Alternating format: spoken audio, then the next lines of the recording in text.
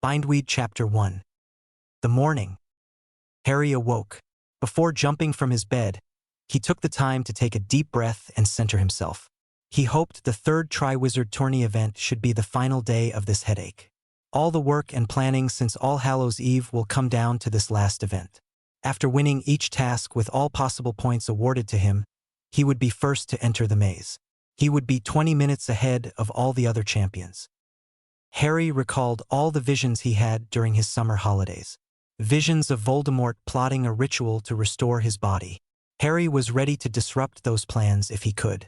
He and Hermione had studied all sorts of ritual magic since his first dream vision of Voldemort plotting to get a new body. He was worried that the plan they had made would fail somehow.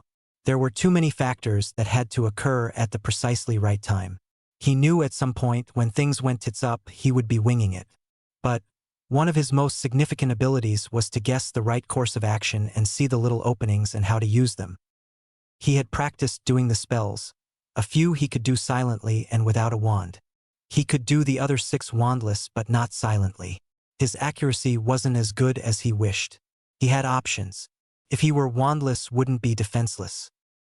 Months and then years of trying to keep his summer holiday activities off Dumbledore's radar were not always easy. He often avoided the discussions and agreed to go along with Dumbledore's plans. Then once he left the Hogwarts Express, he would disappear by hiding in plain sight. Harry had to apply himself after his first year.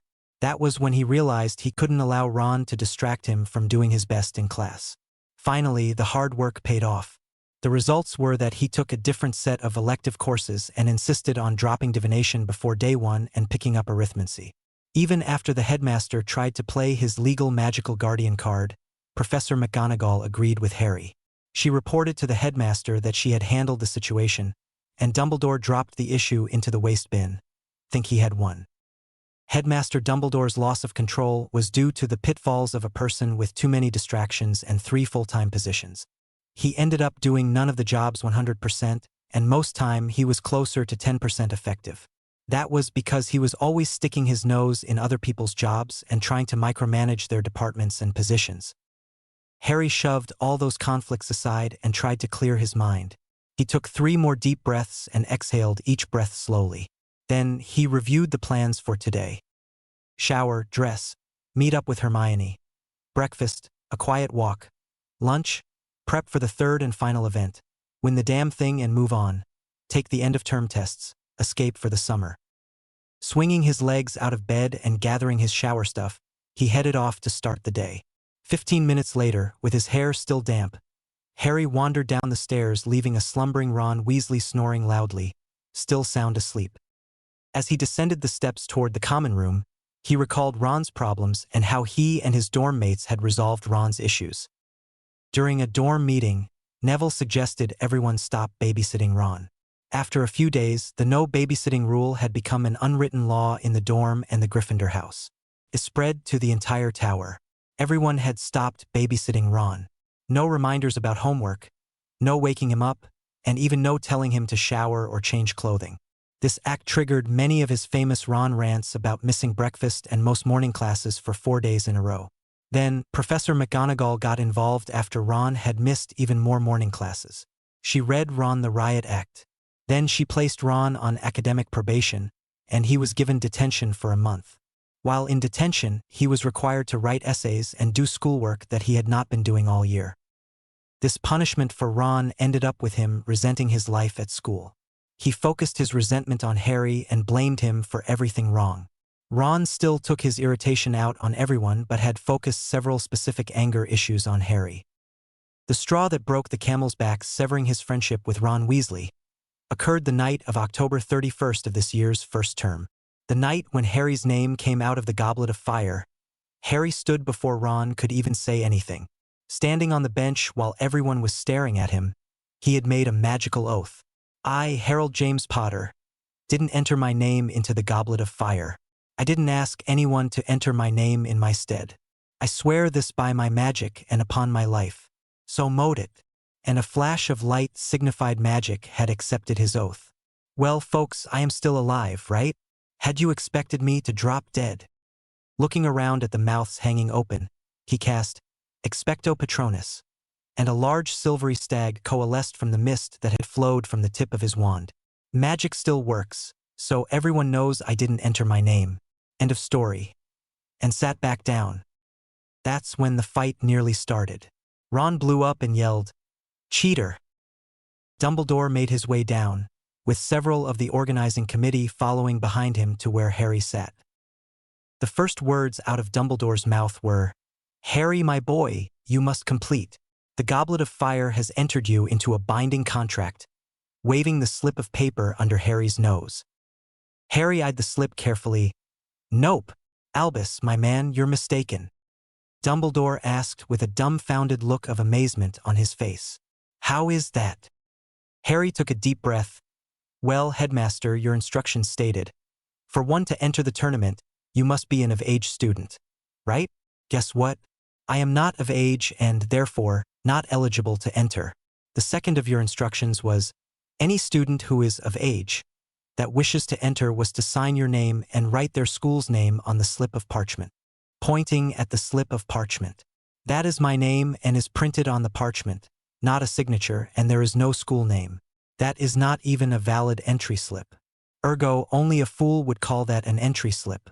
That is 3 things you have which are just wrong, Headmaster." Barty Crouch interjected, "See here, child, you must compete in the tournament. It is in the rules and contracts." Harry exhaled. "You just called me a child. A child cannot be entered into the contest. Then I have to ask you what rules and what contract. I have neither seen any rules nor a contract. Only a total fool enters into a contract without informed consent. Have any people who entered their names seen any rules or contracts? Why should I take any of you at your word about what is in or is not in the rules and contract? You said, pointing at the headmaster, that no one not of age could enter the tournament. Right, Headmaster?" He breathed air and tried to control his rising temper. "Did you lie then, or are you lying now? How can I tell which time have you lied?" Harry turned around to sit down. Ludo Bagman said, "You have to compete." Harry laughed. "Let me see the contract and rules, then I can decide for myself. I am sure you have some illegal betting scheme cooked up. How much did you lose at the World Quidditch Cup? How much do you still owe?" Dumbledore said, "As your magical guardian, I can make you comply and compete?" Those words set Harry's temper off. "Now you claim and play that card. Where was my magical guardian on my 11th birthday? Was that day the absolute deadline by law for my real magical guardian to explain all my rights and duties as an heir to Nobel and Elder House? Well, where was my so-called self-proclaimed and self-appointed magic guardian?" Taking another deep breath, he fired a second verbal volley. "It was also the absolute deadline for my parents' will to be read and executed. Where are my parents' wills? Why haven't they been read and executed? After all, that is the basis of all your claims. But the great and mighty Albus fucking Dumbledore is the person that sealed the wills. Who knows what is in their last wills and testaments? No one but you, Headmaster." Hesitating for a breath as he allowed his words to sink in, Harry fired another salvo. "However, after all of that, you failed. If you keep insisting on playing the role of magical guardian, maybe I need to see you in front of the Wisengamot for gross abuse of power and position, and that you are criminally negligent in your claimed duties. You either did ignore the laws and customs and are a common criminal, or you are not and never were my magical guardian. Maybe we have an attempt at line theft. I can and will ask the goblins for an audit of the Potter vaults. Suppose you took any money, and I find out you are not my magical guardian. In that case, I will demand that you are sent to Azkaban prison. Either way, you are way off base, Headmaster," spoke Harry as he turned his back to the group. Spinning around, he leveled a last shot at the old man. "The lack of logic in your legal construction that if I must compete, and only of-age students are allowed to enter, then I must be of age and have no need of a magical guardian. Oh, and by the way, people," Harry finished off with these words and with an affectation of talking downward to inferior people, "I understand that contracts are complex and most often misunderstood. If I, a minor, compete in the tournament, I could breach the contract and the rules. What then happens to you because you signed the contract which stated I must be of age? If you allow me, a minor, to compete, you would also be in breach of that contract. The way things stand right now, I am a minor, and if I fail to compete, I lose my magic and maybe my life. If I do compete, I lose my magic and maybe my life. However, you all are party to the contract. If I don't compete, you are also in breach of contract. Now this last item, if you allow me to compete, then you, the organizing committee, and that are all of its members are in breach. If I don't compete, the organizing committee is in breach. You lose no matter what I do. Get me the contract and a copy of the rules. I will need tomorrow off to contact a wizarding barrister at law. Why? Because not one of you idiots is a barrister, and you cannot understand what is and isn't contract law. It could be that if I compete in the tournament, the other champions will be in breach of contract because I am a minor. What will happen to them? Standing up once more, he motioned to Hermione, and she stood. They both walked out of the room. The explosion of noise erupting behind them was deafening. Striding down the steps from his dorm, Harry reached the common room and spied Hermione. She hugged Harry. "You are too tense," stated Hermione. "You need to relax and center yourself. Then the plan will work." "Just remembering stuff. It makes me edgy. Old memories about the Halloween feast." Then Harry explained his biggest fear. "There are just too many things that could go wrong. The plan counts on each one of our guesses are exactly right all the time. It all hinges on the idea that Voldemort will make his move after I win this event. But we don't know how he will get to me."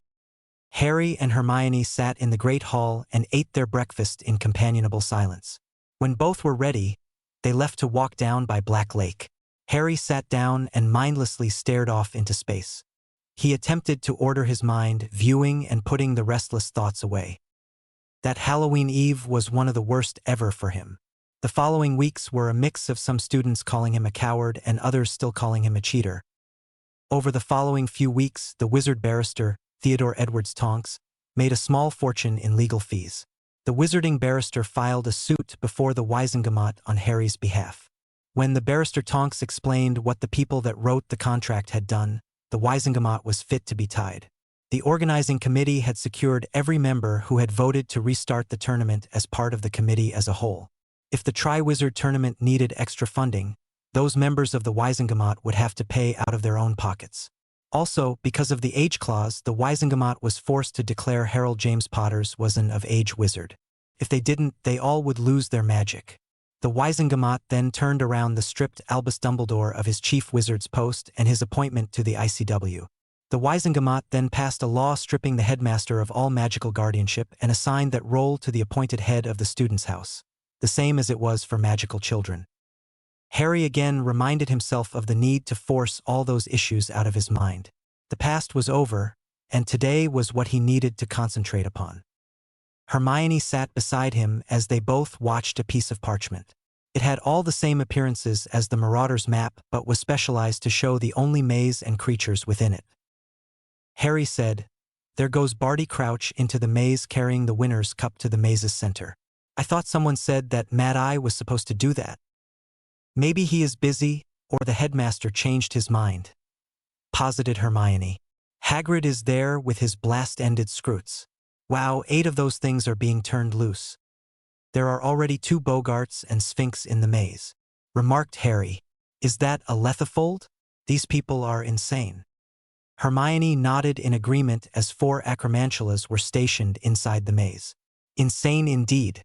Take no chances today, Harry. Stick to the plan." Harry nodded in agreement, watching the maze shift. Soon it was lunchtime on the day of the 3rd event. Harry and Hermione made their way to the Great Hall. Professor McGonagall met them, and she said to Harry, "Your family is here to share lunch with you." Harry asked, "My family?" McGonagall says, "Yes, the Weasleys are awaiting you for lunch, all arranged by Professor Dumbledore." Harry said with an even, almost detached voice, "I might consider my family to be Ted Tonks, his Andy, and Naimi because they are actual blood relatives, cousins. But, other than Malfoy and his mother and crazy cousin Bellatrix or Sirius, I have no close relatives.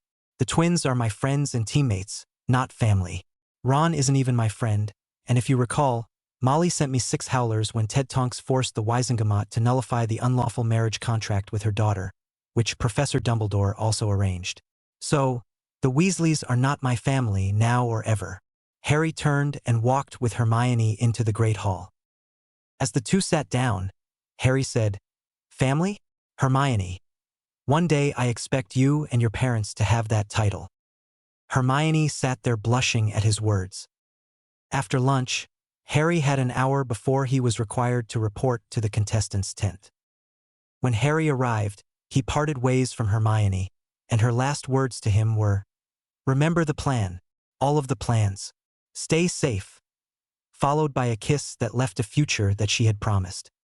At the maze, Harry stood patiently waiting as Bagman read the final instructions to the contestants and the public. It seemed those instructions were more for the crowd than the champions. Harry could not pull out his map and look at it. Instead, Harry was counting minutes as he recalled the reiterations of the maze's configuration. If the cannon sounded on the minute, he had a straight run into the maze. It might make 1/3 of the way into the maze before it shifted. Harry raced into the maze as the cannon sounded, following the plan they had developed slowly since his name came out of the accursed goblet of fire. Harry stopped when he reached a solid wall of green. Turning to his left, Harry ran 125 feet, stopped, and turned toward the maze's center. Then, referring to his map, he waited for the labyrinth to shift. Standing there waiting for the maze to change, Harry's mind drifted and recalled the many months of fighting with the Ministry of Magic, Wizengamot, and Dumbledore. All of those appeared at one time or another to want to kill him or steal from him. However, the true realization that not all was as it seemed took place after his first year. After getting help from the twins in escaping his relatives, Harry went to St. Mungo's for his injuries from his so-called uncle. While in the hospital and showing the bars on his window to Dumbledore, Dumbledore backed off his demands that Harry return that summer to the Dursley. Instead, he got a room at the Leaky Cauldron for the summer between his first and second year. Catching himself, he called his awareness back to the present. Harry felt the magic build just before the maze shifted. He ran forward again. Harry ran until another solid wall of the hedge stopped him. There he turned right and ran 45 feet and stopped and turned to face the center and waited until the maze shifted again. The maze reformed again, and Harry ran forward again. He stopped before he reached the wall, which would have prevented him from moving forward. This time, he turned left, ran a few yards, stopped to face the center of the maze and waited. Harry thought about his second year absent-mindedly. How hard he had worked. Harry had become lost when Hermione got petrified. How he struggled and worked alone. Forced to become a better student by her absence, Harry worked at taking notes for Hermione. Notes as she would take. He would set and read aloud the chapters assigned for reading. His grades improved over time during that year even more. He revised his notes aloud, reading them to Hermione. After being unpetrified, Hermione told him she remembered every word he spoke. Harry felt all his hard work was worth the effort. The hug he received as a reward made him realize how much he valued Hermione and how much he had missed her daily companionship. The second summer, he didn't even go to the Dursleys but went directly to Leaky Cauldron. He again paid for and got lessons from the goblins just like the prior year. As they preferred being called, the Petra encouraged him to read and study. Over time he knew what questions to ask of them. Harry's attention was pulled again back to the present as he felt the subtle buildup of magic around him. Harry scolded himself for being allowed to be distracted. Harry prepared for the maze to shift. When the maze moved, an opening appeared directly in front of him. Ahead he saw a straight path to the center of the maze. The trophy cup was finally gleaming within his sight. Without glancing left or right, he raced forward. As soon as he reached the goal, he allowed his fingers to close, grasping the cup. The crowd cheered when the maze flashed with the multicolored display of a portkey. Harry was gone. Harry felt the wrenching feeling as if someone had hooked him just behind his navel and pulled him across the fabric of the universe. The dizzy swirling of colors filled his eyes. The wonder of portkey travel, he thought. Harry remembered the harsh lessons he had learned after the World Cup portkey trips. The trip to the World Cup. What a cluster that turned out to be, he recalled. The game itself was great. It was what had happened after sunset, which still made his stomach clench. The explosions, the fires, the screams of pain and terror. Then, when he was separated from Hermione and the rest of the Weasleys, he stumbled upon the 3 Death Eater scum, raping those two girls. Without a second thought, he cast the Bombarda charm 3 times quickly and watched as their heads disappeared in a red mist. It was so easy. A slash and a 3-syllable word. Then the memory of picking up the youngest girl and carrying her out of harm's way to the edge of the woods. Hearing more screams from the camp, Harry made 4 more trips to rescue people. He was then being called in front of the Wisengamot. They demanded an explanation of why he had killed rather than stun the people he claimed were raping. During that trial, he was prosecuted by Dumbledore. During the entire ordeal, Albus had what Harry called Dumbledore's disappointed grandfather's face on the whole time. When asked about his actions, Harry replied, "I protected the innocent." Dumbledore asked, "What about those you killed? They were not given a chance to repent." Harry asked, "How many times and how many chances have they had and still didn't repent? They made their choice. I made mine. I stand by my choices and my actions." He turned to look at the Wisengamot chamber and gallery full of people. If those had been your daughters, grandchildren, or even your wives, would you have wanted those criminals to get a 3rd or a 4th or more chance to repent? Would you have stunned them if you were in my shoes? Harry asked as he stared at a scarred oar. "No. You would have done just as I did. I put them down like the animals they were. That night I made 5 trips taking witches and wizards to the safety of the woods. Each of them was in danger of losing their life. One group of people was being subjected to the pain curse. The men in Death Eater garb yelled, 'Crucio,' and laughed at the screams. What should I have done? Just ask them to stop, please?" Harry was cleared of any wrongdoing when the vote was taken and tallied. He was allowed to leave, and the vote was that no charges were pressed. He learned later during the following debate that many wanted him rewarded with an Order of Merlin. The person who stopped that accolade was Dumbledore. Harry finally put the distractions out of his mind and concentrated. Opening his eyes, the flashing lights had diminished. The spinning slowed, and he started kicking his feet. Total focus on what is happening now, he reminded himself. Harry was successful as he landed on his feet without the minute of disorientation or falling over he had felt the last 2 times he used this method of travel. Dropping the cup to the ground, he crouched and took in his surroundings. A graveyard, the one that had filled his mind during his recent visions. He rolled slightly to the right as a red curse beam flew over where he had been crouching. Before he could rise, the rapid footfalls of a single person running towards him were heard. He played as if he had been really stunned. Freezing still, Harry waited. Then when the person stood over him, casting a shadow on his face, Harry cast a silent stunner, thinking, "Stupefy" at near point-blank range, dropping his unknown foe to the ground. Standing up, Harry looked down at Peter Pettigrew. Stupefy was cast again for good measure using his wand. He quickly looked around and then began searching the unconscious man. He secured another wand, several pouches, and bottles of potion ingredients. Stunning the man a 3rd time, he felt safe exploring the nearby area. He found a large cauldron and fire burning and a book of rituals sitting next to it on a wooden table. He quickly realized what was going on. Harry continued to look around in a general search pattern until he heard someone screaming Wormtail in a nearby mausoleum. Peeking through the doorway, there he found Voldemort, well actually Baby Mort. He appeared to be tiny, like a baby in size. But the thing also appeared like an old man, twisted and gnarled with great age. The body Voldemort was currently occupying was horrible in appearance. A twisted, unnatural something. The abomination was weak and had been screaming for Pettigrew to feed him. Harry stunned Voldemort, picking up the bundle and carrying it to the cauldron. The prankster's blood ran through his veins, and he thought aloud, "No, no, no, that ritual won't do." After he had read through the prepared ritual, Harry decided to rewrite the ritual. That extra reading he had done during his 2nd summer holiday would be put to good use now. 3 critical things he had learned. 3 things about magic. It was the focus of the caster's intent, and the power which the caster could call up. The caster's purpose in all rituals like this was far more critical than anything else. Harry didn't take the time to worry about the unintended consequences which might take place as he altered the intent of the ritual. He started by modifying the wording and content of the ritual. Harry found a piece of parchment, a quill, and ink in the bag of supplies that were near the cauldron. Then, thinking back to the classes and extra reading he had done, Harry planned. Harry reread the words on the original parchment, starting with, "Bones of the father unknowingly taken will restore his body and the rest of the ritual." He started writing the new ritual he would use in the original ritual's place. Spirit of magic, hear my voice. The voice of Tomas Marvolo Riddle's named enemy. Hear the voices of all victims calling for justice.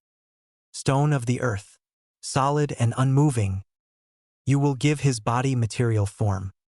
You will contain his person and all his branded followers until the end of time. Winds of the world, swift, free, and unbound. You will carry all parts of his fractured soul here, from wherever they are hidden or locked away. Looking around, he noticed the last symbolism he needed. Harry silently thanked Neville for his fascination with plants and plant trivia. Then, walking over to one of the graves, he picked up a few spindly, long green vine growths with 5 white-petaled flowers. He noted some of the blooms had already started going to seed. Bindweed, grown out of the earth, the keeper of life. You will join the souls within the unchanging stone, and bind them inside the stone, unliving and unmoving until the end of time. The first 3 lines spoke of his authority to call upon magic. Then he followed with the actual command lines of the ritual, giving his intent to magic. 3 lines and 3 commands, 3 by 3. Hermione lectures about arithmancy are paying off. Intent, check. Authority, check. Symbols, check. Permanence, check. All set. Harry started casting his rewritten ritual. He carefully placed the potion ingredients in the cauldron in the proper order as originally written, then waiting for the appropriate interval to pass between each component. As the time came, Harry picked that perverted, twisted travesty of nature, Baby Mort, and dumped him without ceremony into the cauldron.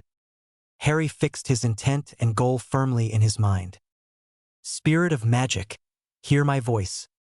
The voice of Tomas Marvolo Riddle's named enemy. Hear the voices of all victims calling for justice.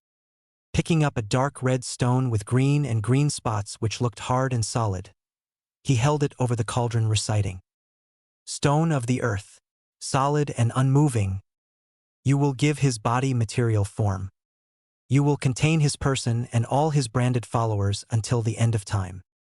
After dropping the stone into the cauldron, Harry threw his hands open wide. Winds of the world, swift, free, and unbound.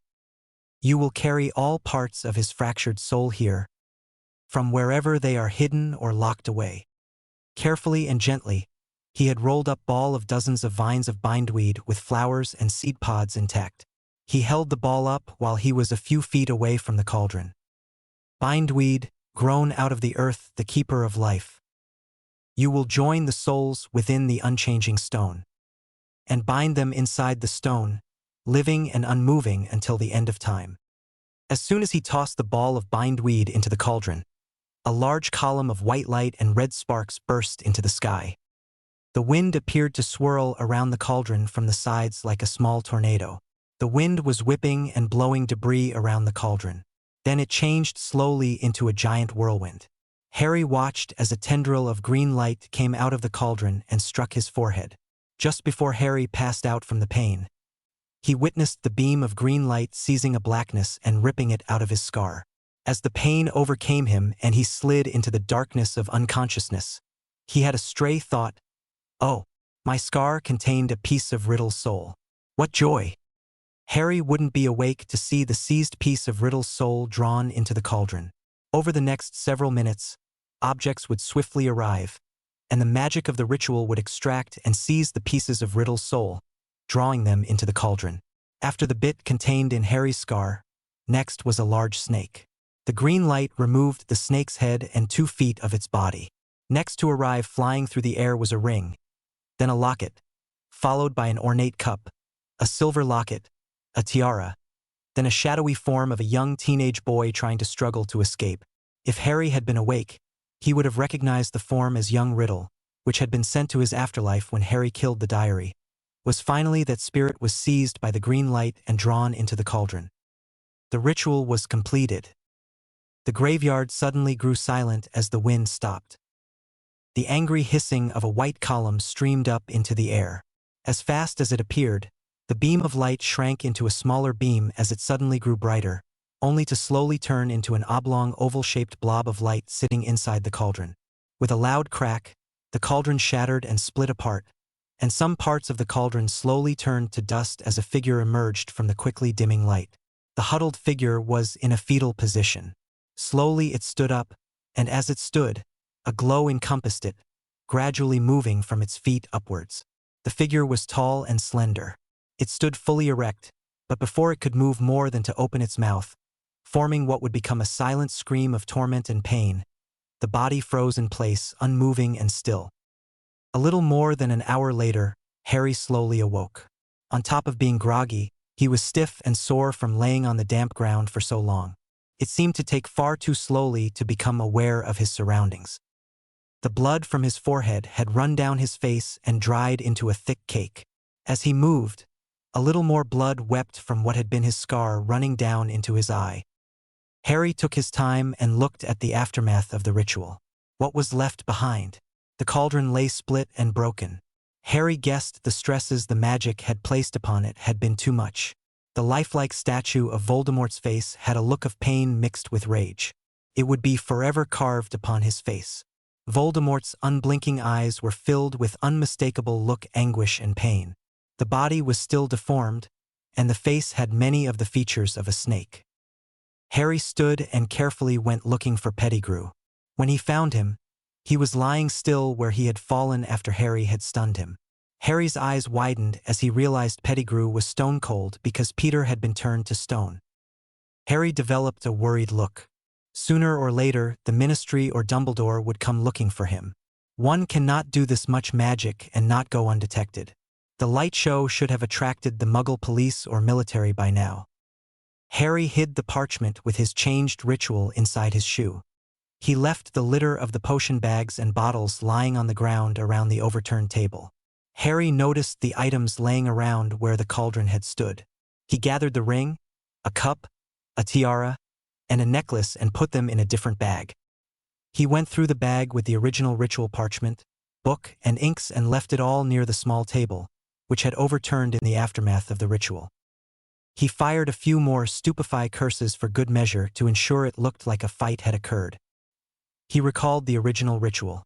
Harry found Tom Riddle's grave and pulled lots of dirt up, churning the ground, making it appear the tomb had been violated. He found the ritual knife and carefully cut his arm, allowing it to bleed after smearing blood down his arm and allowing it to soak his shirt. Harry carefully wrapped it tightly with a strip of cloth torn from his shirt. He even used one of the wands he found on Peter to conjure a set of ropes and wrapped them around a tombstone so that it appeared he would have been tied. Having the scene all set and his lines all laid out in his mind, Harry found a broken tombstone and sat down to wait. He ended up waiting for several hours to pass before help would arrive.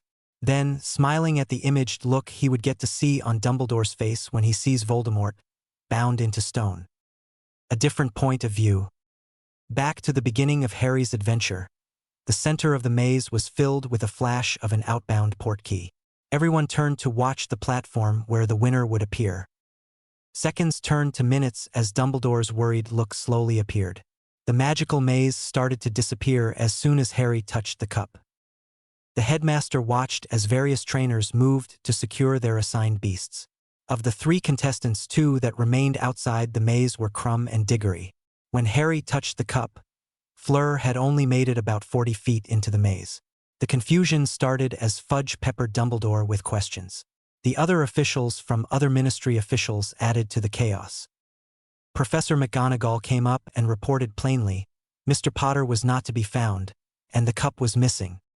Seconds later, as the degree of confusion increased, she was followed by Professor Flitwick and his report to Dumbledore. Professor Flitwick's task was to examine the maze's center and try to detect what had happened. The professor stated, the cup's portkey had been activated and appeared to have taken Mr. Potter off the school's grounds. So who changed the portkey's target, the winner's platform, to someplace else? The Aurors are trying to do a trace on its signature as well as the person who modified the cup. Dumbledore spied his friend, Alastair Moody standing on the far side of what had been the maze, stunning two of the acromantulas that were supposed to be part of the maze challenges. Frowning, Dumbledore yelled, "Silence!" Then, with a calmer voice, Dumbledore instructed, "Get the other competitors into the medical tent. Then order all the students to return to their common rooms until we sort out this little hitch. Don't let anyone leave the grounds." Nearly 18 minutes had gone by since the portkey had taken Harry away. Everyone heard several different screams of pain or shock. Sounds and shouts of panic and uncertainty followed those. Finally, Albus looked and saw the closest person screaming was Narcissa Malfoy. Dumbledore's long legs made the distance shrink. He made his way to her and saw the reason for her screams. Her husband had turned to stone. He was sitting in his seat, looking down at his hand, which was clutching his arm.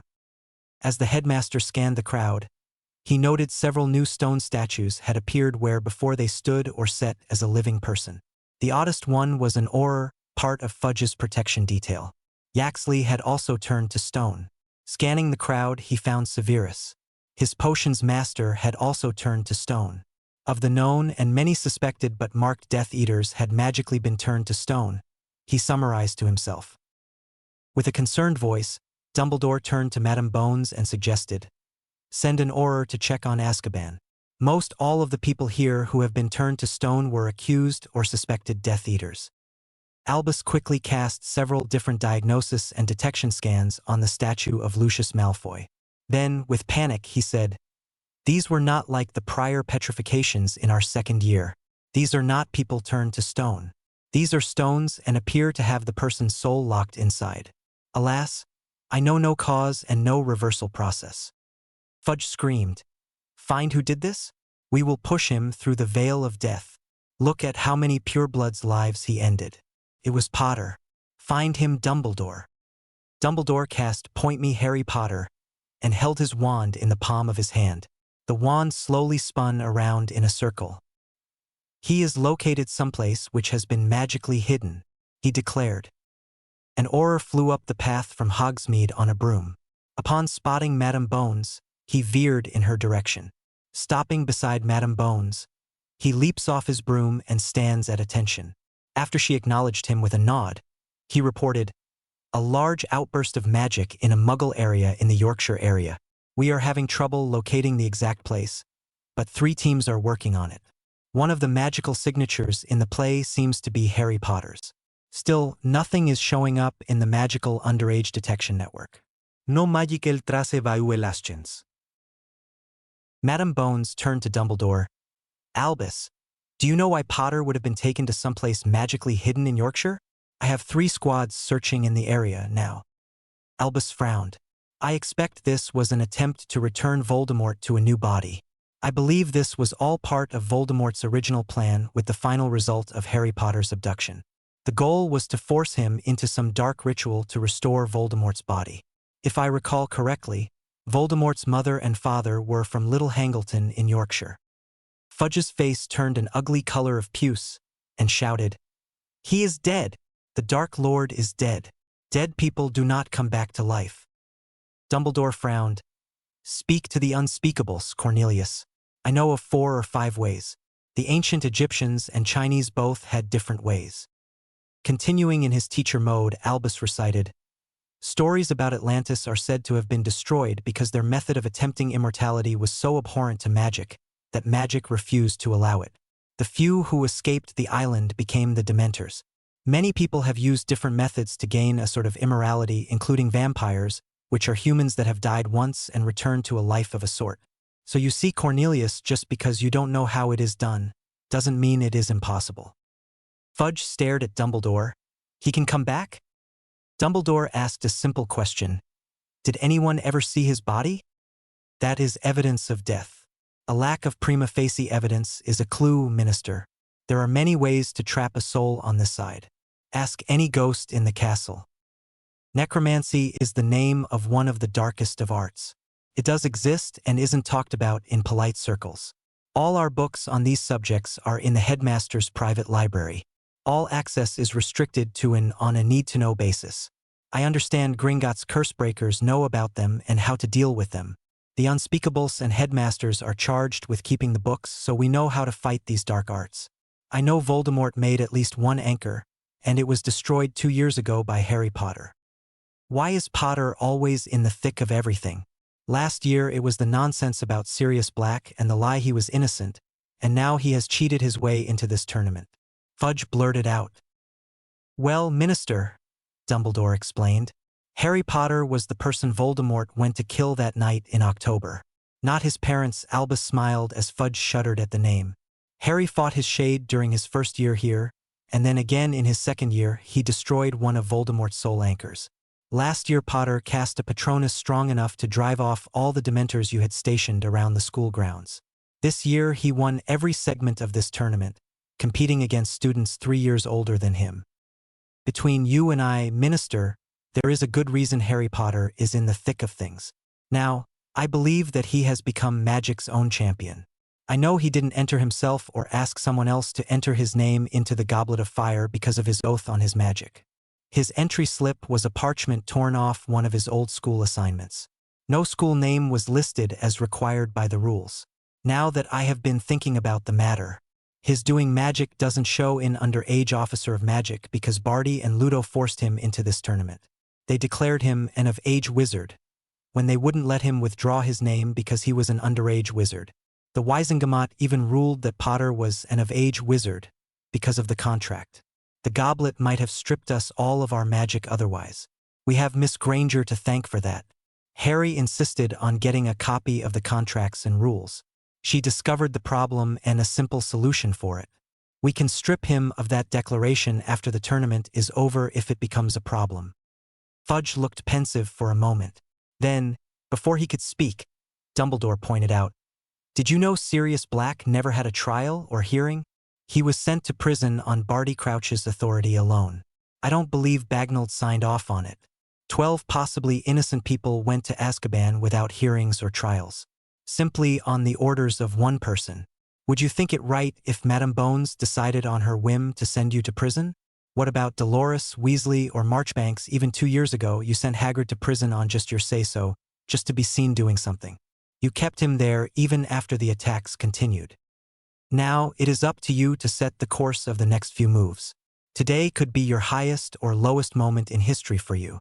How are you to be remembered in the years to come? A weak man or a strong man? Either way, the next few minutes may be the most important decision of your career. There is a reason only Death Eaters and accused Death Eaters have been turned to stone. Cornelius. Lucius is no more. Make a clean break while it is possible," warned Dumbledore. Madame Bones said, "I have an idea. Have Dumbledore make a portkey to Little Hangleton, and we can do a sweeping search of the area and see what we can find." She nodded in the affirmative and called aloud, "All Aurors to me." She designated 5 to stay and provide security. The rest are coming with us. Albus Dumbledore summoned a considerable length of rope, charged it with the portkey charm, Portus, and watched as the rope glowed a soft blue color. When Madame Bones signaled all were ready, Albus commanded, "Activate!" And 20 Aurors and the Minister of Magic, the head of the DMLE, and Albus Dumbledore spun away in a rainbow of colored lights. Harry looked up after hearing the 4th set of whirling sounds. He understood that was the sound of an incoming portkey. This one was the loudest, so maybe it was the closest or a larger group of people. It had been nearly 2 hours after the first portkey sound by his reckoning. Harry responded again by shooting up red sparks. That was the signal of a wizard in distress. He was afraid of leaving the graveyard and the evidence contained inside. He knew he would need the stone bodies of Pettigrew and Voldemort to explain what happened, and to free his godfather, Sirius Black. He didn't know what sort of wards or charms were around the graveyard. Still, there had to be some reasonably heavy ones because no notice had shown up for underage magic. Harry sat exhausted and sent yet another streak of red sparks, and finally, he heard a voice in the distance calling, "Harry!" Harry strolled towards the voice. Every few stopping feet sent up red sparks. Finally, when he reached the graveyard's edge, he stopped and called out and shot up red sparks. Finally, after many minutes of this magical cat and mouse game, he saw figures in the thick evening mist slowly appear. He called for help, and a few people heard him and they blindly entered the warded space. Harry Potter felt a rush of relief. Harry thought to himself, safe at last. My rescuers have finally arrived. Professor Dumbledore reached and grabbed him, then gave him a careful once-over. Harry, my boy, what happened? Harry started off yelling out. It was Voldemort and Pettigrew. They kidnapped me and did this ritual to give him back a body. I ruined the ritual by kicking dirt, rocks, and stuff into the cauldron. It seems to be a blur. Let me show you. That will be easier. Harry leads the rescue party deeply into the graveyard. He pointed to the grotesque and gruesome statue of Voldemort and the shattered remains of the cauldron. After the ritual, the cauldron shattered, and the pieces flew. I think that thing came out of the cauldron and froze. It hasn't moved since then. Peter is over here and looks just the other statue. Harry led them about 15 feet away and pointed to Pettigrew's stone body huddled behind a tombstone. There is the body of a giant dead snake too, but his head is missing. Dumbledore asked, Harry, where's the Triwizard Cup? Harry pointed to a spot. Over there. I dropped it when I landed and was afraid to pick it up again. Dumbledore nodded wisely. Once burned, twice warned. An excellent saying to remember. Sometimes the safest recourse is to sit down and wait. You did that well, young Harry. Fudge looked around and called Dumbledore over to a table that had been overturned and pointed to a book. Look, a ritual, bone of father, flesh of the servant, and blood of the enemy. It is all here just like you said, as the minister stared at Harry's bloody arm. Madame Bones called to one of her aurors over. Get the boy medical care, Tonks. Albus, can you figure out who changed Portkeys' destination? Voldemort and Pettigrew had to have someone in the school who helped set this up. We need to find that person. Albus summoned a small piece of rope, charmed it, Portus, and looked at Tonks and Harry.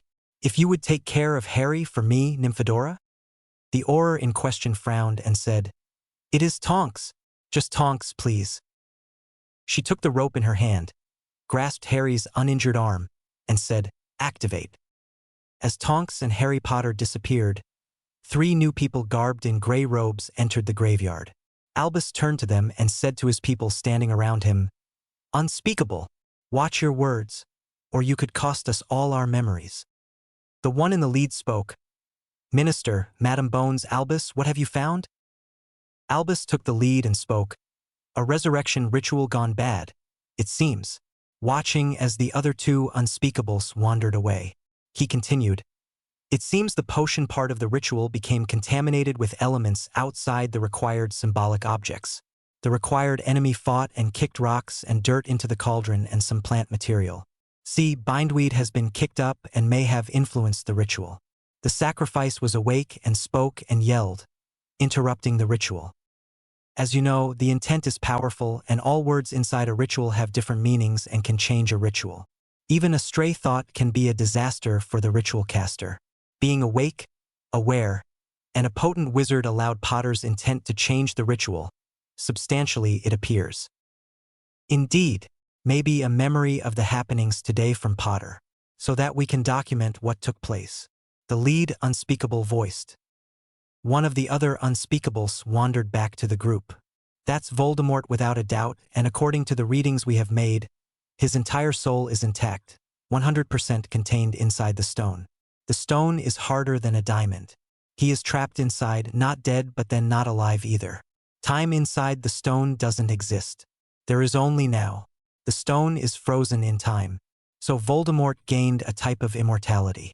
A type he didn't want. The prophecy, gasped Dumbledore. I was given a prophecy years ago. He will have power the Dark Lord knows not. And one must end at the hand of the other, for only one can live while the other survives. Like all prophecies, they are puzzles and enigmas until they come to fruition. This result is certainly a surprise. Voldemort, the Dark Lord, here only surviving, not living, and Harry is living and doing well. The 2 unspeakables nodded in agreement. It does appear the prophecy has been fulfilled. We will check the orb in our department and make sure later.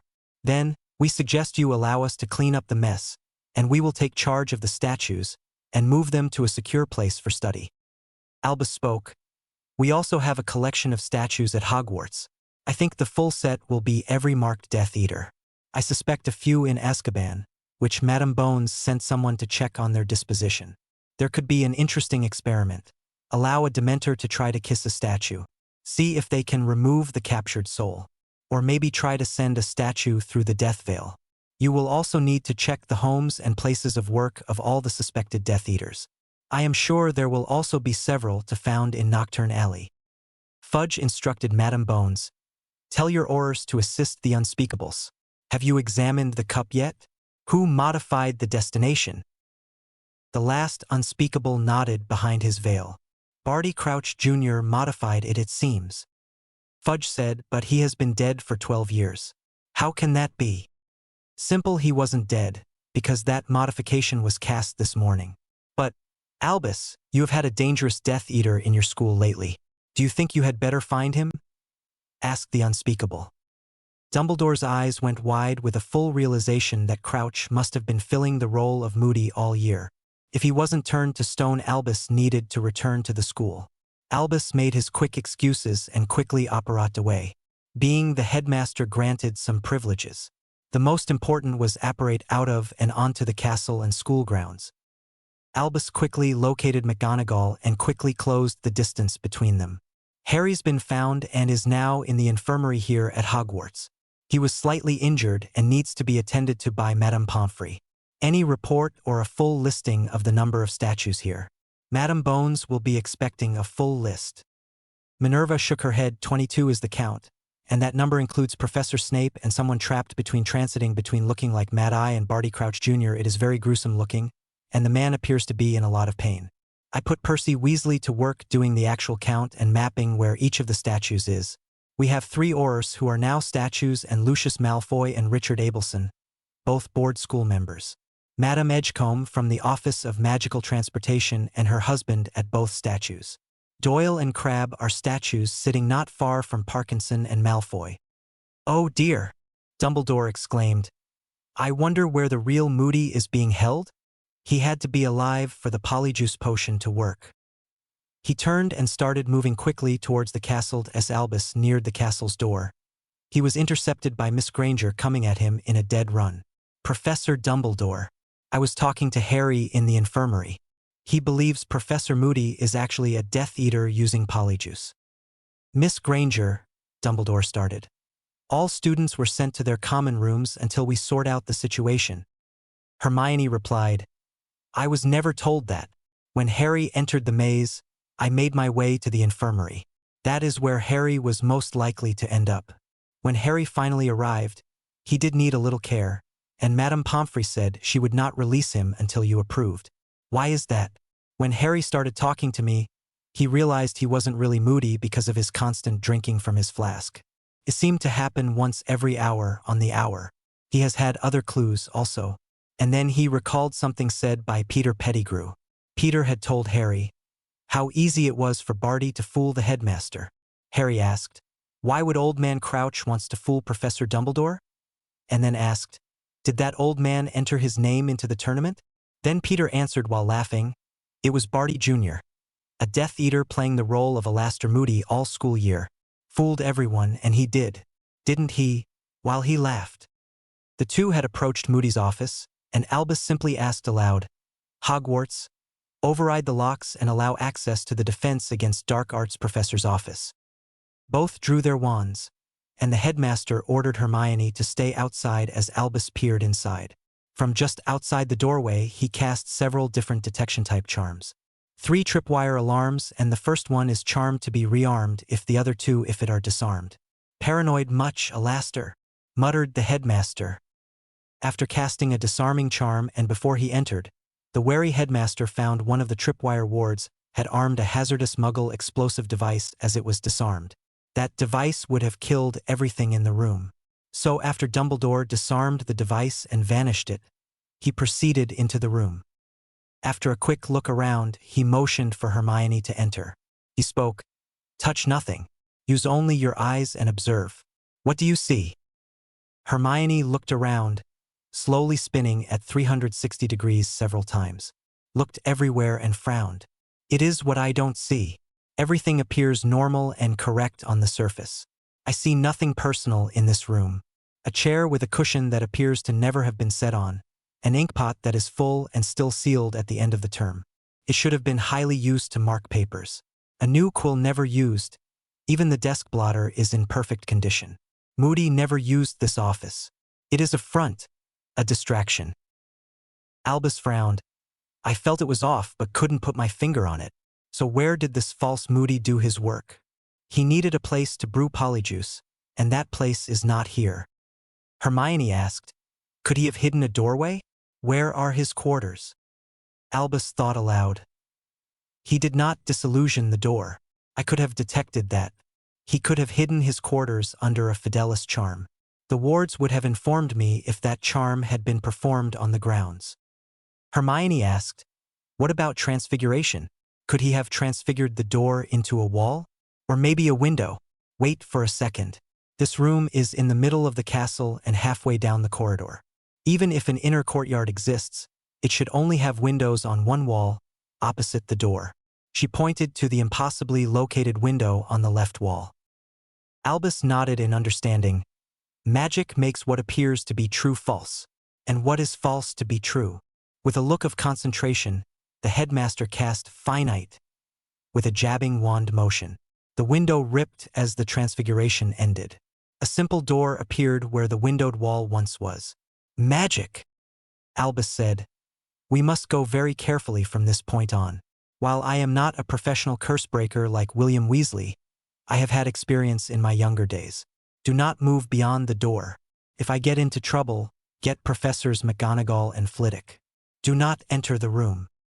The headmaster slowly approached the door, casting detection charms on the door and floor in front of the door. Ah! Looking at a small stick. It appears the stick was transfigured to be a wall with a window, leaving the original door hidden. The floor before the door but behind the false wall has a curse. Very nasty indeed. Albus cast a counter for the curse and smiled as the area in front of the floor flashed a sickly purple hue and faded away. Instead of touching the door, Albus vanished the door's hinge pins and banished the door. He then examined the frame and vanished a set of carved runes engraved on the frame's facing. With a tired sigh, Albus muttered, this is getting old quickly. It feels as if this false Moody didn't expect to return to this place today. Some traps are meant to stop a person from leaving, and some to prevent a possible rescue. All these traps stop them from getting inside or leaving and coming out. From the doorway, Hermione spoke. Can you tell if the real Moody is in this room? Albus nodded as he cast Vidir Hominum Alaster Moody, and a bright spot appeared on the trunk. Thank you, Miss Granger. This would make things easier as he moved a few steps from the doorway. Accio Alaster Moody's trunk. The trunk smoothly slid across the room and into the unused office. They both examined the trunk. A fancy and complicated lock and multiple runic engravings. After disarming another magical trap on the trunk, the headmaster seemed familiar with this type of lock. Et spoke en unlocking charm, amicus locitur, disant. Aperit dimitert et ego captivu, end alloc poped open. Opening the trunk revealed an opening with a ladder attached to the side of one trunk's walls. The ladder descended onto what appeared to be a set of prison cells. Albus went down the ladder's treads and shouted to Hermione. Run and fetch Madame Pomfrey, please. Tell her that I found Alaster Moody, and he isn't well. I would like her to help. He is undernourished and abused. He has been hurt but not mortally so. But, unfortunately, it is too late for Barty Crouch Sr. If you pass Professor Flitwick, please send him this way. Hermione left at a run. Once she arrived at the infirmary, she sent Tonks and the matron to help Professor Dumbledore.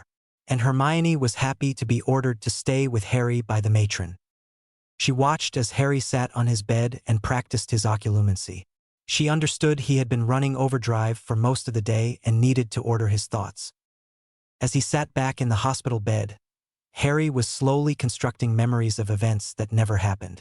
A moderately skilled occlumens could build pretty good false memories. A better and stronger occlumens could make memories out of whole cloth, which would pass the most careful examinations. Harry felt the key was not to try to modify an existing memory but build an entire memory from scratch. He had read that there would be no reason to question his memories without any contradictory memories from witnesses. His advantage was that he had been teaching himself occlumency the summer before his 3rd year. So when Professor Lupin had led him to the Patronus charm, both were surprised at how easily he performed it. Professor Snape habitually snooped through everyone's mind during classes and meals. Months ago, Harry realized he could prank Professor Snape and start playing with false memories to test his ideas. One of the better false memories he had constructed was a fake memory of Draco Malfoy mocking several people. The first memory Harry made and implanted into Draco's mind was him mocking his own father. The second memory Harry planted was Draco mocking Professor Dumbledore's mannerisms. Finally, Harry felt his greatest prank was a false memory of Draco making fun of Severus Snape. This one he planted not only in Draco's mind, but Crabbe, Doyle, and Parkinson's mind as well. The memory was of Draco standing in the common room, saying out loud, "I can shit on Snape's plate in the middle of dinner in the Great Hall and piss in his cup, and Severus will thank me and give me points for the excellent steak and ale and then blame Potter and the mudblood bitch for the smell." That memory had enraged the potions master so much he actually took points from Malfoy for no reason during class. Now, to work on the new sequence once more. Harry slowly wound the memory back and forth until everything appeared seamless. He then buried what really happened in the back of his mind, behind all his childhood memories. His pain at the Dursleys' hands would scare most people away. He practiced the memory starting at the beginning and playing forward a dozen times in a row. He knew one thing: the more he played the memory in his mind, the more natural it would seem to others when they used legitimacy on him or if he gave his memory to be used in the pensive. He was glad both he and Hermione had learned this magic in private. But unfortunately, the teaching of occlumency was closely monitored and restricted by the Ministry for some reason. Harry smiled. It had been brilliant. After he had blown up Aunt Marge and escaped to Diagon Alley, he spent his time exploring rather than lazing away his time doing nothing. Harry had stumbled on a trove of old books. He discovered several small shops which sold old, used books. Harry found one book on magical mind arts and another on mental self-control titled Control Yourself. He had over a dozen books on magical self-defense and one titled Offensive Magic for Self-Defense. One of the most important books he found was an older book written about magic titled The Theory, a Source of Magic. It explored more of how magic worked. The book kept coming in handy because one of the most important lessons it taught required that your intent to be strong and your will had to be focused. This applied to ritual magic, charms, and transfiguration. Of course, focus still was needed for potions and runes, but intent mattered less when applied to those types of magic. From that book, he got ideas for the different ritual to use in the graveyard. Harry relaxed once more, took a deep breath, and exited his mindscape. "Hermione," Harry spoke, waiting for her to put her book down and pay full attention to him. "It is finally over. The Voldemort issue is completely settled." She nodded with incomplete understanding. "I came here as soon as you disappeared into the maze. I followed your progress on my copy of the mazing map. I knew you would eventually end up here. Something must have happened a few hours ago."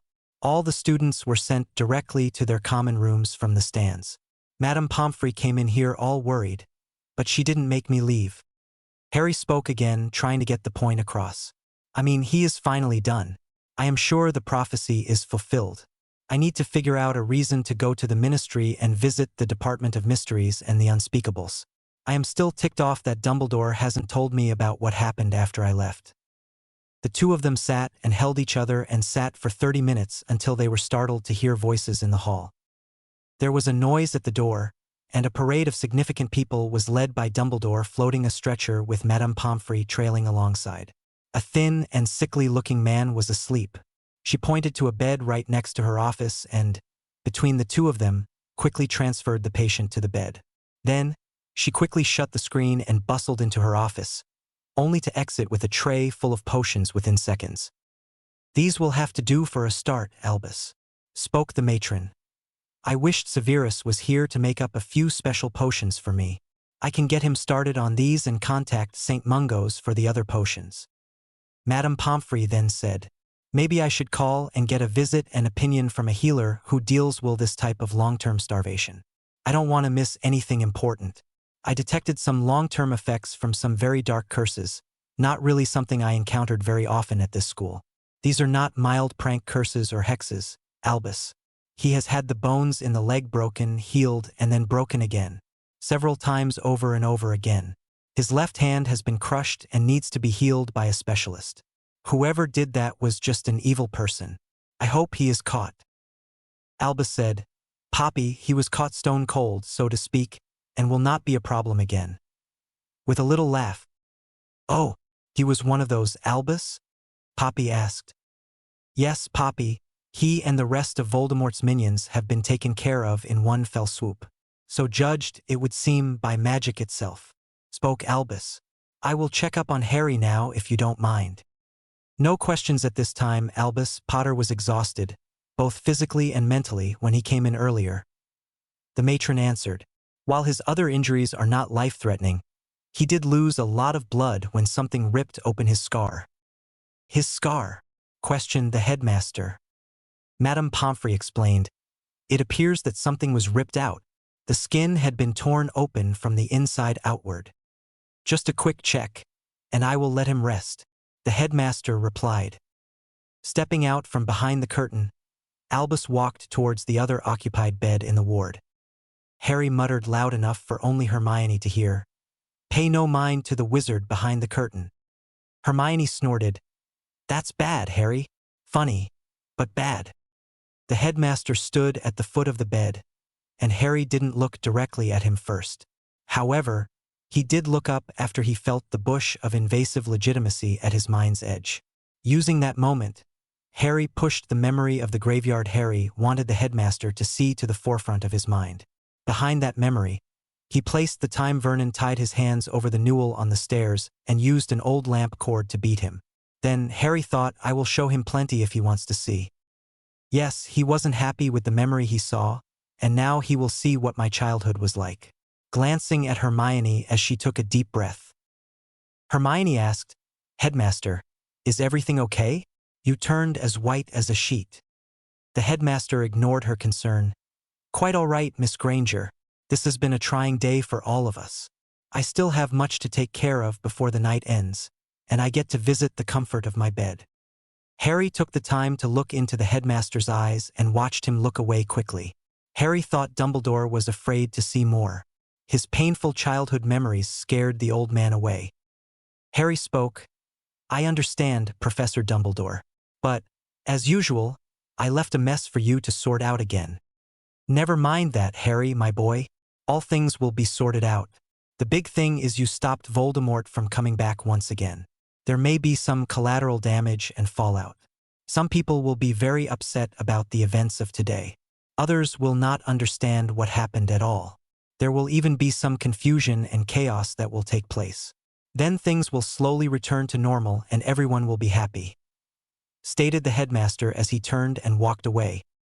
Harry took his wand and moved in a complex pattern as soon as the old man left through the doors. He then held up 3 fingers.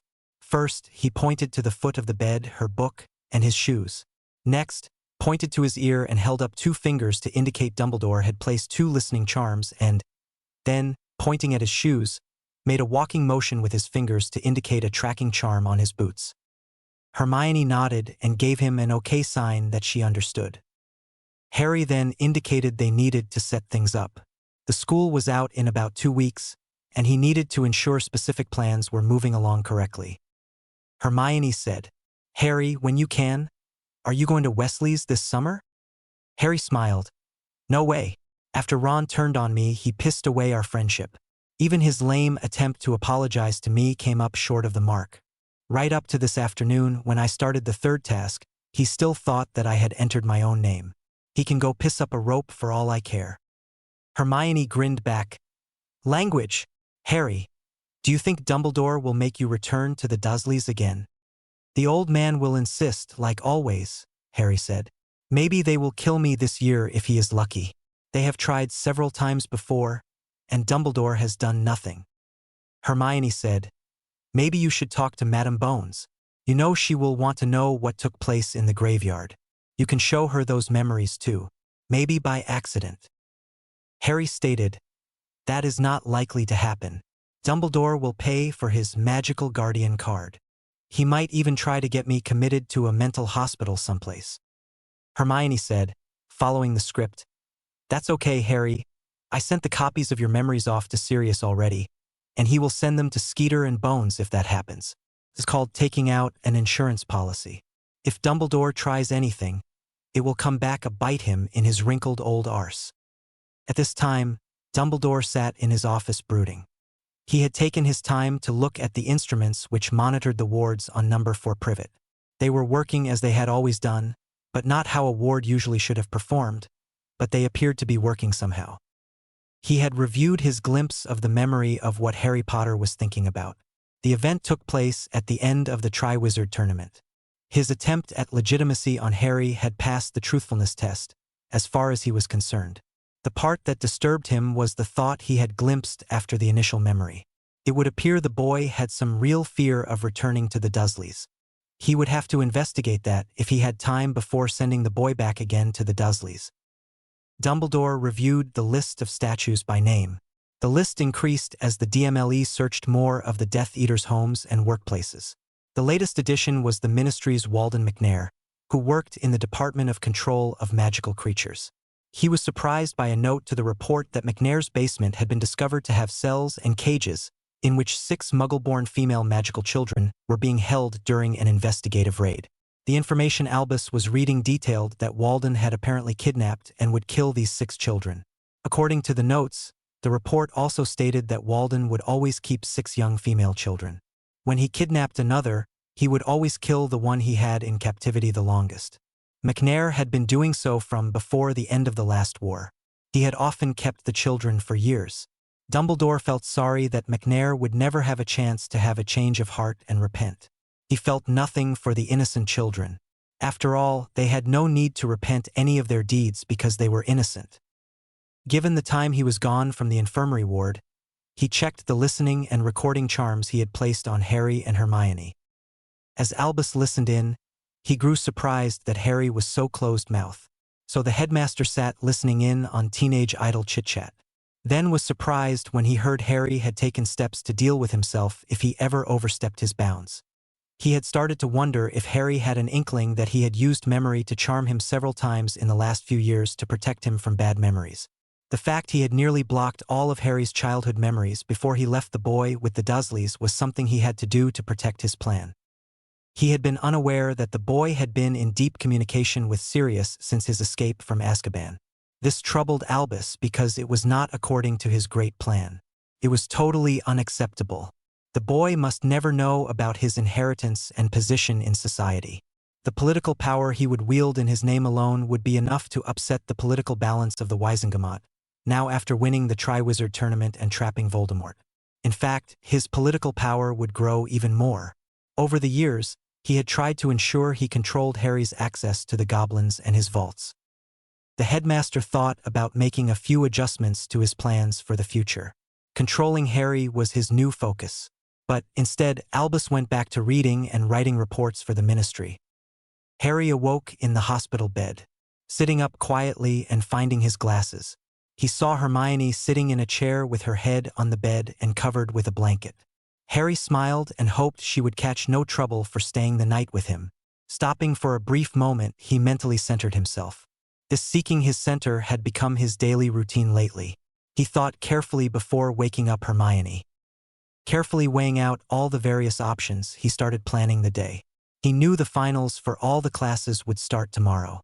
While he was exempt from the finials because of the Triwizard tournament, Hermione would typically be in a near panic this close to testing time. He had hoped her occlumency training would help ease her anxiety about failure.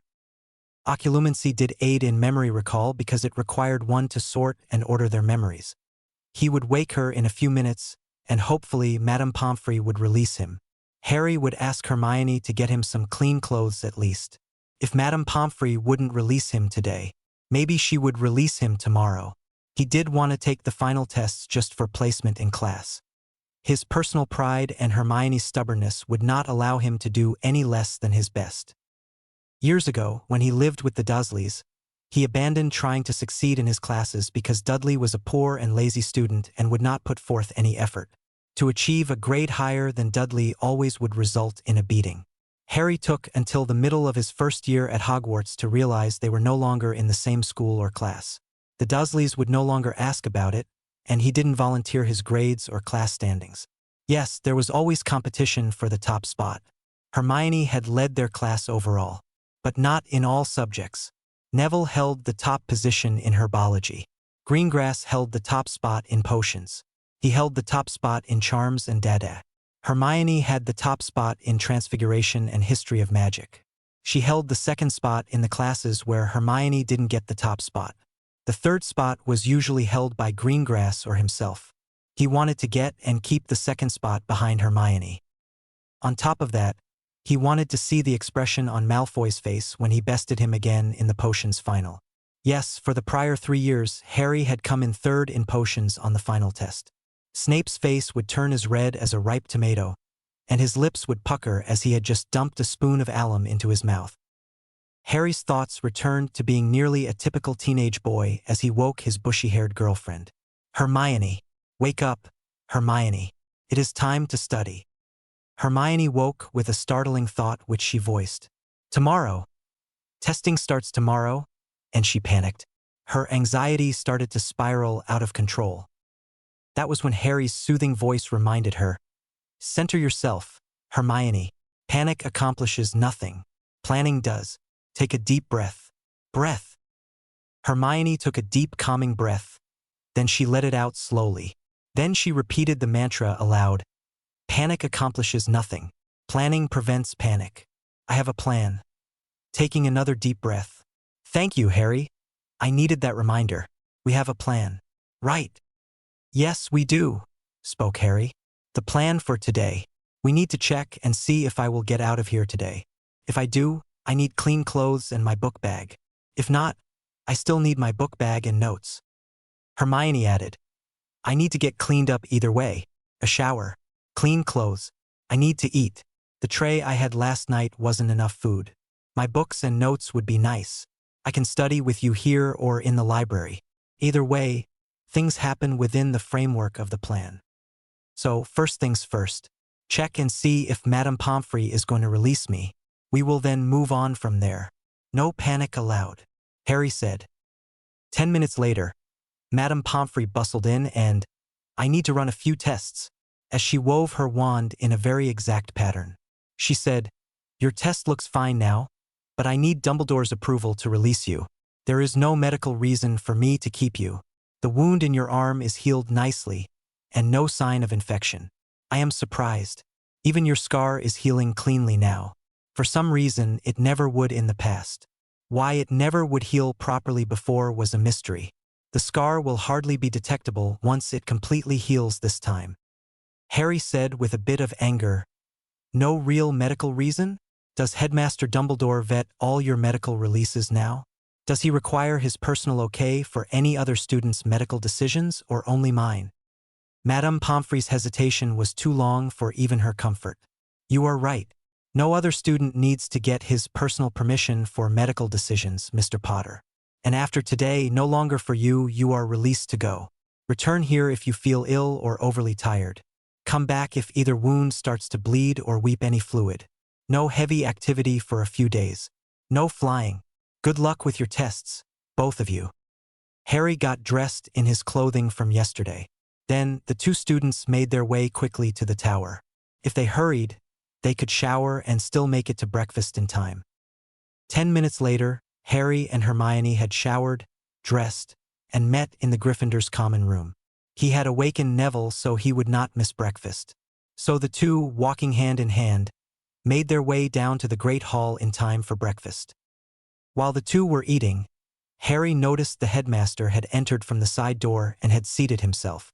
The headmaster sat regally on his throne-like chair and surveyed the room, smiling over his domain.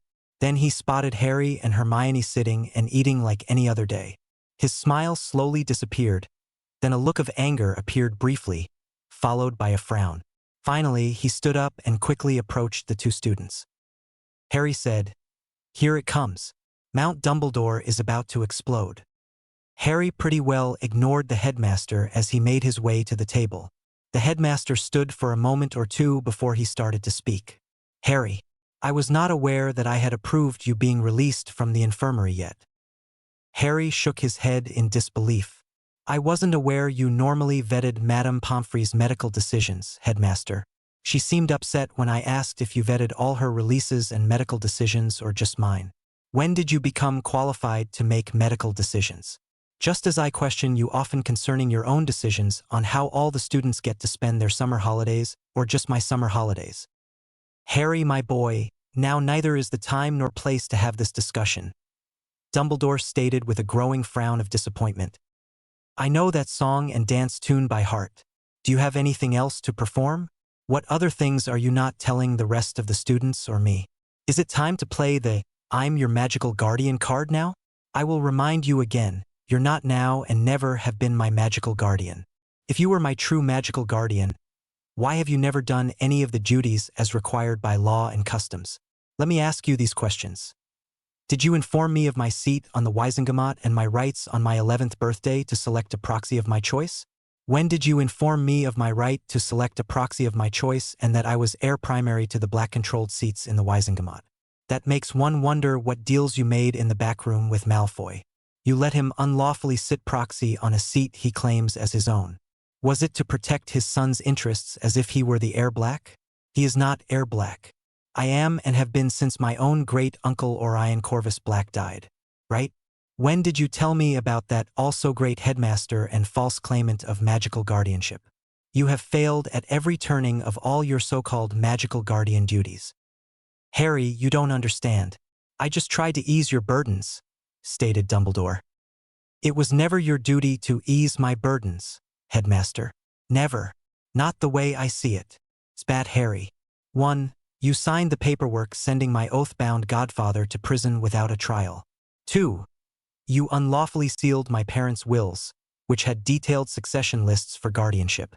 Then they sent me to my mother's foster sister's home. Oh, I bet that's a big fucking surprise. There is no blood relationship between Petunia Leanna Gaither and Lily Rose Evans. Lily's father, Miles Evans, was Petunia Gaither's godfather. When a drunk driver killed Petunia's parents, Miles Evans, a single man, took Petunia Gaither into his home. He hired Susan and Ralston as a nanny. The two became friends and later married. 9 months later, Lily Rose Evans was born. So now, play the so-called blood wards and protection card again, headmaster. Another question, headmaster. While you can think of another falsehood to shovel some bullshit out of your ass, why did you allow the harassment this year to continue when you knew I didn't put my name in the cup? Same as with the crap you allowed when people thought I was the heir of Slytherin. Harry, how did you find out these things? Albus asked worriedly. It doesn't matter how I found out the truth, does it? It is funny you called them things when others call them the truth, right? Does it make your actions any less wrong or criminal? Hagrid made a major blunder when he took me to Diagon Alley. When I paid for my uniforms, we didn't stop by and pick them up before we left. So I had to make a second trip to Diagon Alley to pick them up. I decided to buy a few more books that would help me understand the magical world, and I needed more money to buy those books. While at Gringotts, I discovered some of your duplicity. The goblins referred me to a few books on wizard law, magical customs, and finance. During my second year, after I accidentally blew up good old Not My Aunt Marge, I spent most of the summer learning many important things. I learned goblins speak a language called Petramike, not gobbledygook. Amazing, isn't it? The one thing the people of Petros respect more than making money is a curious child interested in learning. Harry looked up at the table and saw Professor Flitwick. Harry called out to the littlest professor in Petramike, Kotayumak Gaug Cetera Moheche. XY. Professor Flitwick got an astonished look on his face and replied, He, Cheamo na wa FDA Umak Zakya Biuja, while laughing. 50 points for Potter. That is a good observation and a great joke. What did you just say, boy? Asked the headmaster as the blood drained from his face. I said, the headmaster's beard length is exceeded by both his hubris and nose size. I also asked if my accent was still bad, as Sharpclaw complains about all the time. Harry expelled a long breath of air before continuing. My business is mine and mine alone. You'll find you are no longer considered my guardian in any way, shape, or form.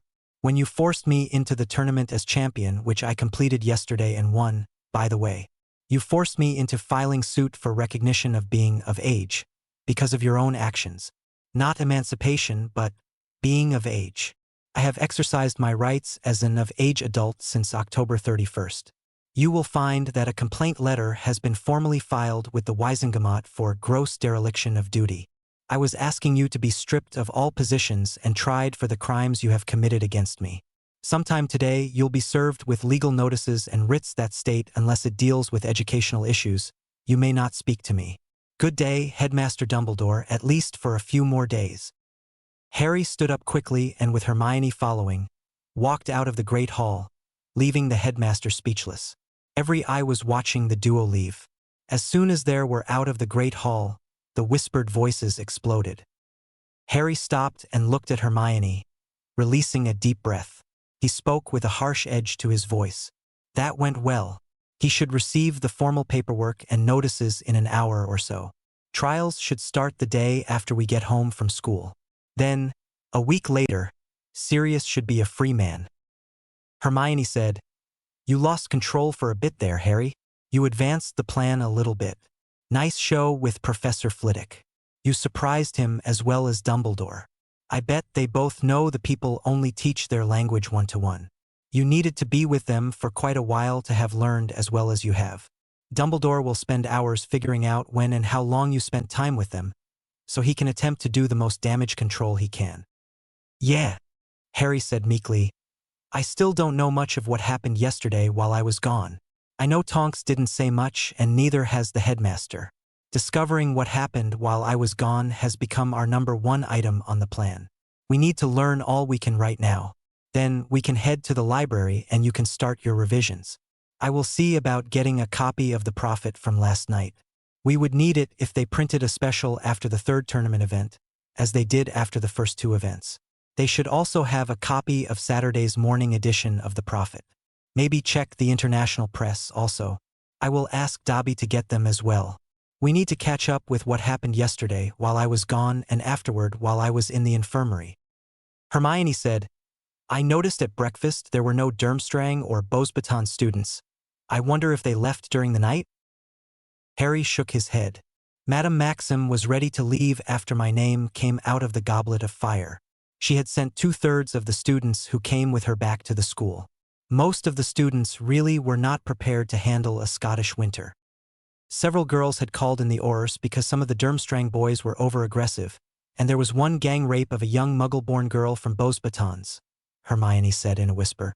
The boys involved were sent home, and the entire issue swept under the rug because she was Muggle-born. This tournament has not done any improvements on the international front at all. On the contrary, it may have made things worse, Harry stated. Hours later, both of them were sitting in the library. They were more confused after reading the Daily Prophet's Friday evening special edition and some of the international papers. Saturday morning paper was even worse. After reading them from front to back several times, none seemed to mesh with the other stories. The articles appeared disjointed, and it seemed like words, sentences, and whole paragraphs had been edited and important information removed. Hermione finally wrote out some specific questions and observations on a sheet of parchment. How much did Harry's actions change the ritual which was done? No mention of the ritual per se in the papers except an attempt to bring back the Dark Lord had taken place and failed. None of the articles actually spoke about what had actually happened to the people, but many influential people were out of action. They had not published any names. We know the unspeakables are now highly involved. Wizarding Secrets Act had been invoked and no one in a position of authority was speaking openly to the press. There were a few photos of statues in the stadium stands. 2 of them were identified as Lucius Malfoy and Angus Parkinson. Both were accused of being Death Eaters, which had been freed after claiming they had been placed under the Imperious Curse and forced to take the Dark Mark. From the articles and photos in the paper of a few newly discovered statues, it appeared every marked Death Eater had been caught up with whatever had happened yesterday afternoon. The 2 of them were ready to take their break for lunch and started packing their stuff up. Harry said, I expect a repeat of Dumbledore trying to dominate me to happen again this afternoon. He may have been served the papers by now. Hermione said, "Last night, Tonks said that Madame Bones would be around to speak with you today, most likely. From what the paper said, Unspeakables might be around today or tomorrow to ask questions as well." Harry nodded. "Until all the questioning is done, I don't want to talk about what happened too much. To tell the truth, I would rather just tell the story once to everyone, the Unspeakables and DMLE. Let them ask their questions and be done with it. This whole Triwizard tournament was rigged to get me one place and one time, and that was the graveyard. I read the rules and they stated that just one of the heads of the 3 schools alone, declaring just cause, could have forced a redraw. Also, a majority of ministry officials could have nullified the drawing of names by canceling the so-called contract. Mr. Dumbledore, as the so-called magical guardian of an underage child, which he claimed to be, could have ruled I couldn't participate, canceling only that part of the contract. Chief Wizard of the Wizengamot could have also ruled so. The Mugwump of the International Confederation of Wizards could have also stopped me from being forced to compete. While he has palmed the responsibility of entering my name onto Barty Crouch Jr., he could have done it also in the guise of my magical guardian. A pity one man held so much power and refused to do his duty in any of the 4 roles he had. They could have taken a dozen different avenues but didn't for different reasons. Bagman because he stood to profit from betting. For some sort of revenge, Crouch stood in line to take the Black family seat as his own. One of his great-grandmothers was Black, and his mother was some distant cousin to Orion Black. Dumbledore trying to force some sort of confrontation again between Voldemort and I, just as he did in the first 2 years here at Hogwarts. Soon the conversation turned lighter as they neared the Great Hall. Again as they entered, silence fell.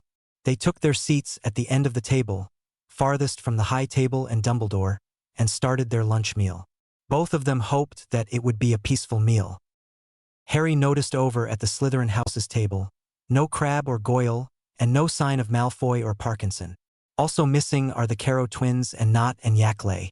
A few are missing from the older Puffs and Claws. I'm not going to assume anything.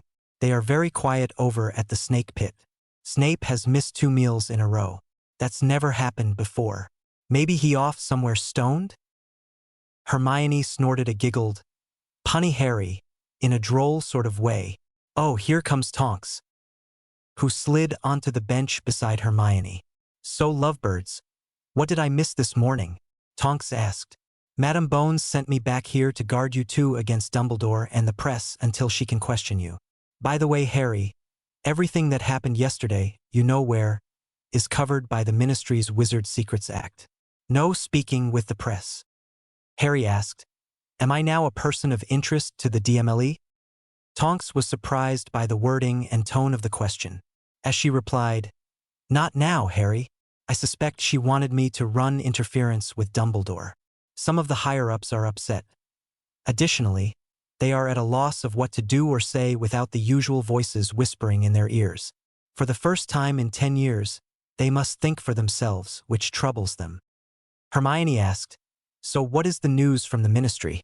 The Daily Prophet had very light reporting from what we read. While the headline stated I had won the Triwizard tournament, it gave no details or descriptions.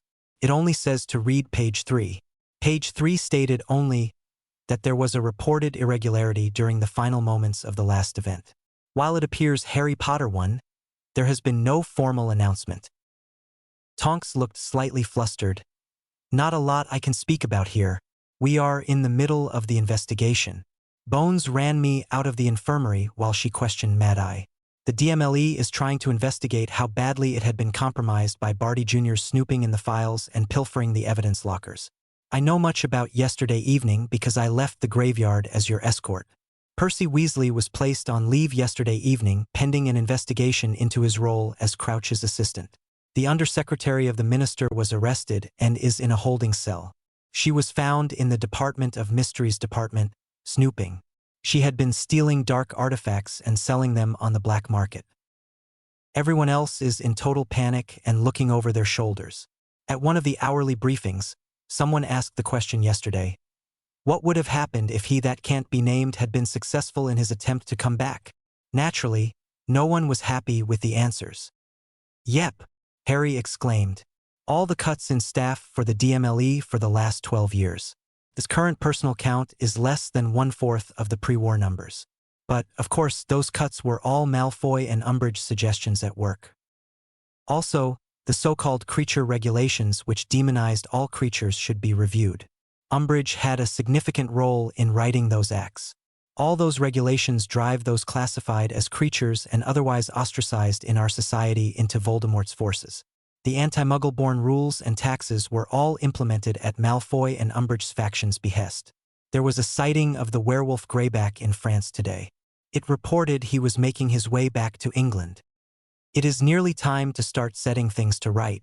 Now that Malfoy is out of the picture, I shall start the ball rolling to keep the old guard on their off foot, spoke Harry with a grin. I have my copies here, reaching into his book bag. He said. Tonks looked at the parchment. It was plain and straightforward.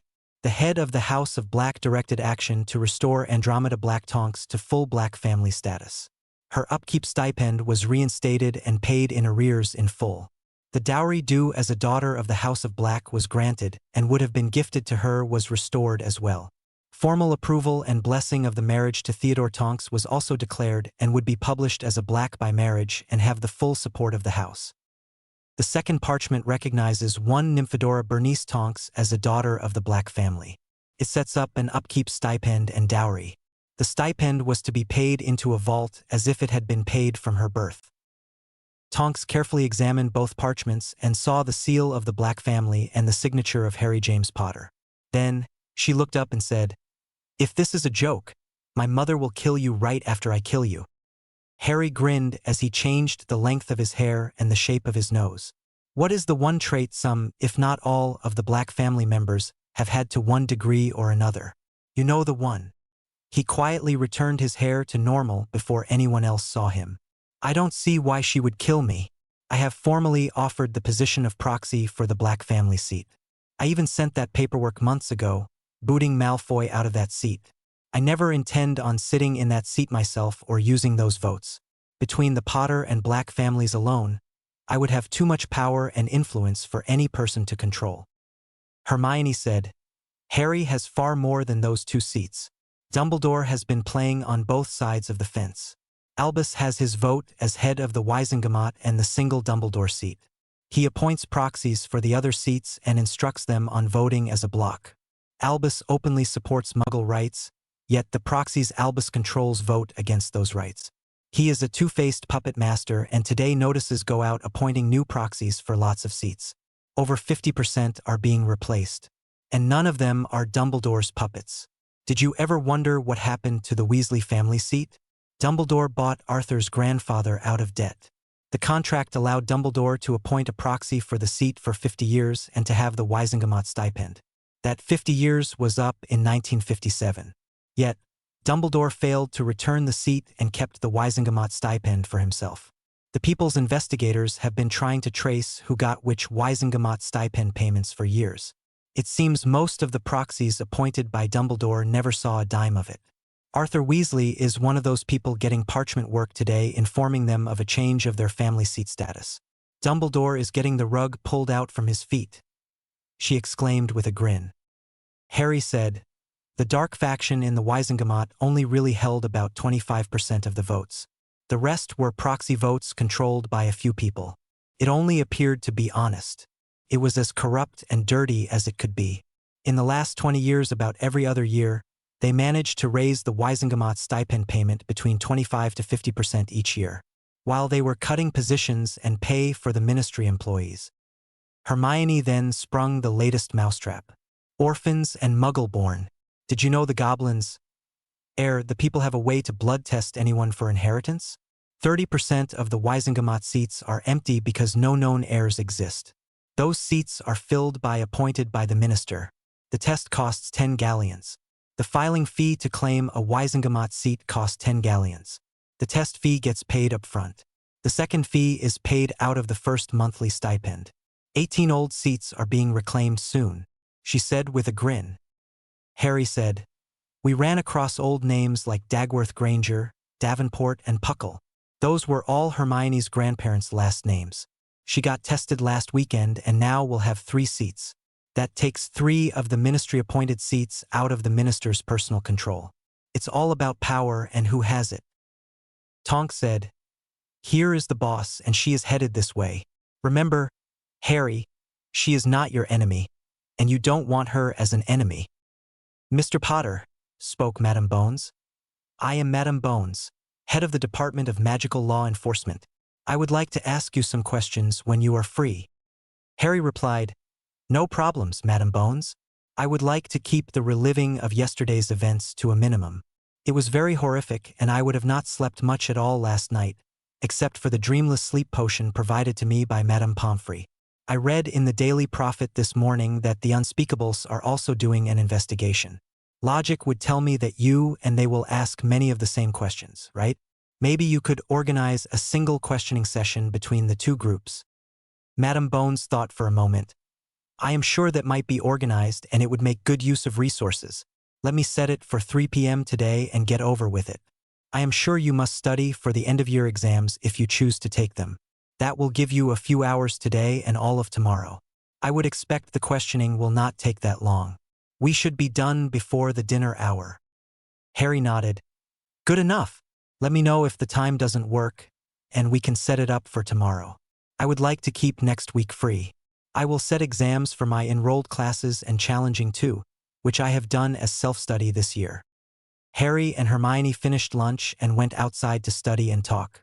They were trailed by Tonks, who kept herself at a distance. The couple quietly looked over their books and notes. They didn't talk much. While it appeared Harry was reading, he was really meditating. Harry more or less played his personal story of the events in the graveyard repeatedly. This way, it would seem seamless and complete when he offered a copy of the memory. At about 2:30, Tonks made her way over to the couple. Madam Bones, the minister, 2 Unspeakables, and 2 senior Aurors just came up from Hogsmeade, and my mother is with them. She is most likely here as a healer if you have medical problems while answering questions about your horrific ordeal. Harry smiled his best. "Let me get over with this. I hope it won't be as bad as it could be. Just tell them what happened. Answer only the questions they ask. Don't add anything more. They are not doing this to trap you. They only want to know what happened in the graveyard and how you were involved," explained Tonks. Harry nodded with a set to his jaw. "I got that. You might say I studied at the foot of a master of answering questions, Albus Dumbledore. All I lack is his eye-twinkling charm." 10 minutes later, Harry, Hermione, and Tonks are standing outside a little-used conference room. Tonks explained, "This room is usually used for board meetings. Madam Bones thought it was better than using the headmaster's office. It will keep him from interfering with the investigation." Hermione asked, "May I sit in on the questioning? It might be nice for Harry to have a witness of the questioning for himself." Harry nodded. "I would like that, if possible." Tonks opened the door, and all 3 of them entered. "Boss Potter wants Granger to set in as his witness, just so there is no funny business happening. They are both just kids and are scared a little." Madam Bones said with a knowing smile, "Sure, they are both kids, but Miss Granger must remain silent unless she is addressed directly." Hermione said, "I can do that. Have a seat, Mr. Potter and Miss Granger, if you will," Madam Bones ordered. "Have a seat, Mr. Potter and Miss Granger, if you will," Madam Bones ordered. Madam Bones cast a sealing and privacy charm on the door, and then explained as she sat out some items on the table. She started explaining, "This is a special parchment and a special quill. It will automatically accurately transcribe everything said in this room. So, no else should be talking once I start the interview.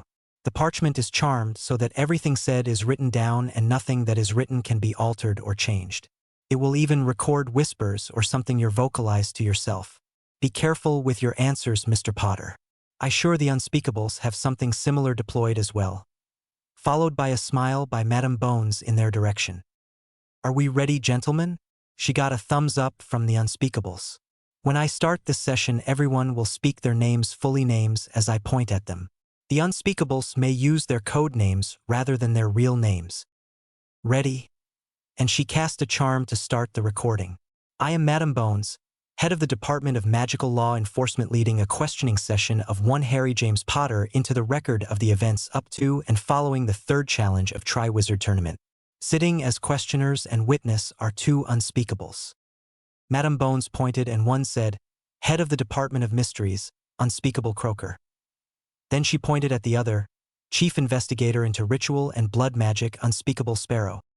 Next, she prompted the Minister of Magic, Cornelius Howard Fudge, Minister of Magic. Then she pointed to a taller black-skinned Auror. I am Senior Auror Detective and Special Investigator Alex Tremaine Shacklebolt. Then Madame Bones went around the table and pointed to the other Auror, Head Auror and Chief Investigator Criminal Division, Department of Magical Law Enforcement, Rufus Carlin Scrigmore. Next, Madame Bones pointed to Tonks, Nymphadora Bernice Tonks, Auror First Class, Special Investigations. Next was Hermione, which she pointed Hermione Jane Granger, Scion Dagworth Granger, a fourth-year student at Hogwarts. Next, she prompted a person in healer's robes. I am Healer and Medical Officer Andromeda Lyra Nay Black Tonks, appointed Medical Observer by Drawn Lottery, St. Mungo's. Lastly, she pointed to Harry. With a gulp he stated, I am Lord Harold James Potter, head of the Black and Potter families, both families being noble and ancient or elder houses, a student, a compelled and an unwilling participant in the recently concluded Triwizard Tournament, as well as the undeclared winner of said tournament. That announcement took Madame Bones for a shock, but she quickly recovered. Thank you, Lord Potter, for allowing us this opportunity to question you concerning the events of yesterday. I understand you've described your ordeal as horrific in nature to me and others. We will get to that eventually. These gentlemen have already presented me with questions they wish asked. If they have any follow-up questions or need clarification of any answers or part of an answer, they will write them down and pass them to me. At no time is anyone to ask any questions of you except for me. You are not to answer anyone's questions but my own at any time. Madame Bones watched as everyone nodded in affirmation of full understanding. Now, Madame Bones asked, Lord Potter, did you enter yourself or have anyone else enter your name into the Goblet of Fire? Harry Potter nearly shouted, No. Madame Bones asked calmly, Do you know who did put your name into the Goblet of Fire? Harry Potter, no, I do not. Madame Bones read down the list, checking off the first two questions, and skipping several more questions which were possible follow-up questions. Lord Potter, do you know where the parchment came from with your name on it which came out of the Goblet of Fire? Harry Potter answered easily, No, I don't know exactly. Madame Bones asked, Then what is your best guess, Lord Potter? Harry thought for a second, considering his answer. I suspect it was most likely taken from a piece of schoolwork.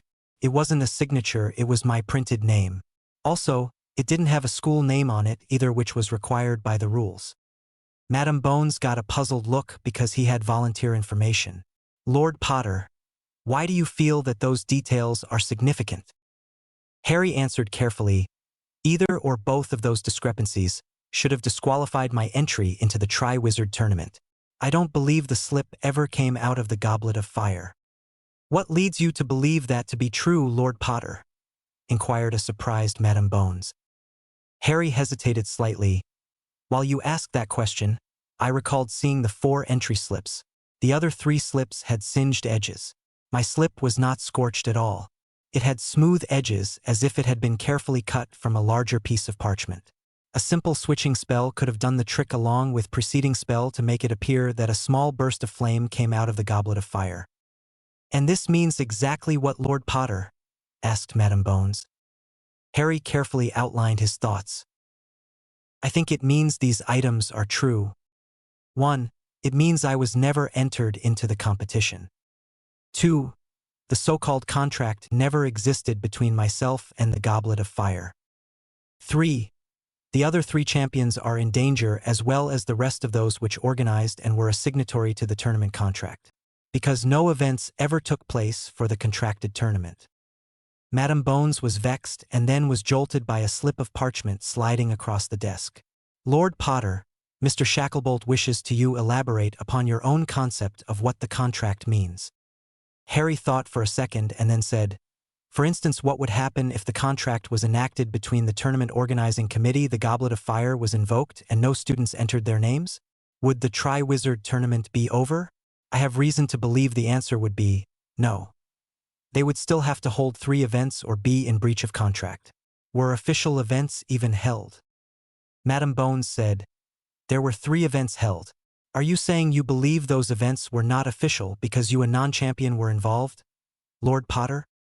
Harry grinned at her. I do think so. The same thing would have happened had there been a substitution of judges. The missing judge would have been in violation and a breach would have occurred. Has anyone seen Barty Crouch Sr. in how many days? Asked Harry. Several slips of paper were passed back and forth between people, before she shook her head and stated, those are good points and we'll look into them. Pausing and referring back to her notes, Madam Bones asked, seeking to set a standard of providence for the evidence she would later be collecting, Lord Potter, do you know where that parchment is now? Harry Potter thought for a second. I do not know. The last time I saw it was in the possession of the headmaster, Albus Dumbledore. Madam Bones scanned down the list of questions, skipping the follow-up questions which were proposed if he knew the location of his entry slip. Lord Potter, do you know that since you were compelled to compete you were considered not emancipated, but declared an of-age wizard by the Wisengamot? Harry Potter took a bit of a worried look on his face. I was so informed by the Goblin's Inheritance Department on November 1st. Madam Bones asked, Lord Potter, what sort of actions did you take then? Harry Potter explained, I went to Gringotts at their request and visited the Inheritance Department. There I took an inheritance verification test, and then signed an order that my parents' last wills and testaments be unsealed, read, and properly executed. I also filed a complaint against the person who had decided to unlawfully seal the wills of my parents and failed to follow said wills for his own personal gain. I received certified copies of my parents' wills and started to set my houses into order, as I wished. I also got copies of the vault transactions and found several transfers of funds from the House of Potter's vaults by Albus Dumbledore, who I found out was my self-proclaimed magical guardian. However, he is not and never was an authorized magical guardian for me. There was an extensive list within my parents' will. I am currently seeking legal action against him for attempted line theft. Madam Bones asked bluntly, Lord Potter, do you believe Albus Dumbledore knew about the list in your parents' wills? Harry Potter answered with a bit of anger to his voice. Yes, I know that he knew exactly the contents of my parents' wills. He was the witness to them signing the will and his signature as the witness dated October 25, 1981. Madam Bones asked, was there anything else that was significant in your parents' wills? Harry Potter spoke clearly in this answer. 2 items. It named their secret keeper as Peter Pettigrew and had a specification that Sirius Black, my oathbound godfather, was to be my guardian in all things until I reached age 11. At that time I was instructed by my father to take up the reins of my family's, and Sirius Black was to remain as an advisory capacity until I reached 17 years of age. Madam Bones asked, will you provide the DMLE with a copy of the will? Harry Potter answered tersely, yes, I shall. He reached into his book bag and handed 2 scrolls of parchment to Madam Bones. For the record, Lord Potter has just handed over 2 scrolls that have the certification stamp of authenticity from Gringotts. The scroll is certified true copies of the last will and testimony of Lord Potter parents. Madam Bones said, a few background questions I would like to ask first. I want to ask a question about your first year here. Will that be okay? Harry had all sorts of red flags going up. He was unprepared for this and it was outside his plan. He would have to wing it. He took a deep breath and said, you may ask, but I can decline to answer. This is outside the stated scope of this interview, Madam Bones. Madam Bones bristled slightly, then with a frown explained, Lord Potter, we are just trying to collect some background info which we felt may have led up to the event in the graveyard. Harry nodded but held up his hand. I will still exercise the right to decline if I feel it is necessary. Madam Bones answered, I understand. Then asked, do you have first-hand knowledge about the demise of Quentin Quirrell, then Professor of Defense Against Dark Arts at Hogwarts? Harry Potter said, he died attempting to steal what was purported to be Nicholas Flamel's Philosopher's Stone while he was processed by Voldemort. During an altercation he grabbed me and some magic protection, which was supposedly placed on me by my mother, turned him to ash. The spirit of Voldemort escaped. Who told you that it was some sort of magical protection? Asked Madame Bones. Harry answered, That was what I was told. When I woke up in the infirmary after the altercation, I was told that was what happened by Headmaster Dumbledore. Madame Bones asked, Why didn't you report this to the proper authorities? Harry Potter answered simply, shifting the responsibility. Headmaster Dumbledore said he would handle all the necessary reports. And it was so simple. Albus was thrown under the bus wheels of justice. He was at that time Chief Warlock in charge of the magical court system. Would he not be one of those in proper authority? Madame Bones nodded, knowing full well what the boy had done. In one line, he had made sure he would be held faultless for failure to report a death. And at the same time, he had effectively removed Dumbledore's control over the Wizengamot forever. She had no doubt the headmaster had said exactly those words. With a small smile in the corner of her mouth, she said, Thank you for that answer. Next, tell us in simple words what took place in the Chamber of Secrets. Harry Potter slowly answered. We, Ron Weasley and I, had found a slip of paper in Hermione's hand. She was petrified at the time. We read the paper was torn from a book about basilisks, and the name Myrtle was written on the paper as well. Ron and I deduced that might be Moaning Myrtle, the ghost on the second-floor girls' bathroom. We told Professor Lockhart. The three of us went there and found Moaning Myrtle. She told us how and where she died. I discovered a snake engraved on one of the taps. I told it to open in Parseltongue and the opening appeared. We slid down the pipe. Lockhart stole Ron Weasley's wand and tried to obliviate both of us. Ron's wand had been damaged and the spell backfired onto Lockhart. Harry stopped and took a drink of water and went on. The ceiling collapsed from the backlash of the failed spell and separated Ron and I. I then went on, alone. When I got to the chamber, I saw Ginny Weasley laying on the floor of the chamber. She looked to be asleep. When I tried to wake her, a ghostly spirit appeared. The spirit said he was a 15-year-old version of Lord Voldemort. He showed me an anagram of his real name, Tom Marvolo Riddle, and made it spell out, I am Lord Voldemort. I continued to try to wake Miss Weasley. The ghost then became solid enough to use a wand. He summoned Slytherin's beast, a 60-foot basilisk, and ordered it to kill me. I ran into some side tunnels and escaped. Eventually, Dumbledore's phoenix showed up and attacked the basilisk's eyes, blinding him. He also brought me the sorting hat, which gave me the sword of Gryffindor, and I used the sword to kill the basilisk. I then stabbed the diary with a fong from the basilisk. The diary which Tom had indicted was letting him siphon off the life force from Ms. Weasley to restore him to life. After I stabbed the diary, the spirit dissolved and Ginny woke up shortly afterward. After that, we returned to the surface with the help of the phoenix. One of the unspeakables passed Madame Bones a note. She slowly read it and grimaced. Lord Potter, the unspeakables wishes to ask, how did you obtain a basilisk's fong? Read Madame Bones. Harry huffed because he was trying to avoid that fact from coming out. I wanted to skip that part. When I put the sword through the roof of the basilisk's mouth, one of the fangs pierced my skin and broke off. I survived because Fawkes cried tears into the wound and saved my life. A second note was quickly scribbled out and passed across the table. Madame Bones read it and nodded. Lord Potter the Unspeakable now asks, was the phoenix contaminated with material from the basilisk's eyes? Harry closed his eyes and tried to remember, trying to answer as truthfully as he could. Yes, I believe so, but don't recall that as completely as I wished. I had passed out at one time. I think had almost died.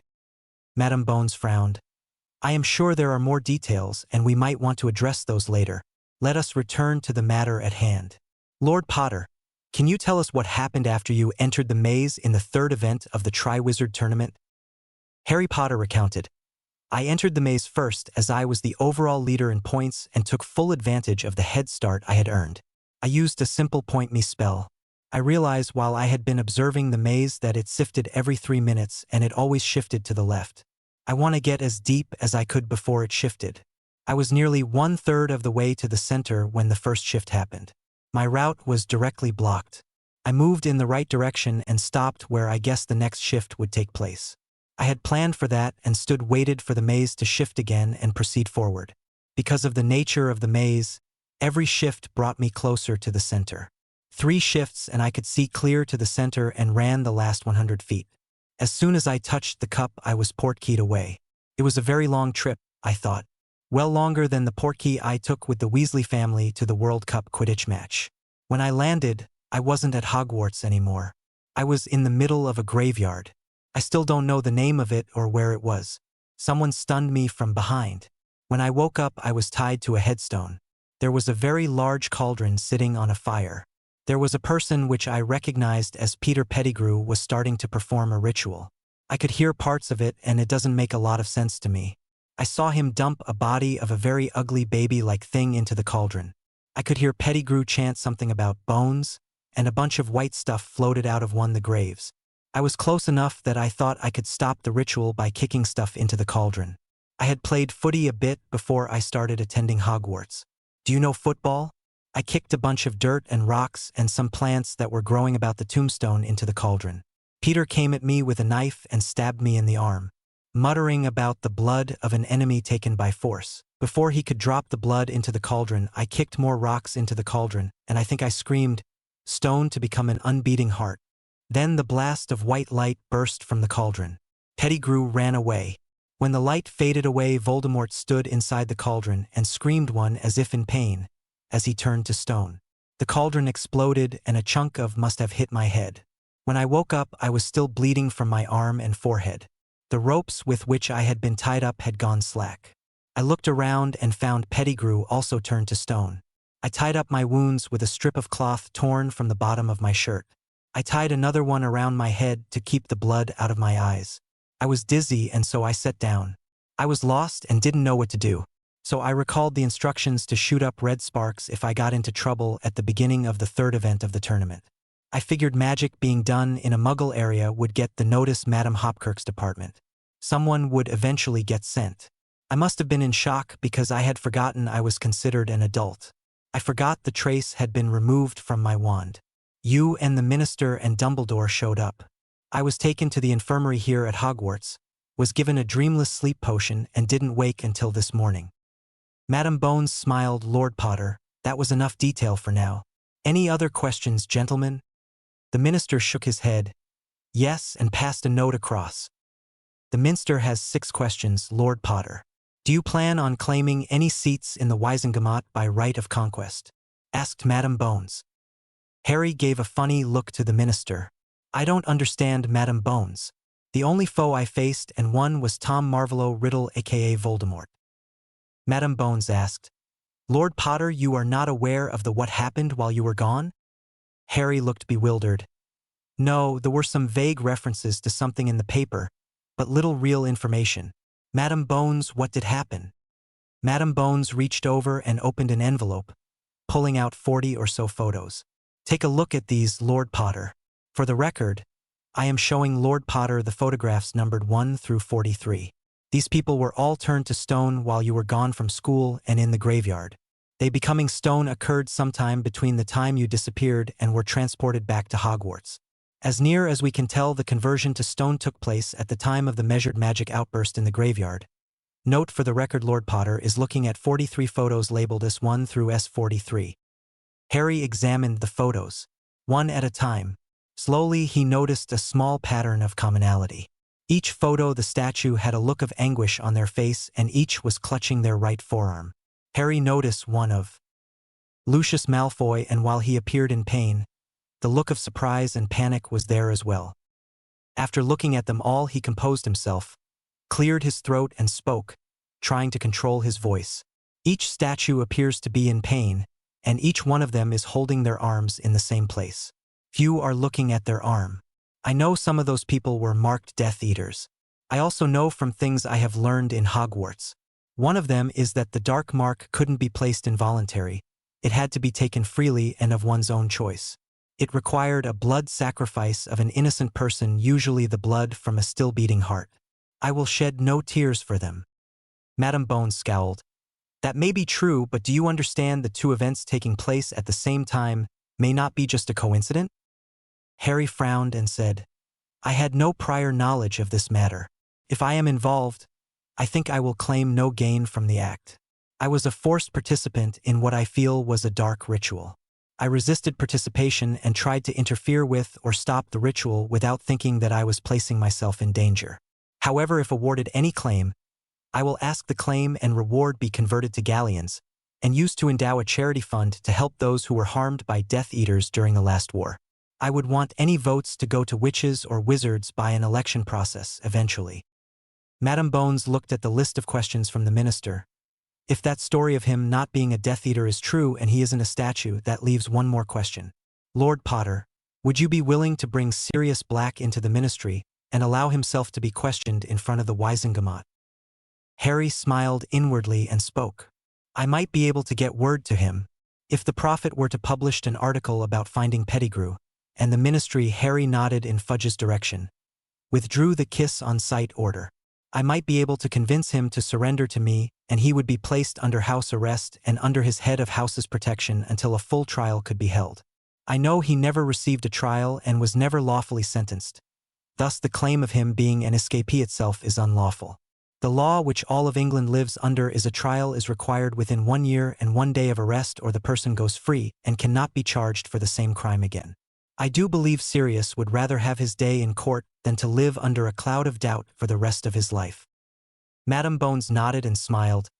That's doable, Lord Potter. Madame Bones looked at the other 3 Aurors in the room, and they shook their heads in agreement with the head of the DMLE. One of the unspeakables passed a note.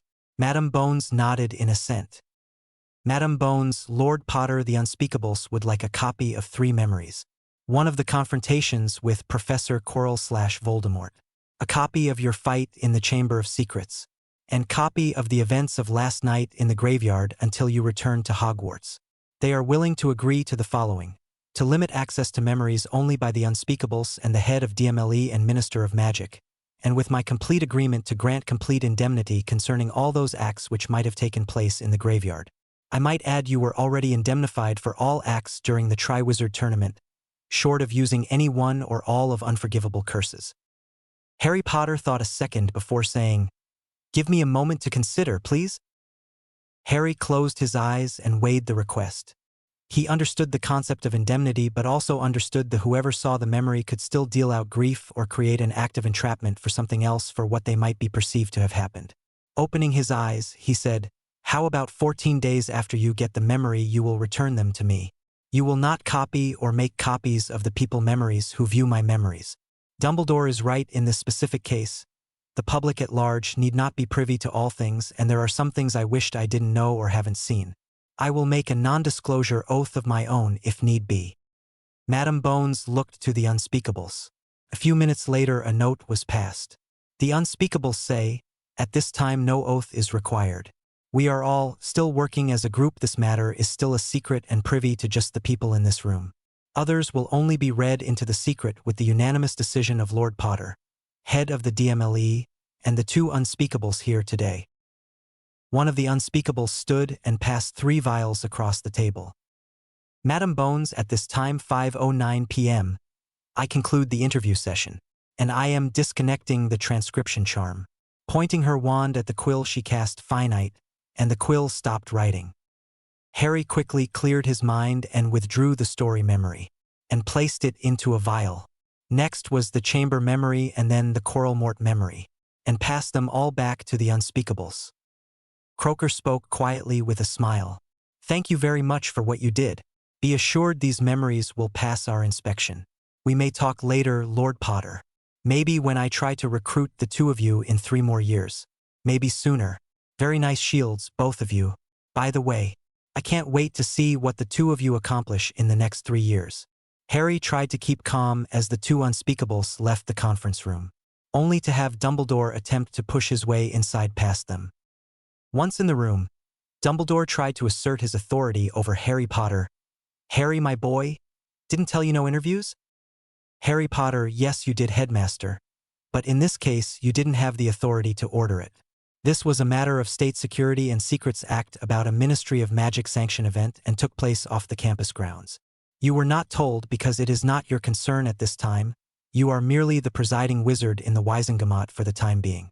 When and if the Unspeakables or the Department of Magic Law Enforcement releases the information, until that point of time, it isn't your business. They made that clear to me. But I am your headmaster and your magical guardian. The old man tried to assert again. Harry said, "Firstly, yes, you are the headmaster of this school only, but what was discussed didn't take place at this school. Second, I made it clear before this, if you were my magical guardian, you have criminally negligent and failed at that duty. You failed when you unlawfully sealed my parents' wills. You failed when you sent me to my mother's foster sister's house under the pretexts of unlawful blood wards. Are you listening to this, Madam Bones, or Shacklebolt and or Scrigmore? You failed to properly inform me of the rights and duties to my house as required by law for all magical guardians to do before their ward's 11th birthday. The legal reasoning for that law is to prevent line theft. The fact you inked and signed a marriage contract itself is unlawful because House of Potter Charter forbids marriage contracts. That same charter demands charges of line thief to be filed and prosecuted, which I plan to do. I will give you an out. You resign your family's seat in favor of your brother. You resign before noon tomorrow as headmaster and all public positions, elected or appointed. You retire, never write or publish any books or letters, never give any interviews or public statements. You take an oath to never take any public office elected or appointed again. Lastly, you leave me the fuck alone." Albus attempted to draw his wand on Harry, but Harry was younger and much faster. Expelloramus. He preformed both wandless and silently, catching the wand with his other hand. "I have 3 wandless spells, headmaster. Do you want to try for the other 2? By the way, you have the start of dinner tonight to return my sword. You know the sword of Gryffindor, or I will take it from you by force. It isn't the school's, it is mine. You lied to me to attempt to steal it. I do not know how it came to be hidden in the sorting hat, but 15 years ago that sword, the cloak which you claimed was loaned to you by my father and this wand were all placed into the Potter vault by my father. That vault which you had no right to access. 3 goblins have been executed because of your theft. Their blood is on your hands. If the goblins ever get you, you'll wish you were in Azkaban." Harry and Hermione left the room. As Dumbledore started to follow the pair, Madam Bones pulled him up. "Headmaster, dinner starts in 15 or so minutes. I suggest you follow Lord Potter's demands. He is being quite generous. He could have asked me to take you into custody here and now. Then I would wait for the goblins to request extradition or move to try you in front of Wisengamot. He may elect not to prosecute you for what you have done, but I didn't make you any promises. If you had signed a marriage contract for him and you had no right to do so, that is line theft, and life sentence in Azkaban is the suggested punishment which you have voted in favor a few times yourself." Madam Bones pushed Dumbledore out of the way as she and her Aurors left the room with the Minister of Magic. As they started to leave the castle, Madam Bones turned to Tonks. "You start on protective detail for Moody during the night. I don't think anyone will try something during the daytime. Keep an eye out on Potter. Dumbledore has something planned, but I believe Potter is a mile ahead of the old man." Dinner had started when Harry and Hermione had slid into their normal spot at the far end of the table. They were quickly joined by Neville. 10 minutes after they sat down, a very harried-looking headmaster arrived and made his way to the end of the table. "Harry, my boy," started the headmaster. "Lord Potter." "Correct Harry without looking up. I am not and never have been your boy. The term is insulting and has connotations of ownership and slavery." The headmaster correctly addresses the person sitting down. "Lord Potter." Harry smiled. "Now do you have something, Headmaster Dumbledore?" The headmaster quietly said, "I am returning the sword." In a loud enough voice for all to hear, Harry asked, "The sword you stole from the Potter vault?" The headmaster, trying to be as quiet as possible to avoid attention, "Yes, Lord Potter." "The sword I used to slay the 60-foot basilisk?" asked Harry in a loud voice. "The same, Lord Potter," answered the headmaster. Harry, without smiling, "You never did explain to me the lie of you telling me that the sword belonged to the school, so you could keep it away from its rightful owner, did you?" "No, I didn't," admitted the headmaster. "I did have my reasons then, and I still feel it should belong to the school. This school was founded by Godric Gryffindor, as such it should belong to the school. I feel all the belongings of the founders still in existence should belong to the school."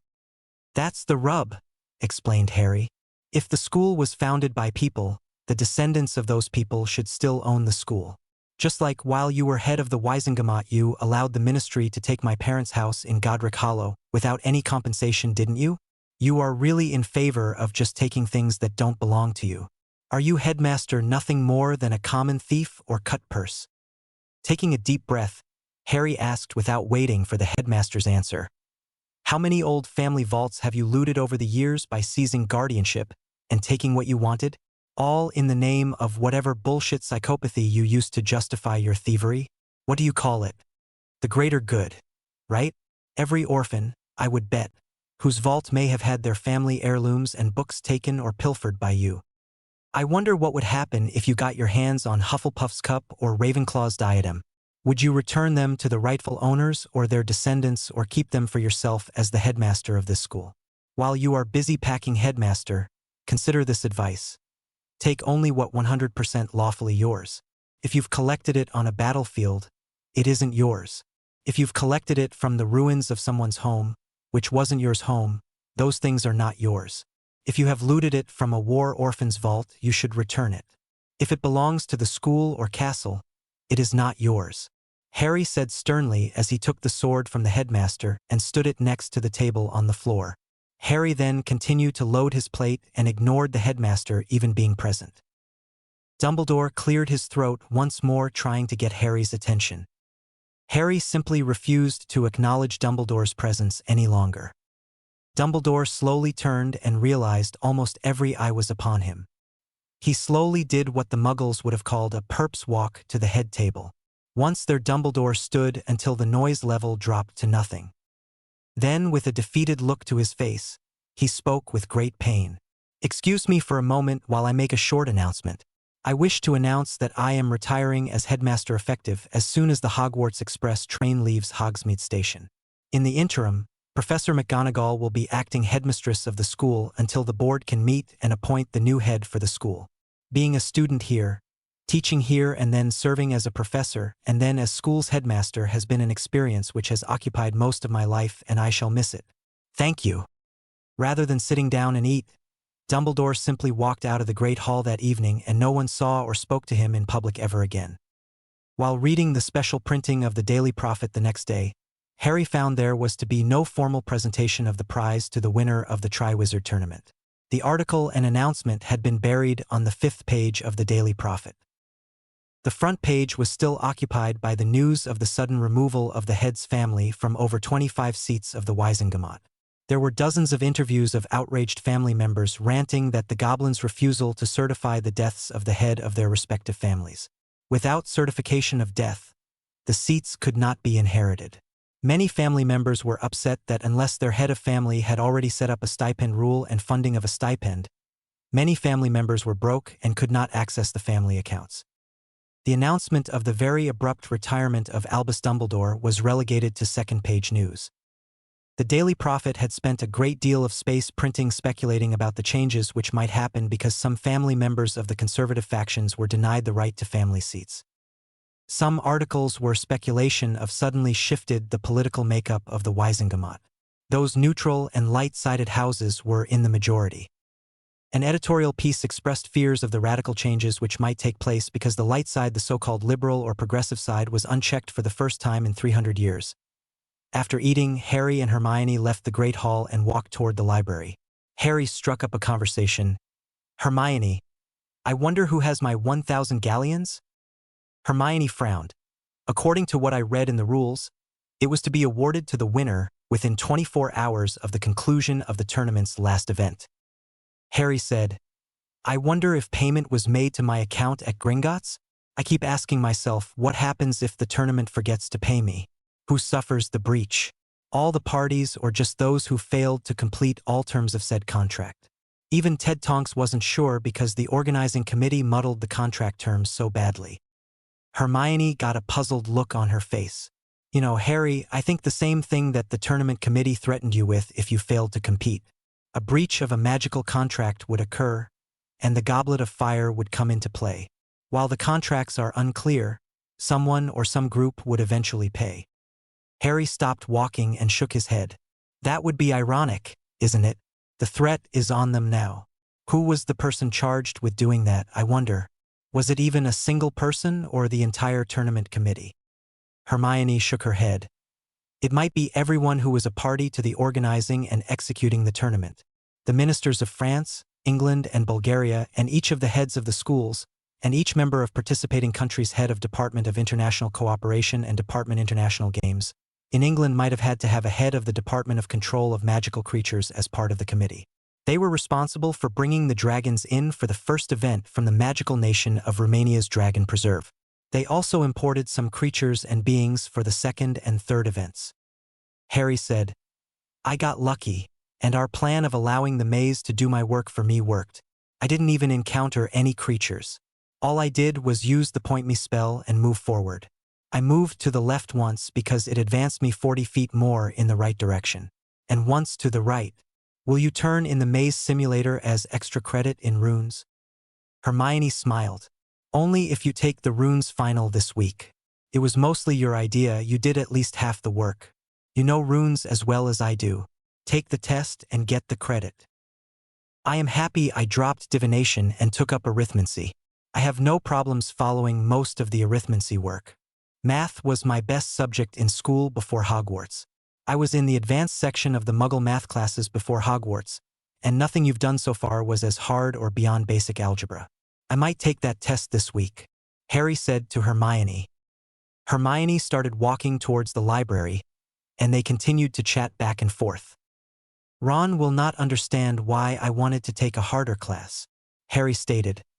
But his rejection until well after the first event opened my eyes about his friendship. He believes even now that I cheated to enter the Triwizard tournament and faked the magical oath. Hermione frowned. He has become toxic for us, Harry. You and I have made many more friends since he started avoiding you. We had a small group from all the houses helping you succeed in the tournament. It grew slowly. They all helped you a lot, but you put in the hours of study and work. Your practical spell work is now at the 7th year level, and your theoretical understanding is at least an OWL level. Harry said, I am glad we didn't challenge the OWLs this year. Next year is my chance to catch up with the theoretical work and maybe pick up a few self-study subjects like wards or rituals. Then the plan is still for both of us to take OWLs and the following year challenge the Newts, right? Hermione got a doubtful look on her mind as they reached to library's doors. I want to get the best scores I can. Those 2 tests determine what jobs you qualify for the rest of your life. They stopped talking as they made their way to the back of the library. Harry casually put up a silencing spell. In all events, they are not the determining factor. Harry tried to explain. Most jobs today are decided on your family's standing. You're a new magical person. You end up at the very bottom of the list to be hired. Everyone believes I am technically 3/4 blood, placing me under all the pure blood but above the half-bloods.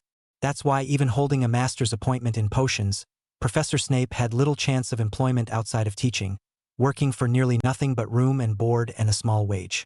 It is the same reason that Hagrid teaches Comac for just room and board and still does the keeper of the keys and groundskeeper's job for all 5 galleons a week.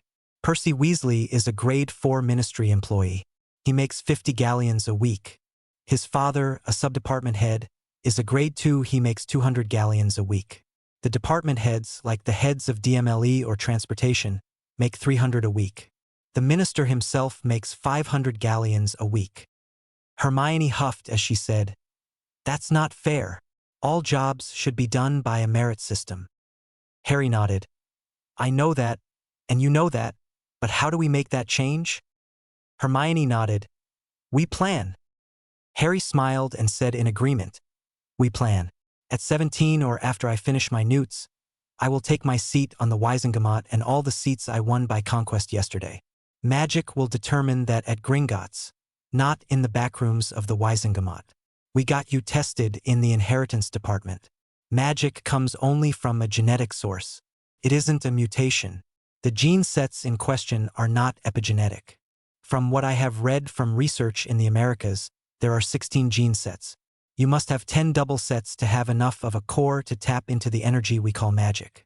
Some people may naturally have 1 or 2 sets that are not enough. They may even carry incomplete sets, called singletons. If your parents combined, they had at least 12 matching sets. Bingo, that's you. It was also my mother. She was born from 2 or more descendants of squibs, 8 or 9 generations back. Hermione nodded. The plan TP get all muggle-born, half and 3/4 go and get tested. Harry, just like my mother did, while she didn't have to work because of her husband's family money, she had started an apprenticeship with Professor Flitwick when she had to quit and had go into hiding. While she wasn't considered a muggle-born anymore, her standing improved greatly by being married to my dad. Hermione said, "I am not going to marry you to get ahead, Harry." Harry grinned and teased Hermione. "So why will you marry me?" She blurted out, "I am only going to marry you because I love you, Harry." He watched, amused, as her face reddened as she realized what she had said. Harry's face grew a look of slow understanding. "I am glad because I think I love you as well." Both of them nodded to each other. Harry was taking the lead. "I'll ask you more formally after we take our newts, and I ask your father for permission. Until then, maybe you'll be my girlfriend. Unless you want a formal contract, and that's hard because formal betrothal contracts are not allowed in the Potter family. At 16, we can become engaged. But no contracts." She smiled. "It will take Daddy some time to come to grips with the idea of me getting married." Harry said, "The offer for me to endow a grant for you is on the table even if we don't marry. An investment for a friend. A thank you for all the work you have done over the years on my behalf just as a friend. So today we are boyfriend and girlfriend. You get to hold my hand and kiss me goodnight. We both have the right to say no to physical contact and set our own boundaries." Hermione detailed, "If I say don't, that is the limit. When that limit changes, I'll tell you. Okay?" As the two hammered out the small details of their relationship. Harry said, "That's all fine by me." Both looked at each other briefly. Harry stated, "So, I need to revise my potions notes." Halting, he got a funny look on his face and grasped, "Snap, Snape. Oh my, that's why he wasn't there. He was marked Death Eater. I saw his photo and didn't realize it was him. No wonder he got caught up too." Hermione slowly processed what Harry had said. "Who will run the potions test if Professor Snape is gone?" Harry shook his head. "I am sure he is turned to stone. I remember seeing a picture of him in that packet of photos Madame Bones showed me now." Hermione looked worried. "Be wary. While he wasn't well-liked, he was Draco's godfather.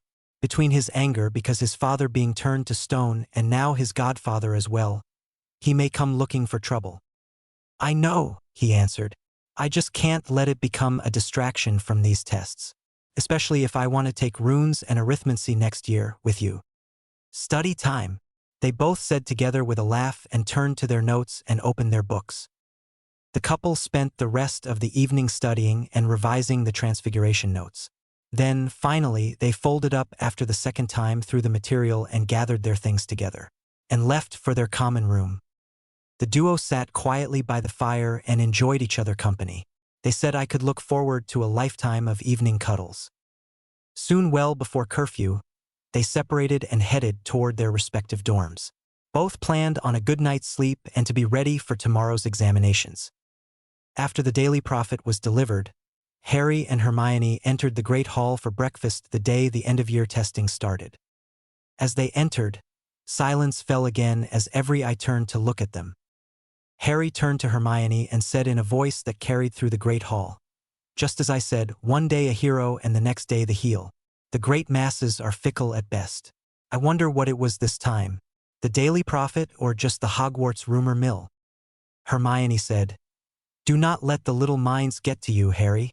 Whatever set them off will, in days, be shown to be not to be true at all. Just like your name being entered in the tournament, everyone first thought you entered yourself. Then, as they took their time to reason through the facts and toss out the rumors, innuendos, and lies, more and more people believed you. Now only a few foolish people still believe those old lies." Neville slid the morning's edition of the Daily Prophet across the table as the couple sat down. Hermione quickly scanned the lead story above the fold. "Oh dear!" Hermione exclaimed, "just as you warned," and handed Harry the paper. Harry quickly read the article indicated. "Yep, Those involved in the contract breach now suffer the unexpected consequences of their choices. Each one of them was connected to the tournament and the execution of the contract. I completed my end of the contract, thus fulfilling all the champion's obligations to the magical contract, in my opinion. My goal was to fulfill my portion of the contract. I wonder whether anyone told the great masses of people that the impartial judge for this tournament would find any of the champions in breach of the contract if they failed to try to win each event. No slacking allowed. So what do you think is happening to these people? Asked Neville. Harry said, that is very simple. Once the organizers signed the contracts and activated the Goblet of Fire by placing a signed copy of the rules and contract with their signatures inside of the Goblet of Fire, that contract became active and would remain active until everyone has fulfilled every one of terms of the contract on their part individually and as a whole, including the closing ceremonies and giving out the award. They detailed some parts, such as the arrival order of the different schools and who was to make which speech. The idiots even wrote into the contract who was to sound the cannon. A breach would have occurred if someone other than Filch fired the starting cannon in the second or third event. Imagine, rather than stating a job title, they named a specific person. If he fell ill or died, and someone else fired the starting cannon, a breach of contract would take place. Hermione said, did you know there was one tournament where the tournament committee embezzled the prize money and failed to make the required award presentation? As a result, each one of the committee members fell ill and slowly lost their magic. It took about 3 or 4 weeks of enough warning that they had enough time to fix the problem.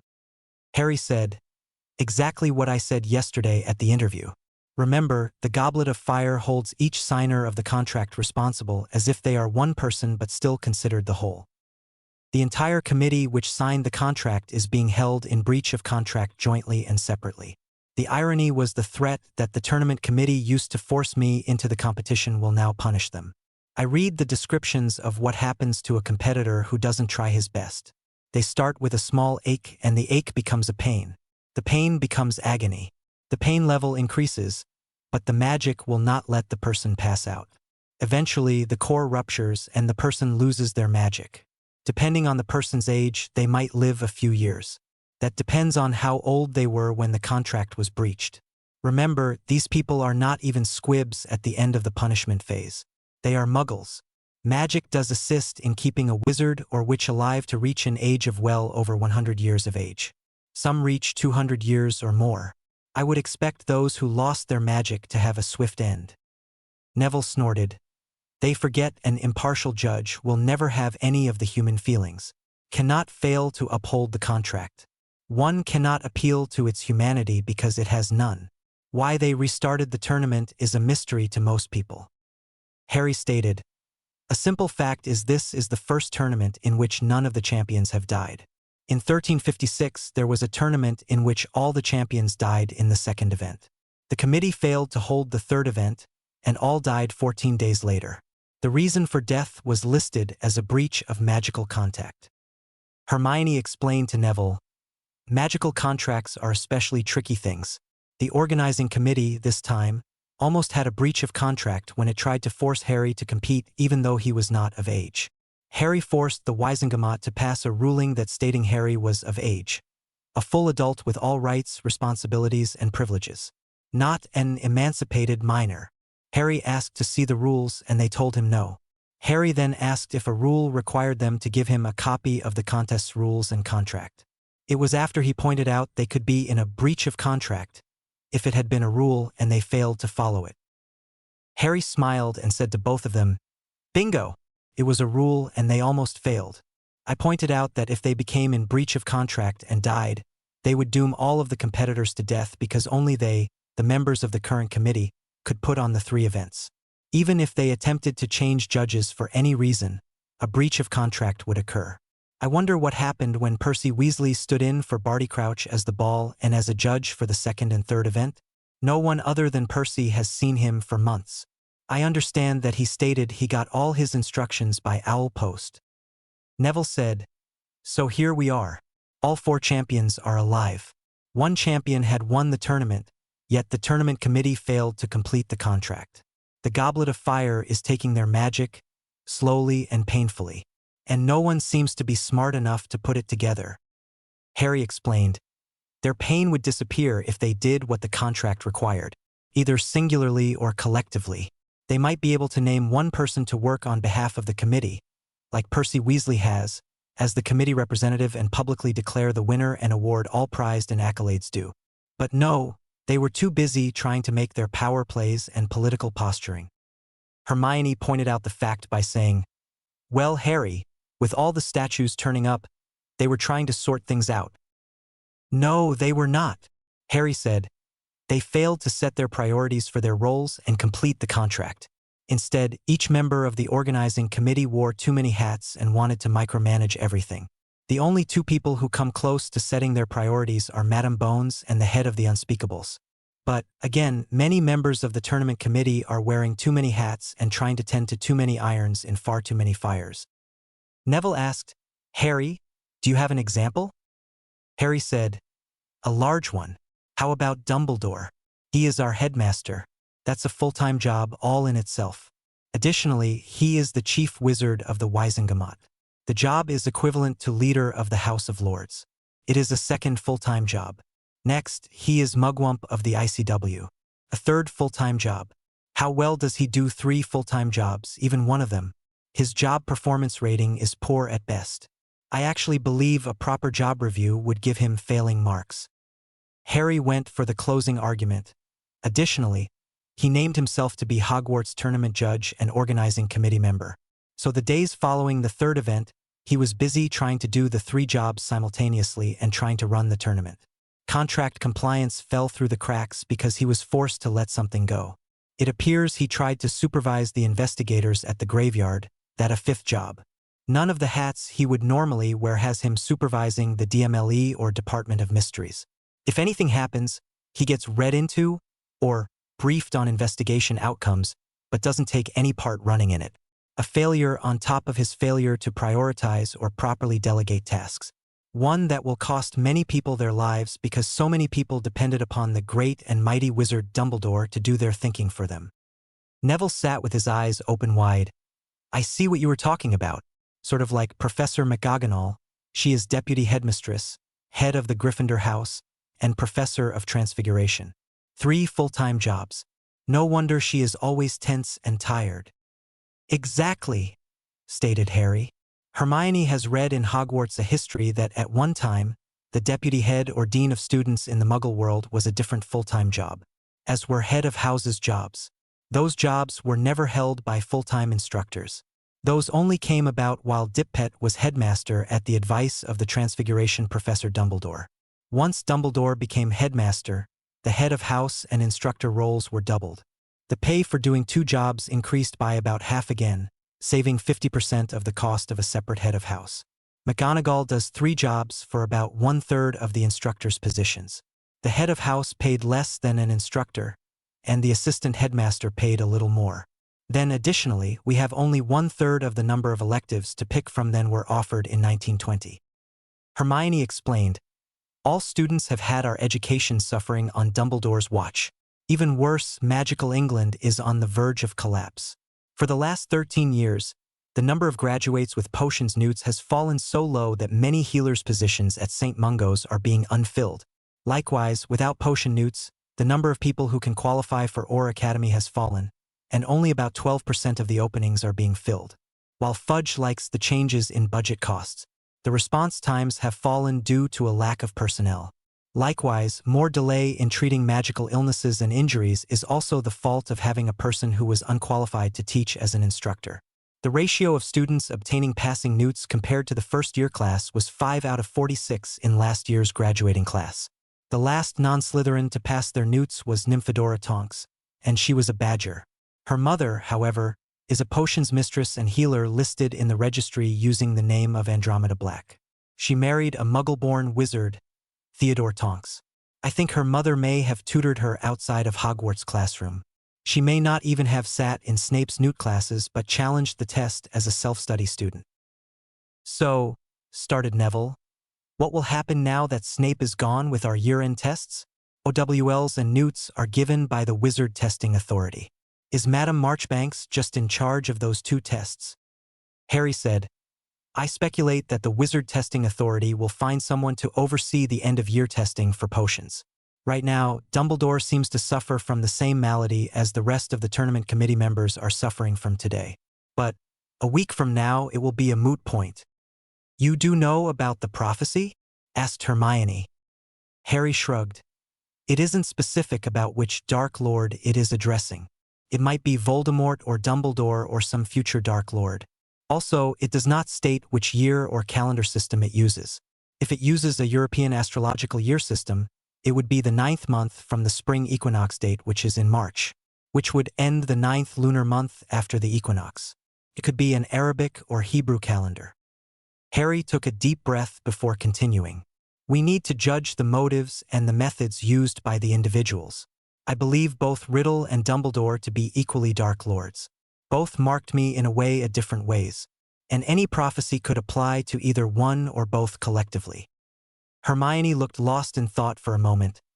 That is a broad-reaching assumption, Harry. Yeah, I guess it is, Hermione, Harry admitted. But I will no longer be a pawn on some sociopath's game board. I will live my life as I need to live it. I think I got all my ducks in a row. Time will tell. Hermione smiled and replied, We just have to watch what happens next, trying not to be caught flat-footed. The discussion stopped as the food appeared for breakfast on the table. Hermione resisted the need to open her notes and study. The end-of-year tests would contain a written component in the morning, and then in the afternoon a practical component in the afternoon. The testing this year would be considered a test run for their OWLs. Today's test was Transfiguration. The students had been told that the written test would take place in the 3 allotted hours. Keep the answers in the allotted space. All students should think before writing and keep the answers straightforward, concise, and direct. At 8:30 a.m., the students began leaving the Great Hall. As the last one left, the doors were closed behind them. They stood around in small groups talking among themselves. At 8:55 a.m., the doors opened again, and the entire cohort of fourth-year students filed into the Great Hall. Professor McGonagall was conducting the end-of-year test session. She instructed the students, You are to find the table with the examination, which has a placard with your name written on it. The seating is in alphabetical order. All the written tests from today forward will have the same seating format. Likewise, the practical examinations will take place in the same alphabetical order. You will score 0 if you fail to show up in the proper order. These tests, like in real life, the houses you belong to will have no meaning. Harry found his seat, opened the inkpot, and waited. Finally, they were told to begin. He picked up the first parchment sheet and printed his name at the top of the page. Reading the first question, he quickly recalled the class which covered and the review of it a few weeks ago. Dipping his pen into the inkpot, he constructed his answer in his head before he started writing. Once he started writing, as he neared the end of the allotted space, he was done with the question and moved to the second question. He paced himself with 2 to 3 questions per sheet and 30 sheets in 3 hours and gave himself time to write each answer out as entirely as he could. When he finished writing the last answer, he finally looked up and saw he had about 15 minutes left. Looking in the row to his right and forward, 2 seats were Hermione. Hermione had just finished her last page, and he watched as she started to reread the questions and her answers. Then he watched Hermione bemusedly as she stopped herself. He had taken several months to convince her that if she was wrong the first time through, go with it. Please do not go back and try to second-guess yourself. Hermione was brilliant but suffered from a drive for perfection, and wasn't helped because she had a heaping dollop of self-doubt. She quietly straightened her papers, stoppered her inkpot, and relaxed. Slowly over the next few minutes, less and less scratching of the quills was heard. Finally, Professor McGonagall watched the timer, and as the last grain of sand fell, she called out, "Time, please put your pens down, stopper your ink pots, and leave in a quiet and orderly fashion." Harry was just a little closer to the door and waited outside. He offered his arm to Hermione, saying, "Would you like an escort, my lady?" Hermione nodded. A walk after sitting for so long would be nice. Upstairs first, the second floor loo, please. Then a short walk outside before lunch. Harry was happy. This wasn't like last year when Hermione was busy asking everyone their answers to every question. She wasn't complaining about not having enough space to write like in the prior years. Harry smirked quietly. After the visit to the powder room, Harry and Hermione walked outside, on what would be the walkway for the wall around the outer courtyards. The courtyard walls were compartmentalized. If an enemy got inside the outer wall, the defenders could and would rain down arrow fire from an upper vantage point. The inner walls of the castle had never been breached. Harry said, "This nice vantage point, a dozen men could watch over this area. In the olden days, merchants would come and set up stalls and sell and trade as well. The castle's watch would walk these walls and keep the peace." Hermione said, "Day after tomorrow is the written history of magic and arithmancy examination. But, unfortunately, neither of those has a practical for us until next year. And there is no practical exam for history." Harry nodded. "So I saw that you stopped yourself from looking back at your answers. Good job, Hermione." Hermione answered, "It was just like you said it would be. First, allow enough time and plan the answer for the given space. Then, write the answer to the question only." It got easier with each question. Harry said, "That's called habit and learning. You either know the right answers or don't. Fretting about it will not change your grade one bit. We studied hard and noted what was covered in the classroom and the assigned reading. We did the homework assignments completely, including extra reading. So we know our stuff." "And you were right, Harry," Hermione concluded. "Planning is everything. Professors McGonagall and Flitwick have been trying to teach us the right way to write these essay answers for 4 years. Thank you for pointing out their constructive comments on all those essays. I used to think I had to write everything down when I didn't. Concise was the secret." Harry grinned. "This next year will be easy for our OWLs. We will be organized and plan for the revision and the test. No panic mode of last-minute cramming. No midnight oil study sessions. Best of all, no tournament to distract us. Right?" Hermione smiled. "Right. That leaves us some of that important you and me time not spent poring over the books. Then we can make our rough plans for after Hogwarts." Harry smiled as she said, "I hope our after Hogwarts will have some off time. I would like to see a bit of the world before I start on my mastery. I was thinking of charms or transfiguration for my first, and then runes as my second. Maybe design wards or something in my spare time. Did you know my family is famous for potions, enchanting, and wards? So my mate and I will have a perfect life between the Wisengamot seats and managing the money in the Potter vaults."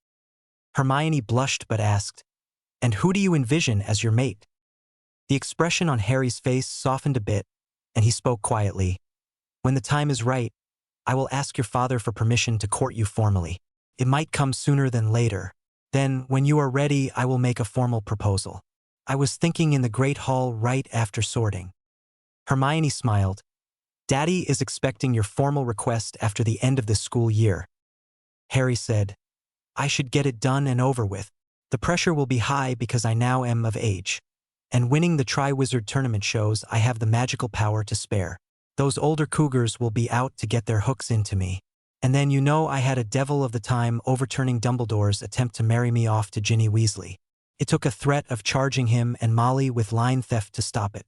There are still rumors Molly is trying to get my declaration of being of age overturned and reinstate the marriage contract." Hermione said, "But there would be less of a chance if you are formally engaged?" Harry said, "Correct. If there was a way to meet with your father before school ended, I would propose at the leaving feast." Hermione thought for a minute.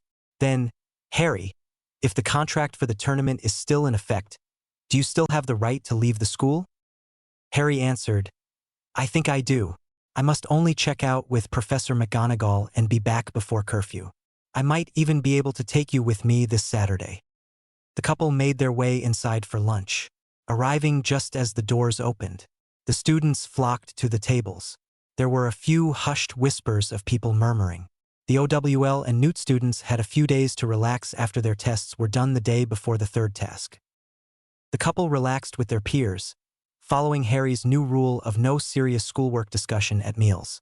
Then, about halfway through the meal, Tonks walked into the Great Hall. Tonks stood behind Harry. "Watcha, Harry?" Harry laughed. "Don't tell Tonks is standing behind me?" Neville laughed in return. Okay, Harry. The Auror is standing behind Hermione with bubblegum pink hair, and her name is, call me Tonks, not Nymphid, as he quickly dodged her stinging hex. Harry facepalmed. Yes, Tonks. What's up? Tonks relayed the message. Item number 1. The boss wants to let you know the kiss on site order for Sirius has been cancelled. You can let him know we will schedule his hearing as soon as you can contact him. I would guess you would rather it is after school is over, right? Item number 2. Fudge and several other ministry types on the tournament committee are all sick and in St. Mungo's. That's the only common thing. They all took part in planning and executing the tournament. The boss wants to know, do you know what is happening? Harry motioned for Tonks to come close. Harry whispered, Item 1. I will try to set it up, Sirius. Suggest to your boss that she keeps in touch with me towards the end of exams. Item number 2. Like I suggested yesterday, read the tournament's rules and the actual contract which those people entered into when they activated the Goblet of Fire as the so-called impartial judge for the entire tournament. Section 3, paragraph 7 defines breach of contract, and Section 11, paragraph 6 through 45 deal with penalties for breach of contract. I was forcibly entered into this fiasco against my will. The ministry would have killed themselves and me if they didn't fix the problem before the first task. It could have killed them if I had not been declared an adult before stepping into the arena to face the dragon. They certainly didn't do it to stop me from dying, did they? Here's one last hint for her. The other 3 champions' contracts were fulfilled when I picked up the cup. The other side of the contract is still in play. It is up to the organizers to fulfill their side of the contract. All of it. The Goblet of Fire is still active. This flame has not gone out. Now, please leave. I need to eat and be ready for my practical this afternoon. Tonks turned and hurried to the front of the Great Hall. Harry went back to looking at his food, while Hermione said, She is just the messenger. No need to shoot her, Harry. Harry grumbled, Hermione. She was there yesterday when they questioned me. I did everything but tell them what the problem was. They do not listen. I am just a student. I should not have to think for them, should I? I will not be a Dumbledore for them. As he pushed his food around on his plate, Hermione shook her head. I understand, but most people have had someone else thinking for them for so long they can't think for themselves. Even Tonks suffers from it. Harry sat and tried to finish eating a meal. The food, however, left a foul taste in his mouth. He was having trouble being cruel to the people who had made his last few months terrible. He debated with himself in his mind whether he should have been more vocal about the issue. He had a few more days if they didn't get a clue. He resolved to write the Daily Prophet with a letter to the editor tonight. What they did with it was on their shoulders. How many people did he have to explain this to before someone got it through their thick heads? Tonks had made her way to the head table and was talking to the deputy headmistress. Harry was feeling frustrated and put upon again. He could wait for this part of his so-called childhood to be over. Harry suddenly stood up and asked Tonks, Where is Madame Bones right now? Tonks said, The Wisengamot is a full meeting. She is there. Harry asked, Are either of my proxies there by any chance? You know your father and your mother. Tonks said, I don't think anyone notified him. Harry's face slowly turned red. Professor McGonagall, I need to leave the school to attend my duties as a member of the Wisengamot, right now. He turned and cast Expecto Patronus. When the mist from his wand quickly condensed into a solid silver figure of a stag. Harry spoke, Theodore Tonks, Harry Potter here. Meet me at the ministry as soon as possible. They seem to ignore my appointment of you and your wife as my proxies. Red alert. The next instant, as the Patronus disappeared, there was a flash of light. Harry called, Dobby. With a pop, the house elf appeared. Master Harry, what can Dobby do for you today? Harry said, I need to get my Potter's head of house dress robes out of my trunk and then get to the Wisengamot chamber. Dobby said, I can do that, and reached out and grasped Harry's arm and, with a pop, disappeared. Hermione said, Oh dear, Harry's on a warpath now, someone is in big trouble. Moments later, Dobby popped back, and Harry was dressed in a magenta robe with the Potter crest surrounded by a gold circle. On his back, he had the Gryffindor's sword slung across his back. Harry leaned down and kissed Hermione. If you can explain to the examination board what my problem is today.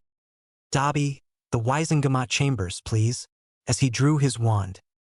As Harry Potter and his elf disappeared with a pop, Hermione said, Harry is pissed off. Someone is in big trouble. The crowd watched as Tonks and McGonagall's faces turned white as ash. The deputy headmistress hurried down to Hermione to ask, What is happening, Miss Granger? Hermione said, Someone has attempted to usurp Harry's right to appoint a proxy. I suspect there will be hell to pay if Deadless Diggle or one of Dumbledore's other lackeys sits in his seat as his proxy. Do you know why Headmaster Dumbledore is sick, Professor? Because the entire committee has been in breach of contract since the Triwizard Tournament third event ended. He and everyone else who organized and ran the tournament is being stripped of their magic slowly and painfully. If the headmaster attempts to revoke the Wisengamot's declaration of Harry being of age, the Goblet of Fire will kill Harry because he competed in violation of the contract. Then the entire committee which put the tournament together will die as well. If the Wisengamot votes to revoke the declaration, they could also die. Professor McGonagall's face turned even whiter as she said, Albus, what nonsense have you done? Bindweed Chapter 5. There were a lot of back-and-forth arguments going on between the members of the Wisengamot present in the sealed chamber. Then a loud boom, and the sealed doors shuttered. After that, a louder boom was heard, and the doors started sagging on their hinges. Finally, a third boom, and one of the door's hinges shattered and fell inward, raising a cloud of dust. Silence fell over the chambers when a dark-haired boy walked through the dust. Every eye was upon him, and the wizard sitting in the chief of the Wisengamot stood and shouted, What is the meaning of this intrusion? This is a closed session. Harry stood and scanned the seats. I see 6 people sitting in Wisengamot seats under my control. Not one of those people is my appointed proxy. I demand they be removed, and any votes they have cast since I appointed Theodore and Andromeda Tonks as my proxies are nullified. The man blustered, See here, boy, you cannot demand anything. You are not of age. Harry leveled his wand for a moment and then lowered it. I could challenge you to a duel, but I think this is a better demonstration for everyone, a learning situation for everyone. Harry raised his wand, pointed it straight into the air, and spoke. As declared of age champion in the Triwizard Tournament, I ask that this man be held in direct breach of the magical contract between the Wisengamot and the Goblet of Fire, namely of the Triwizard Tournament contract, and is guilty of attempted murder of myself and the entire Wisengamot of magical England. I ask that Magic and the Goblet of Fire declared impartial arbitrator for the Triwizard Tournament, judge my declaration, and act accordingly. As Harry spoke his last word, a yellow, sickly glow formed around the standing man, and he fell and screamed in pain before he passed out. Harry turned and looked at Deadless Diggle. Mr. Diggle, get out of that seat now. You are not my properly appointed proxy. Diggle squirmed as he said, Dumbledore had all the paperwork filed to strip your declaration of being of age away from you the moment the tournament was over. Harry raged, You are an idiot then, because the tournament isn't over until the contract is completely fulfilled by all signatory parties. I, at this moment, declare an attempted line theft has occurred. The conspirators are Albus Dumbledore, Deadless Diggle, and these other 5 people and all members of the Wisengamot who voted to allow this travesty of law to take place. Get out of the Potter seat. A moment later, Harry barked, Now! Deadless Diggle stood slowly and unsure of himself. Madame Bones looked at her oars. Arrest Mr. Diggle and those other 5 men now, and get some medical help for Ogden. Harry then saw Draco Malfoy sitting in the black seat. Malfoy, you are neither of age nor head of the Black family. Get out of that seat now. Harry held his left hand high. Upon his middle finger gleamed the head of house ring for the Black family. Get out now. Draco said, My father promised me I would be head of the Black family, so he voted this seat for years. Sorry, Draco. Your father promised you a set of empty lies. He broke the law every time he voted while sitting in that seat. I am 1 generation older than Sirius and the closest living male related by blood to the last head of the house. He named me as his heir, secondary after my father upon my birth. My named heir is Nymphadora Tonks, and they will be until Sirius Black is cleared. Get out of that seat now. Harry turned his back and asked the Wisengamot in general.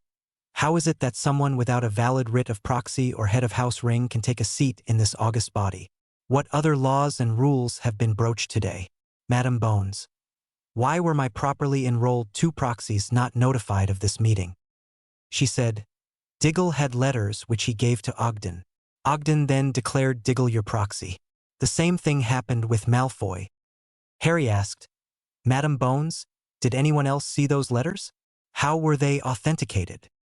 Madam Bones said, no one questioned him or the letters. Harry laughed. Come, let us both look at those letters. Harry approached the desk of Chief Warlock and saw 6 letters in a pile. Dupo. Harry cast duplicating the letters, not touching the original documents. Witches and wizards. Mr. Dumbledore signed these letters as my magical guardian. But how can he be a magical guardian of a person this body declared to be of age? You cannot have it both ways. Harry randomly pointed at an old man. You, sir, can Dumbledore simply declare you his magical ward? How about you, madam? Pointing at an older witch. Harry hesitated as the members began to mutter. Harry then asked, are you all senile? Harry suddenly spun and cast a wandless Protego as the shield sprang up between Draco and Harry. The shield rang with a gong-like sound. It wavered slightly under the blue-colored curse but held, protecting Harry and Madam Bones. Harry's wand came up in his hand and snapped off a stunner. Stupefy, taking a deep breath. Draco? How utterly stupid can you be? He spun back to Madam Bones. Charges of assaulting a member inside the Wisengamot chambers while in session, Madam Bones? She nodded. Certainly, Lord Potter. Can you do anything for Ogden? Harry said, the Goblet of Fire is the only and final unbiased arbitrator. My call for his judgment just sped up things for him. The rest of the Wisengamot would have suffered the same fate if I had been a few minutes later. I suggest whoever is in charge of this fucking circus adjourn.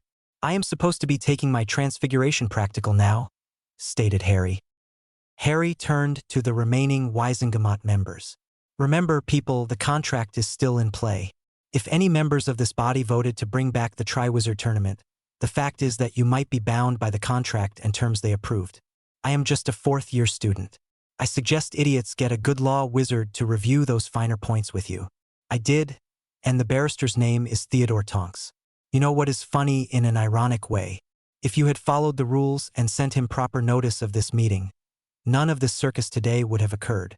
Due diligence is what it is called. The Goblet of Fire only cares about what was written into the contract and rules of the Triwizard tournament.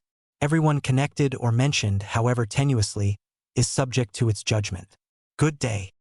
Harry walked by the wooden doors and, with a voiceless wave of his wand, repaired the chamber doors as he left. Silence reigned supreme for a few seconds, and then utter chaos broke out. Madam Bones closed her eyes and rubbed her temples. Then, she asked herself out loud, Merlin, why me? Unseen by all, a tiny beetle flew out of the now open doorway. Rita had one of the biggest stories to write. She knew it was the scoop of the century but didn't know how to slant it. Nevertheless, she knew it would sell papers all around the world. After leaving the Wisengamot chambers, Harry bumped into Ted Tonks walking towards the Wisengamot's chamber. Ted, I softened them up for you, and before that, I was forced to declare Ogden in breach of contract. They were in the process of voting to revoke my status of being of age. Ogden, acting on behalf of Dumbledore and Diggle, had started these actions. Dumbledore made some sort of deal with Ogden. Ogden then seated Diggle and his cronies in place of you. It had to have started yesterday or even Friday night after the Triwizard tournament event, because you didn't receive a notice for this closed session, did you? Ted replied, no notices at all. Not even the one notice would have to be required if they voided my proxy appointment. Well, Ogden is now on his way to St. Mungo's Hospital. Draco attempted to attack me after I kicked him out of the Black family seat. He showed everyone the coward he was by trying to curse me when my back was turned. He is now in a holding cell. I have nothing to say. He will go to Azkaban. Ted nodded his head. More than softened them up. What do you have up at school this afternoon? Transfiguration practical. I will see if I can chivy Andy here when I return. She is my proxy for the black seat. Naomi only knew about the meeting because Bones sent her to ask a question or two of me. Come to think of it, I was too rough on Madame Bones. She did what she could to let me know something foul was happening today. Ted smiled. I shall ensure the doors to chambers remain unsealed, so Andy may attend as the Black family proxy. She is on the way from St. Mungo's. Got to run, Tonks. Go get them, said Harry as he called for Dobby. Dobby reappeared. Master Harry? Harry requested, Hogwarts atrium. Please. 45 minutes had passed since Harry and Dobby had left the Great Hall when he reappeared outside in the atrium with a small pop. As he looked around, he saw all the third-year students milling about, waiting for their written transfiguration test to start. They had done the practicals for transfiguration that morning. Harry made his way up to the hall outside the transfiguration classroom. He saw Hermione still waiting and assumed since Neville was not standing there waiting, Harry guessed Neville was taking his practical. That left Morag, Macmillan, Moon, the Patel twins, and Perks before it would be his turn.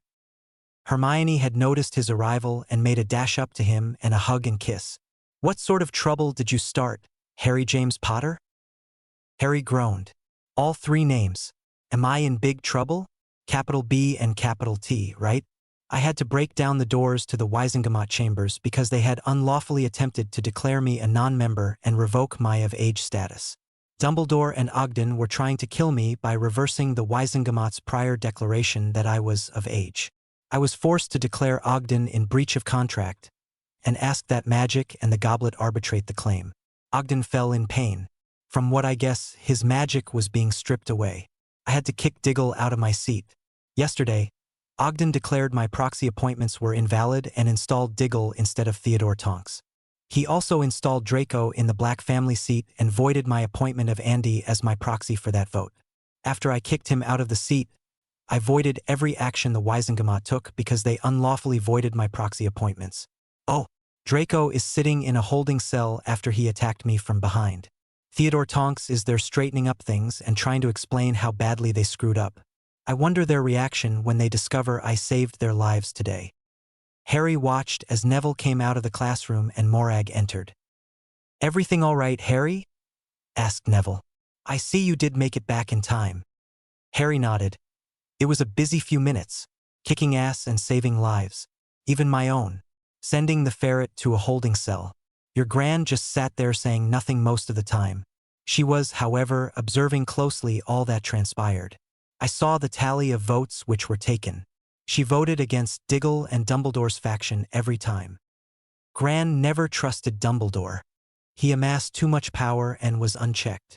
With the dark faction votes currently unavailable, Dumbledore's faction, with Diggle in the lead, was making a giant grab for power.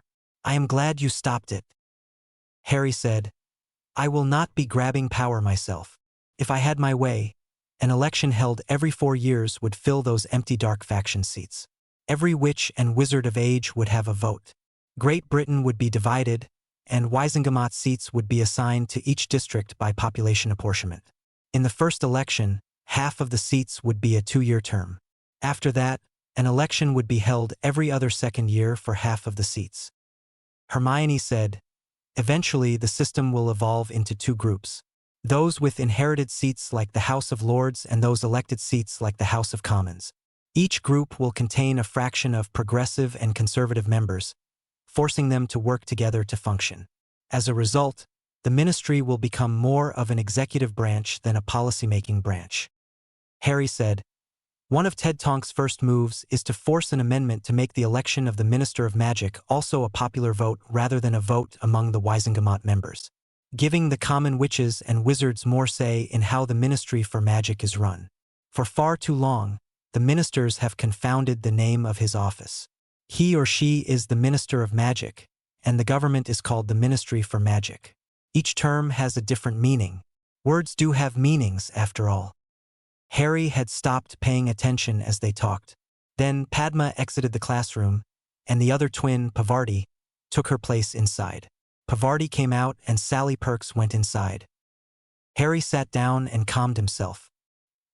He dropped into a light meditation and centered himself and his magic. He knew he would be up for the examination in a few minutes. It seemed like a few minutes to Harry, but it had been but 10 minutes. Sally Perks came out, and Harry stood instantly, becoming fully aware, shaking his arms to loosen himself up. As the door closed behind him, Professor McGonagall smiled. "We have an observer from the Ministry Testing Board here today, Mr. Potter. He may ask you questions during the practical examination. Feel free to answer his questions or comments." On the tables throughout the room were small boxes.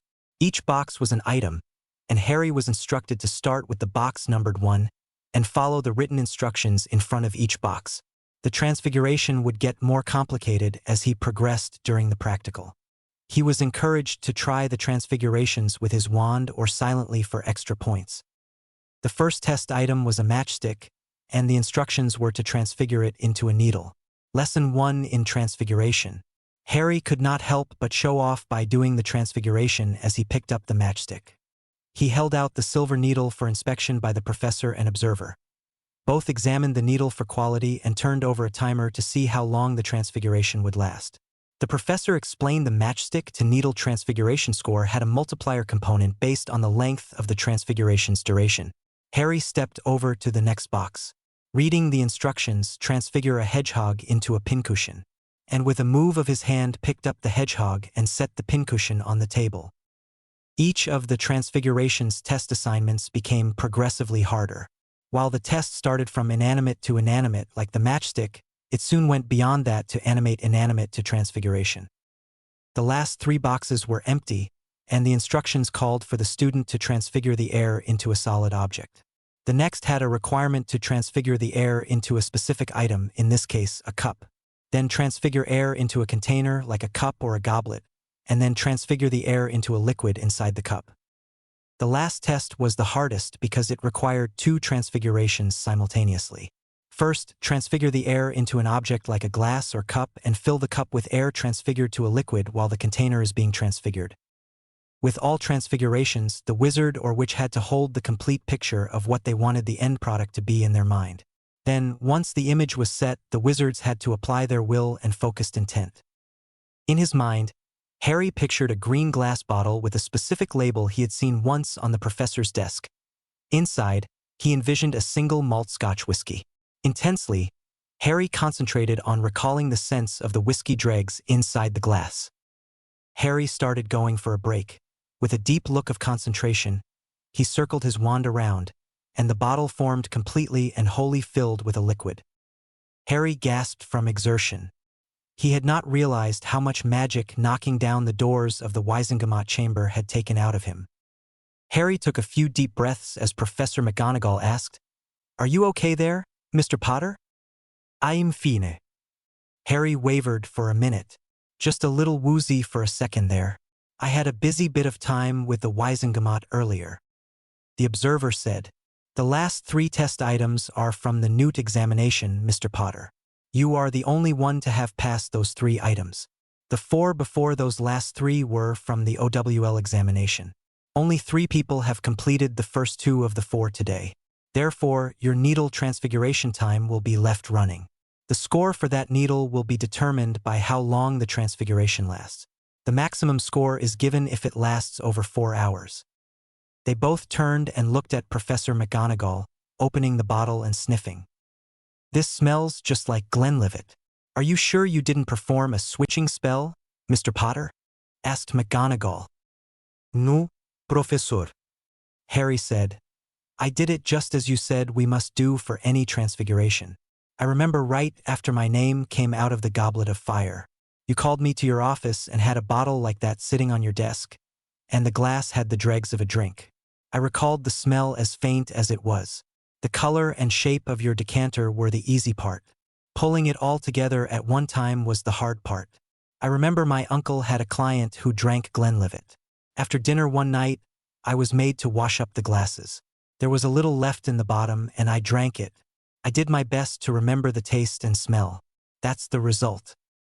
The professor walked behind her desk and opened a cabinet. She removed a silver tray with 4 glasses and a green decanter. She held up her decanter and comparing to the other one on the table. She sniffed her decanter and said, They look and smell identical. The observer said, if it lasts an hour, consider your transfiguration for your OWL practical is complete. If it lasts 4 hours, you will have your finished practical test for your newt, Mr. Potter. Most newts applicants fail that part of the test. Well done. Harry said, thank you, as his face turned red. Harry left the room and was passed by Sophie Roper entered for her test. Harry walked over to where Hermione was standing. Hermione gave him a grin as she turned and asked, how many did you complete, Harry? Harry's face turned redder as he mumbled, a lot of them. Hermione's eyes went wide. You managed every item? Yes, I did, mumbled Harry as his face turned even redder. What did you do for the last item? Asked Hermione. Harry's face was beet red as he said, I made a copy of Professor McGonagall's decanter and filled it with Glenlivet Scotch. I almost passed out. The test was to create the container and liquid as one complete transfiguration. So Harry, what was the starting point for that transfiguration? Asked Hermione. That was the hardest part. I had to transfigure the air. To do the transfiguration, I had to picture the air in my mind and then the end of the transfiguration. Then, I had to guess the amount of air for the decanter and the liquid. Then, I had to transfigure both simultaneously by picturing the complete decanter and whiskey. I almost passed out from the effort. Hermione's eyes almost popped out in surprise. Harry, that's maybe mastery level work. Please tell me you used a wand for that. Of course, I used a wand. I had to use it to augment my focus after the 7th item, said Harry. I am not sure I got full points for it. The rock into teacup had a lot of stuff that wasn't needed. Who wants lead even if it transfigured into something other than their teacup? Because transfiguration usually starts reverting slowly over time, the person using the teacup could get lead poisoning or worse. The same with the hornblende. That contains minute amounts of uranium. It only takes a small amount to kill a person slowly over time. Hermione now began imitating a fish with her mouth. I never thought about that. Well, there is a warning in Adolphus book transfiguration in chapter 31, Warnings and Contaminated Base Materials. The chapter contains specific base materials that should never be used for eating or drinking materials. Granite was on the list. We never covered that in class. Professor McGonagall always reverted everything with a finite before class was over. Harry explained. Additionally, Adolphus explains that using rocks that contain large amounts of hornblende makes the transfiguration harder to complete and will last a shorter time.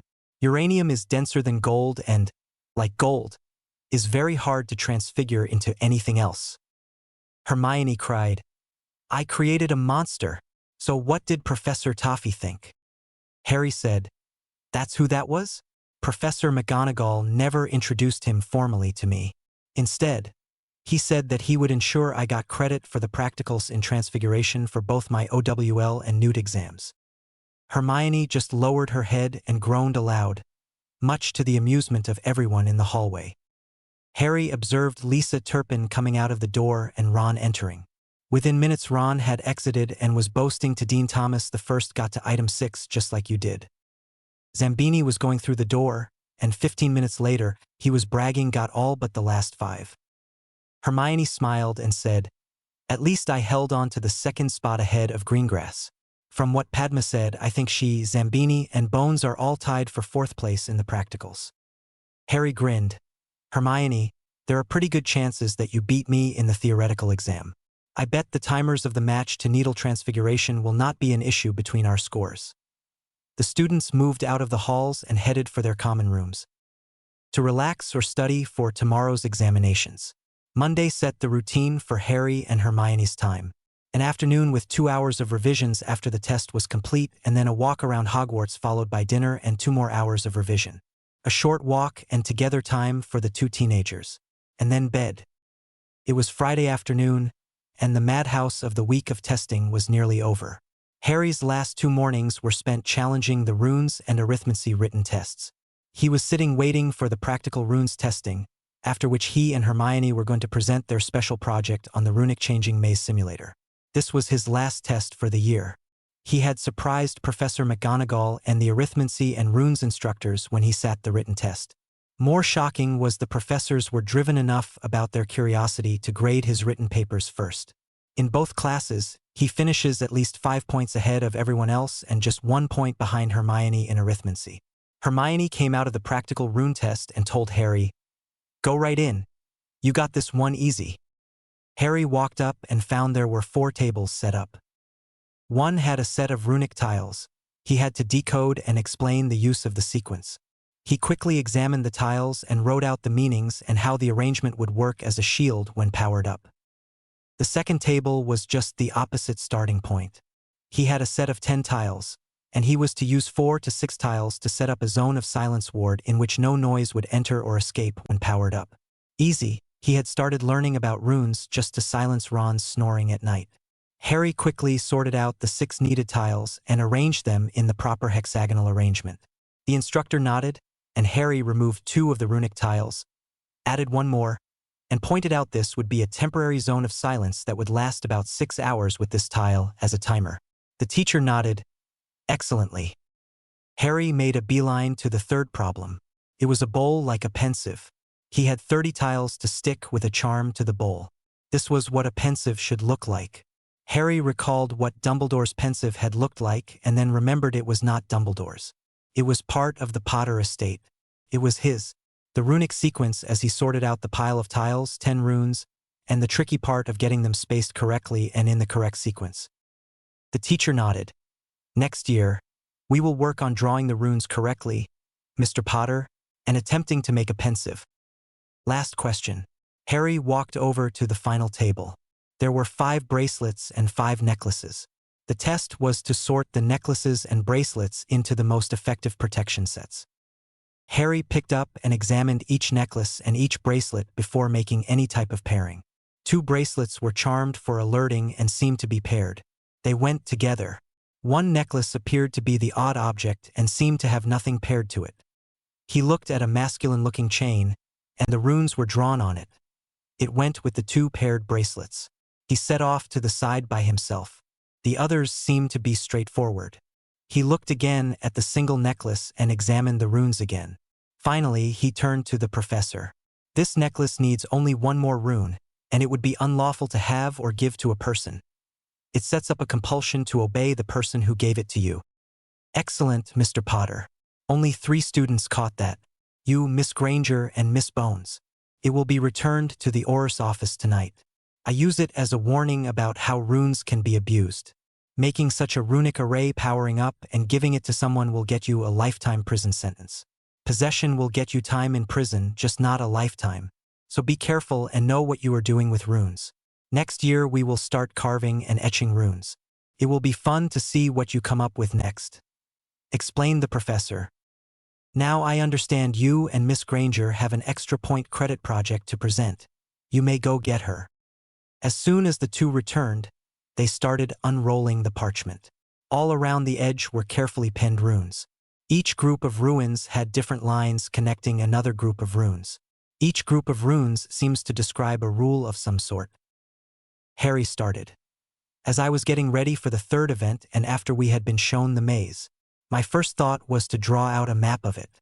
A few minutes after I started drawing, I saw the maze had changed. After watching for an hour, I saw the starting maze layout had returned to its original state. It wasn't a random change at all. So I started looking for the rules by which the maze would change. It took days, and eventually, I had the October 1st changes mapped out. I wished I had a Muggle computer to help figure out the rules for the changes. Hermione spoke. This was when I suggested using runes to run a sequence simulation. But, of course, all the changes had to be based on a logical rule. So we devised runic definitions for each rule and drew them out on the parchment. Harry said, as we worked, I realized I didn't need the entire sequence mapped out, only enough to run nearly straight to the maze's center in the shortest amount of time. Hermione then explained, it took a mixture of arithmancy and runes, one to define the rule and the other to display it. Here we have all of the 20 changes for the maze displayed. This rune powers up and starts the display, this one stops the display, this rune is to run it forwards, and this one runs it backward. This rune is run faster and this one makes it run slower. It runs in a loop until stopped with this rune here. Harry said. The teacher reached up, taped the start rune, and jerked their hand back, and the maze was drawn on the parchment. 3 minutes later, a set of runes flashed, and the maze was redrawn. Professor tapped the faster runes, and the maze was redrawn every 1 minute. She watched as a path opened up, which would lead a person forward with the least amount of lateral movement. The maps are just running in modeling mode now. The maze no longer exists. It tapped into the runic array, which controlled the shifting sequences to give the real-time mapping of the maze. She was amazed. Not just that 2 fourth-year students had developed this project, but one was not enrolled in runes. Potter was only taking arithmancy. Professor Babbling asked Potter, "Do you know what a logic table is?" Harry smiled. A logic table describes a set of conditions, using terms like if, then, and or not, and a few other operational terms. So we used one to set the conditions of the sequences just as if the parchment was a computer daemon because it is a straightforward engine or daemon. The teacher sat stunned. Professor Babbling asked, "Can I keep this for a while? I would like to show a few other people. It is just I do not know how to score the work. I might ask the 2 of you to do a write-up and explanation of how you developed the concept." Hermione said, "We have all our notes and references, Professor Babbling, so it should not be too hard to get it written up. If we have time, we can do a rough draft tonight after the leaving feast, or we can owl it to you next week." "Next week will be fine," she said distractedly, still watching the parchment running in a loop. She had been at the 3rd event and watched Potter move through the maze with little resistance. Now she knew the reason. Harry and Hermione quickly left the classroom. Hermione asked, "Do you think she will decode the other part of the parchment? The one that displayed the positions of all the champions, other wizards, hazards, and creatures?" "No, because the maze itself is gone. Unless someone wanders across the area where the maze was, nothing will show up. The map will work until someone removes the ward stones that drove them and protected the maze. Finding my dad's notes on how they created the Marauders map certainly helped speed up the process, but it is a simpler version than their map. Our ideas for an improved Marauders map version 2 are for the future. For example, I would like a search feature or a stranger/intruder detector." Hermione said, "The items which will be harder to design for and implement are the Polyjuice and Animagus detectors. Also, writing a definition in runes for a specific condition will be hard." Harry said, "If we can define a few spells, maybe we can detect those. Taboo words might be nice also, like blood traitor and mud blood. I can't think of proper use of them, which isn't because of voiced bigotry." Hermione nodded in agreement. Friday evening's meal had an announcement by the deputy headmistress. "Good evening to all students. All the tests are behind us. Everyone should have their summer reading and essay assignments. We must move the leaving feast up from Sunday to Saturday. Please attend packing tomorrow and return all borrowed books to the library. All test results and graduation certificates will be held until all the loaned books are returned. Lost books must be paid for if you cannot find them. Your parents have been notified of the schedule changes." She added, "We will have some special guests from the Ministry and Board of Governors. Everyone should dress in their best robes. Misters Diggory and Potter, please stay after the meal and speak to me." Harry and Hermione had finished their meal and were waiting for the headmistress to rise. Soon she stood and motioned for the 2 to approach her. "Misters Diggory and Potter, the formal presentation and the official results will be announced tomorrow evening at the leaving feast. Make sure you both look sharp. Mr. Potter, you may want to dress in your robes with your house crest. You have taken up your lordships, and this is an official occasion. You both will be sitting up front at a special guest's table. You both may bring a +1. Harry said, "I will be bringing Hermione Granger." Cedric said, "I will be bringing Susan Bones. Cho and I had a falling out after she was used as my hostage without her or her parents' permission." The following Saturday morning, the Daily Prophet reported the Minister of Magic and his undersecretary. Several people serving in the top posts within the Ministry of Magic had taken ill last week. They were said to be at St. Mungo's Hospital in critical or near-death condition. This reporter went on to speculate was this sudden spike in illnesses was somehow related to the petrification of so many upstanding citizens, which coincidentally took place during the last event of the Triwizard tournament. The reporter also said that several people had been questioned about the events of that day. Maybe the most notable was a report of an interview that lasted several hours long between Harry Potter, the so-called winner of the Triwizard tournament, and Hermione Granger with the head of the Department of Magical Law Enforcement, the Minister of Magic, several Aurors, and 2 representatives of the Department of Mysteries. When this reporter attempted to question Madame Bones or Minister Fudge about the scope and subject of the interview, both stated, "No comment." Minister Fudge said, "What was discussed was covered by the Magical Secrets Act of 1949. The article in the Daily Prophet quoted an unnamed student at Hogwarts. Harry Potter is always making trouble and breaking the rules. He cheated his way into the tournament and has gotten good grades because of the favoritism of the teachers. Potter always acts as if he deserves more than most people. Tonight at dinner, he ranted about nonsense about a breach of contract. He was crying about not being declared the winner and given the contracted prize for winning. He spouted off dire warnings of doom and gloom." This reporter dutifully asked the experts, what sort of dark magic was Potter using? Was Potter a new Dark Lord rising? Both the Department of Mysteries members refused to even acknowledge the question was even asked. So this reporter kept inquiring and found out Potter had made quite a scene in the Wizengamot chambers. The result was several wizards had been arrested for collusion to commit line theft. The current chief warlock was carried out of the Wizengamot chamber to St. Mungo's, where he later died. The certificate of death stated cause of death was that he had lost his magic for breaching a magical contract. The question is, what contract? And how can such a contract with so many far-reaching results be made? This reporter will keep asking questions and demanding answers for our readers. The following day at 9 o'clock, Harry informed Professor McGonagall of his need to go to London and conduct some family business at Gringotts Bank. She nodded and allowed him to use her flu to get there. However, she indicated that getting back to school was his obligation. Harry suggested he would instead fly to the 3 broomsticks and fly around rather than walk back to the school. Professor McGonagall nodded in agreement.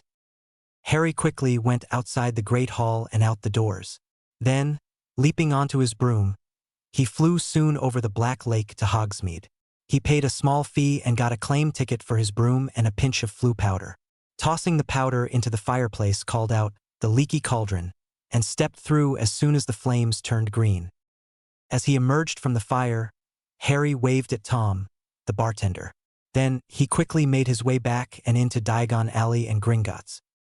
Inside the bank, he went to the VIP teller and voiced a need to go to the main Potter vaults in nearly perfect Petromike. The arrangements were made, and after a quick and exciting ride, he was soon on one of the deepest levels of the bank. He placed his hand on the vault door and listened as the bars holding the door shut were released. Harry entered and quickly went to the inventory book. Under the section listing wedding rings, I made a mental note of the area of the vault the jewelry was stored. Harry went deeper into the vault, ignoring all the baubles and items collected over the thousands of years the vault had been used. Finally, he arrived at the jewelry sections and picked an empty tray. He selected 20 matching betrothal and wedding sets, all of which he felt Hermione might like. His favorite was the set his mother had used. He placed the lid on the tray and went to the cart and the exciting ride to the bank's lobby. He thanked the goblin cart attendant and gave him a galleon tip. "For the extra time I took. Time is money," he spoke in near-perfect Petromike, shocking the second goblin. Harry made his way out of the bank and through Diagon Alley. Stepping outside the entrance to Diagon Alley, Harry operated away without a sound, only to appear in a park near where Hermione lived. He quickly made his way to the front door of a modest home. He knocked on the door and waited. A few minutes later, the door opened. A rather slender man with a fair build and very curly hair opened the door and asked, "Yes." Harry spoke. "Dr. Granger? I am Harry Potter. I think you are expecting me." "Yes, young man, we are. Please come inside." The doctor spoke tersely. Harry followed the man inside and down a hall to a sitting room.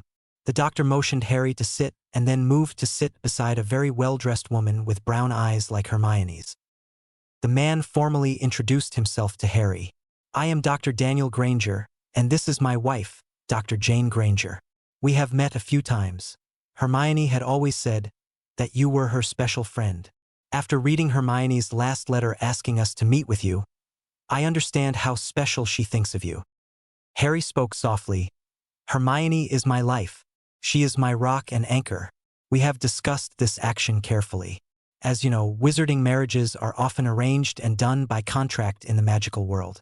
However, my family's charter was changed several generations back to stop the slavery of marriage contracts.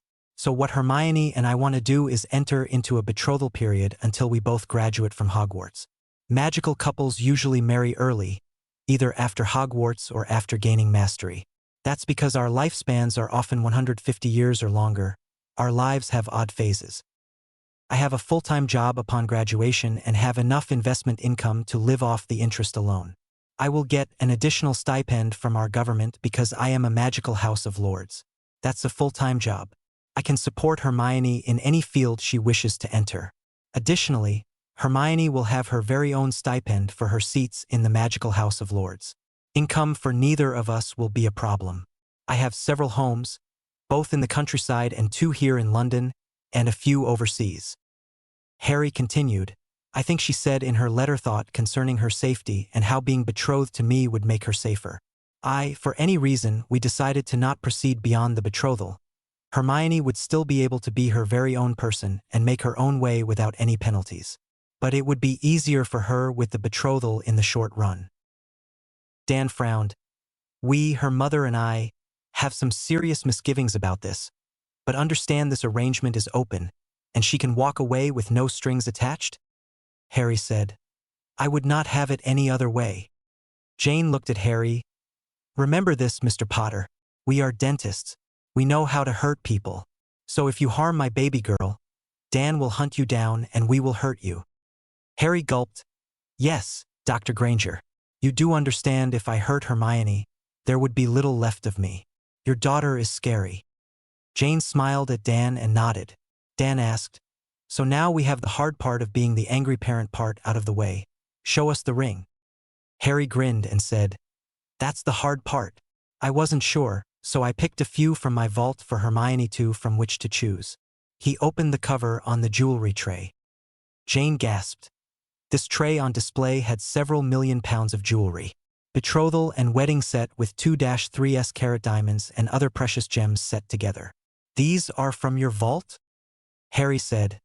I picked only the ones I thought Hermione would like. I can pick out others if you think she wouldn't like one of these. Dan asked, how many ring sets are in your vault? Harry shook his head. More than 400 or 500 wedding sets are still in the vault. I read in some of the journals that, as a family, we tend to reuse them. At one time, the Potter family was considered a large family, with about 300 married couples at any time. Now there is only me. My parents' rings were last used 700 years ago. Pointing to a set. These were my grandparents. This one was used by a distant great-uncle. Dan's eyebrows rose as he slowly realized how wealthy Harry was and how much history his family had. Jane said, I would suggest one of these 3 sets, pointing to Harry's mother's set and 2 others, which were very modest sets. Large and gaudier sets of rings tend to get in the way too often. These are nicely made and won't get in the way during daily wear. If and when she needs to be showy, there are dinner rings. Harry said, I have some of those settings also. Some have matching tiaras also. Pointing to the photo on the mantle of Harry and Hermione on the night of the Christmas ball.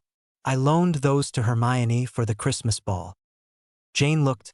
I thought those were costume wear. Are they real? They are real. The set belonged to a distant aunt and go with my mother's ring set. White gold and baby blue sapphires, with diamond accents. Harry said, I was thinking about giving them to her as a Christmas gift, but I feared she would refuse them as too expensive, and I would hate to break up a matched set. Jane nodded in agreement. Smart boy. Harry and the Grangers spent the next hour or so speaking about his and Hermione's plans. Both of them made suggestions and offered guidance. When the mantel clock struck the 4 o'clock hour, Harry said, I need to be back at school by 5, as he stood. Jane stepped forward and gave Harry a gentle hug. You will be good to our girl. Daniel offered his hand and said, "Welcome to the family. We will see you on Sunday. Have that boy Colin take pictures of you asking Hermione the question, please." Harry said, "Right, already done." Hermione was right. Imagine that. With a grin, Dan and Jane walked Harry to the door. Just at the edge of the doorway, Harry said, "No need to open the door. I can leave from here." With a nearly silent whisper of pop, he disappeared. Harry appeared between the gateway to Diagon Alley and the back door to the Leaky Cauldron. He went inside, and none knew about his visit with the Grangers. The bar, however, this afternoon was busy. Harry dodged a dozen patrons, making his way to the fireplace. He tossed his 5 sickles into the cup, took a pinch of flue-powered, and called out 3 broomsticks, stepping into the flames once they turned green. Arriving out of the flue at the 3 broomsticks, Harry gave the crowd a simple, happy wave. He turned in his claim ticket and retrieved his broom. Then, he quickly went outside and flew the same route he flew earlier in reverse to the castle. Soon after arriving, Harry checked back in with Professor McGonagall. She was curious about the family business which Harry had conducted but resisted the urge to ask him about it. 20 minutes later, Harry found Hermione in the library. He sat beside Hermione, and she looked up in askance and asked with a reassuring voice, "Did all go well?" Harry smiled. "The usual future in-laws warnings about hurting you. Your mother is almost scarier than you are." Hermione frowned. "I am not scary, am I?" "Hermione, when you have something you want to discover, you can be very scary," Harry explained. Harry opened the case and told Hermione, "Pick the set you liked the most." Harry pointed out that the tiara, necklace, and earrings you wore at the Christmas ball were part of this set, pointing to the blue diamond and accenting light blue sapphires. "It has a matching betrothal ring for me as well. It was my mother and father's set," pointing to another nice ring. "It was a 1-carat diamond with accenting pink sapphires and red beryls. This was my grandmother's set. I believe it has matching accessories as well." Hermione started, "Easy pick, Harry. Periwinkle blue is my favorite shade. That this ring belonged to your mother makes me feel like both your father and mother would bless our union if they could." Harry nodded. He closed his eyes in deep concentration. Then, with his wand in his hand, he slowly waved it in a perfect circle. The glow of a transfiguration taking place was seen. Slowly, a small wooden ring box took shape in front of him. As he finished, he opened his eyes. The Potter crest in mother of pearl and gold were at the top. Harry snapped open the box and placed the chosen set inside the dark red velvet lining folds. He closed the tray and called Dobby. With a pop, the small but exuberant house elf appeared. "What can Dobby do for Master Harry Potter today?" "Tonight, I have something special planned for Hermione. I need my formal robes cleaned and laid out for me." Shifting from foot to foot, Dobby's eyes went wide. "You are going to be asking your Missy Granges tonight?" Harry nodded a yes. "Yes, I am, Dobby. Please say her name slowly." Miss Granger. Dobby got a look on his face of concentrating. Miss Grangers. Harry coached him carefully. "Close, keep trying. It is something I know you can do for me. People's names are important. Miss Granger." Dobby tried really hard. He gulped air before he spoke with a degree of calmness that was surprising. "Mrs. Granger's. Even better, Dobby. Take as much time as you need to say the words clearly and carefully. It isn't racing, and all house elves like to be busy doing as many things as possible. You think humans do things much slower than a house elf can. You will not be punished ever. We can keep working on it. Okay. Now, I want you to place this case inside my trunk and lock it. Then see to the formal robes." Dobby nodded. "Yes, Mr. Harry, sir." "Now, after I ask Hermione to be my betrothed tonight, can you try to listen and help her any way you can?" asked Harry. Dobby nodded. "Yes, sir, Mr. Harry, sir. I'm looking out for a female elf to help her too. She is an important lady now." "Good deal, Dobby, my friend," Harry said as Dobby disappeared with the jewelry case with a pop. Bindweed Chapter 6. Saturday evening, as the duo left the common room to go to the leaving fast, they felt relaxed because they were ready for tomorrow.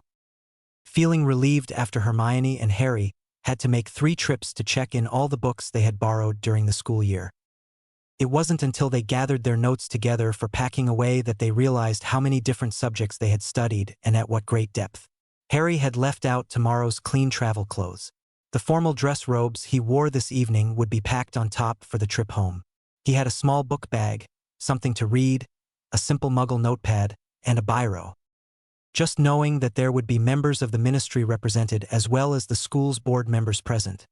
Harry was a little nervous before they entered the Great Hall. On top of that, he was going to propose to Hermione tonight. We can do this, Hermione," Harry stated as the two entered the Great Hall for the final evening meal of the year, holding hands. Both of them made their way to the head table. They sat down where indicated between Professor Flitwick and Professor McGonagall. Harry held the seat for Hermione and then seated himself by her side. Some student observers saw them holding hands and the subtle byplay between them. The whispers and side glances started making the rounds with a few open stares. Harry scanned the rest of the head table. No Dumbledore. Moody was sitting looking pale and weak on the other side of Professor Flitwick. He was looking much better than he did 2 weeks ago. There were dozens of reporters sitting in the back at a special table, and some other members of the Board of Governors and people of note sitting in the back. Once the room filled and the students had been seated, the deputy headmistress stepped to the podium and waited for silence before speaking. Due to circumstances beyond our control and the community's needs, the leaving feast schedule was advanced to tonight. Hogwarts Express will be leaving tomorrow morning at 10 a.m. She reiterated. The professor paused, but not stepping away from the podium. She waited for the few murmurs to stop. "We have a few special guests tonight. I see you all heeded my announcement and dressed sharply." Silence hung in the air as Professor McGonagall looked out at the crowd. She understood some of why Albus held onto the many positions he had. Professor McGonagall felt empowered was leading so many young minds. She had not felt this way since she started teaching many years ago. Tonight marks a turning point for our current crop of 7th years. We bid them all farewell and good speed in the next major part of their lives. Some will take up an apprenticeship or employment with their basic schooling behind them. A few will start family life. Sadly, a few will return to the Muggle or non-magical world and not be seen again unless they have magical children. I certainly hope the number of these we lose is near 0. Now on with the rest of the program. Glancing down at her list, our guests from Beauxbatons and Durmstrang departed Hogwarts grounds the morning after the last task. We wish to offer them all our sincere thanks for participating in the Triwizard tournament. We will be sending them formal letters of thanks tomorrow. I am very sorry to say feel that no progress was made in the stated goal of international cooperation, and most people have stated an opinion that the tournament had been subverted by a few for their own personal or political gain. Tonight, we do have Mr. Percival Weasley as a representative from the Triwizard Tournament Committee and Madame Bones from the Ministry of Magic as our guests. In the back are members of the Board of Directors for Hogwarts and a few department heads for various departments at the Ministry of Magic. I wish you all welcome on behalf of Hogwarts. After the applause faded out, next, she spoke. The Hogwarts House Cup will be awarded to Gryffindor House with a final tally of 3,002 points, followed by Ravenclaw House with 2,246. Next is Hufflepuff House just behind them with 2,239, and lastly, Slytherin House with 1,999 points. Well done, everyone, for their hard work. Checking her agenda, those students who missed the end-of-year testing, including OWL and Newt levels, will be allowed to make up their testing with no penalties if done within the next 30 days. They are directed to make an appointment with the Wizard Testing Authority. Letters to that effect have been sent. After the 30 days, they will be required to repeat their OWL and Newt year classes or wait until the next open testing period next year in July, unless they file a request for a letter of waiver. According to the headmaster's notes, we should have presented Mr. Potter's award for winning the Triwizard tournament evening after the 3rd task. For some reason, that presentation didn't happen. Here to correct that oversight is Mr. Percival Weasley, assistant to the late Bartimus Crouch, formerly the head of the Department of International Cooperation. Mr. Weasley is acting upon behalf of the Triwizard Tournament Organizing Committee individually and as a whole. Percy stood upright and stiff. His nervousness was showing, and he was unhappy he had been singled out for this duty. He hoped he didn't get roped in as a violator of the contract. Then, with a gulp, he stammered a little. "Vei will." And ended a squeak came out. He thought I was Gryffindor. We charged onward. Drawing a deep breath, Percy started again. "Will Mr. Potter please stand?" Harry stood up from his seat and slowly walked towards the podium. Percy pressed onward, reading from a parchment. "With the rest of the tournament organizing committee indisposed at this time, it has fallen to me as the assistant to the Secretary for International Cooperation to complete their job for them. I have a proclamation to read. We, the members of the organizing committee for the Triwizard Tournament of Great Britain, do with this declare Mr. Harry James Potter, the undisputed winner of the Triwizard Tournament." Percy motions to Harry to come closer and stand next to the podium. "Here is your copy of the declaration, Mr. Potter.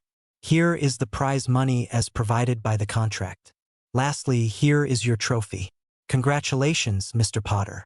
I ask everyone to join me in acknowledging his great accomplishment of winning the Triwizard Tournament." The sound of clapping filled the great hall, and Harry winced inside when he saw the flash of Colin's camera. He smiled when he understood Colin would also take pictures of his proposal to Hermione.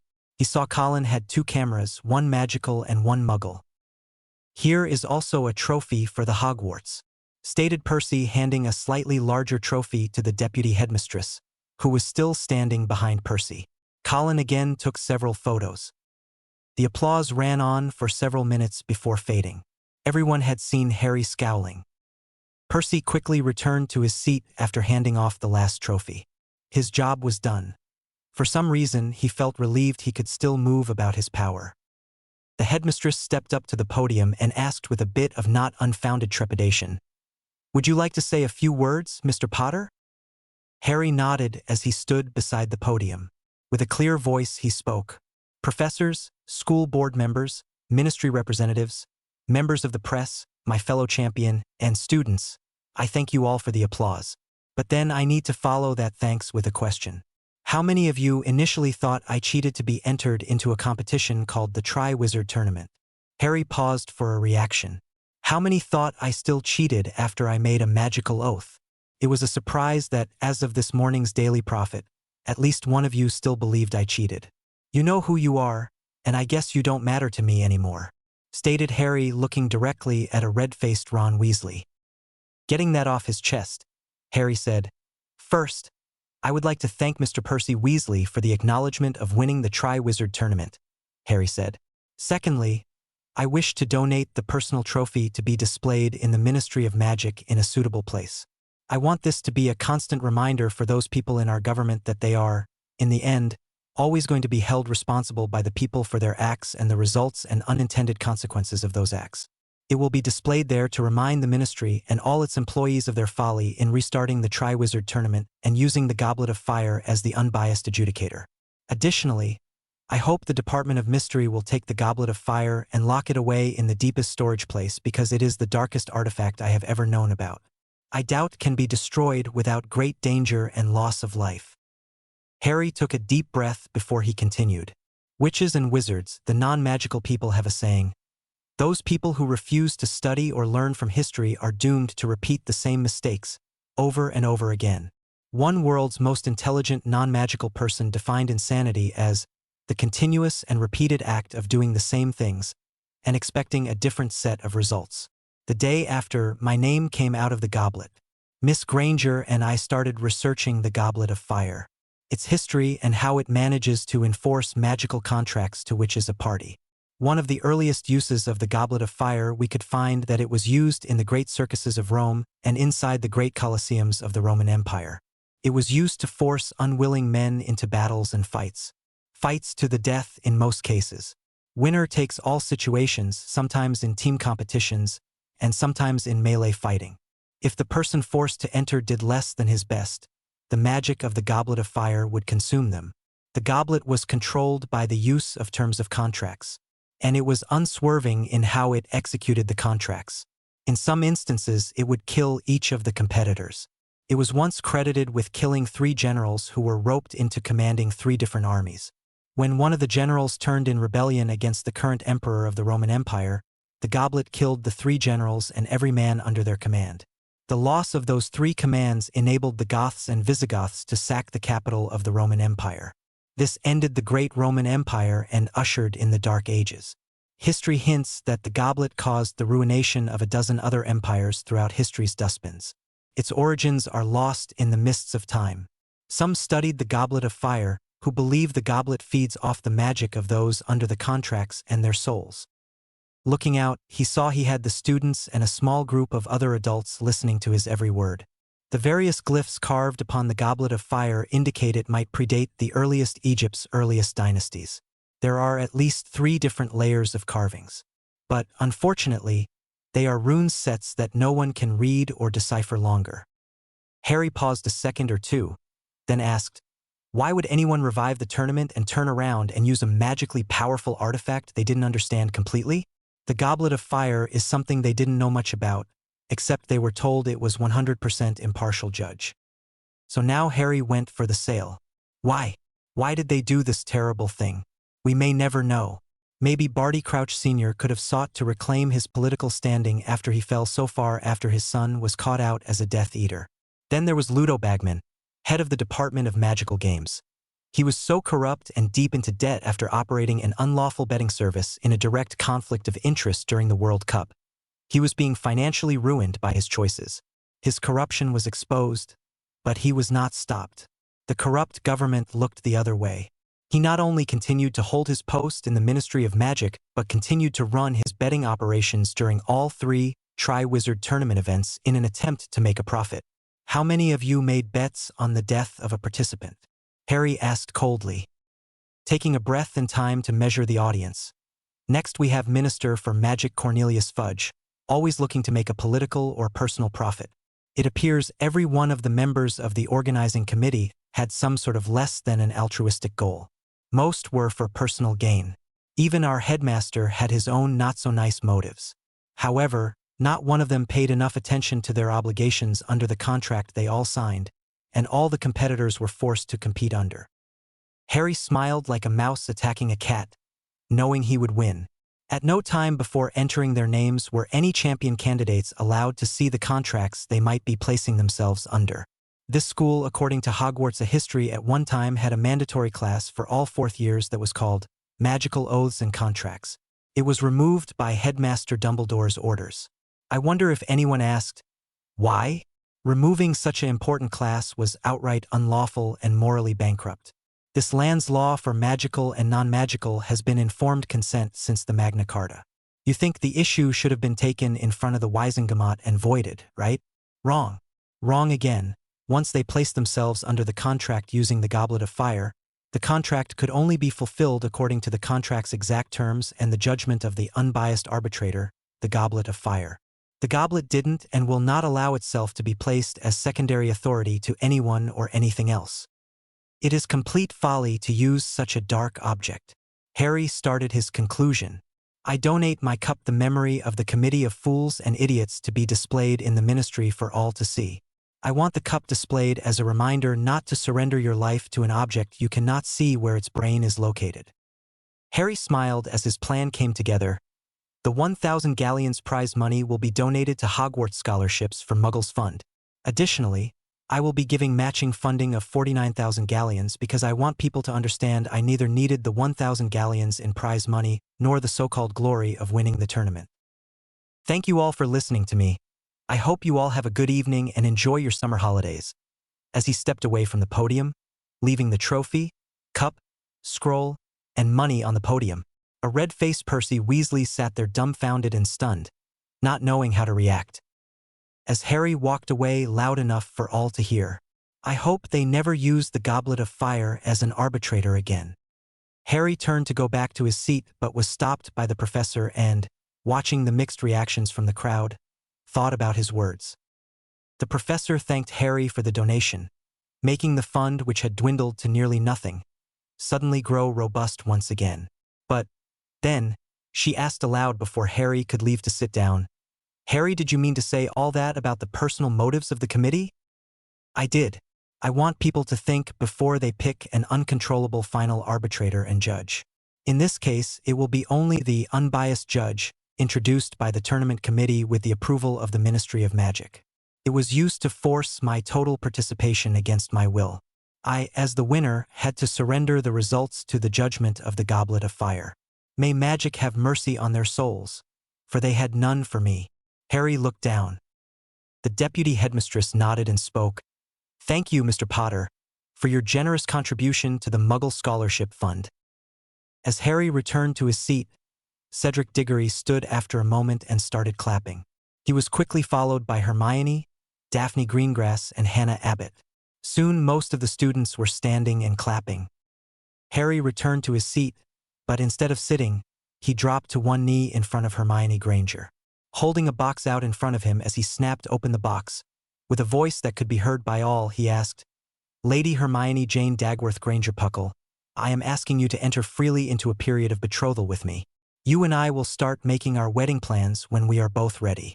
Will you agree to eventually be my wife? He asked as he lifted the box he held towards her as the pops of multiple camera flashes were seen. Hermione's voice was clear. Harry, I had hoped this day would come since you first rescued me from the troll. Yes, I will become your betrothed. Harry took the ring from the box and slipped it upon her finger. By this time, he had grown used to the flashing of Colin's camera flashes going off. Harry stood and formally announced, I am Lord Harry James Potter, and I would like to introduce my betrothed, Lady Hermione Jane Dagworth Granger Puckle. Cedric was on his feet again, clapping as quickly, followed by several more well-wishers. Slowly most of the great hall stood clapping. Dinner was served shortly after, followed by a dessert made from a bitter fruit for many of the adults in the crowd as they recalled the young lord's harsh and critical words. Harry and Hermione stood up to leave after the feast, only to be stopped by the deputy headmistress. My first order of business is congratulations on the public statement and your betrothal. It will set limits on what people can say and do. Second, I need to know if you are both okay?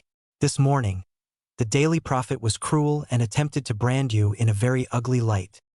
Harry said, My statement tonight will be in the Prophet in the morning.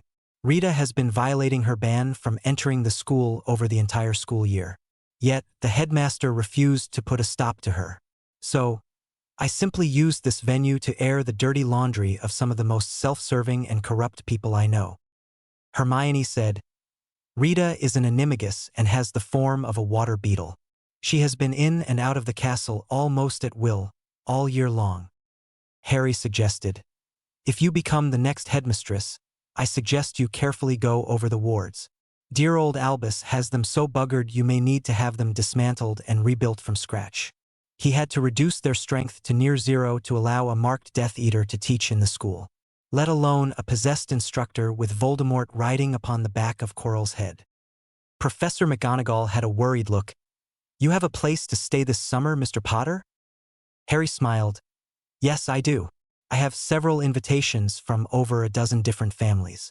Lots of offers to take some of my summer holidays with them. They said my grandfather helped them by giving them a safe haven when they had family differences and problems. So I guess they feel it is a debt to offer me aid. You know, these are some of the same people Hagrid contacted to obtain photos of my parents and grandparents for my first Christmas present. I also own several properties in the UK.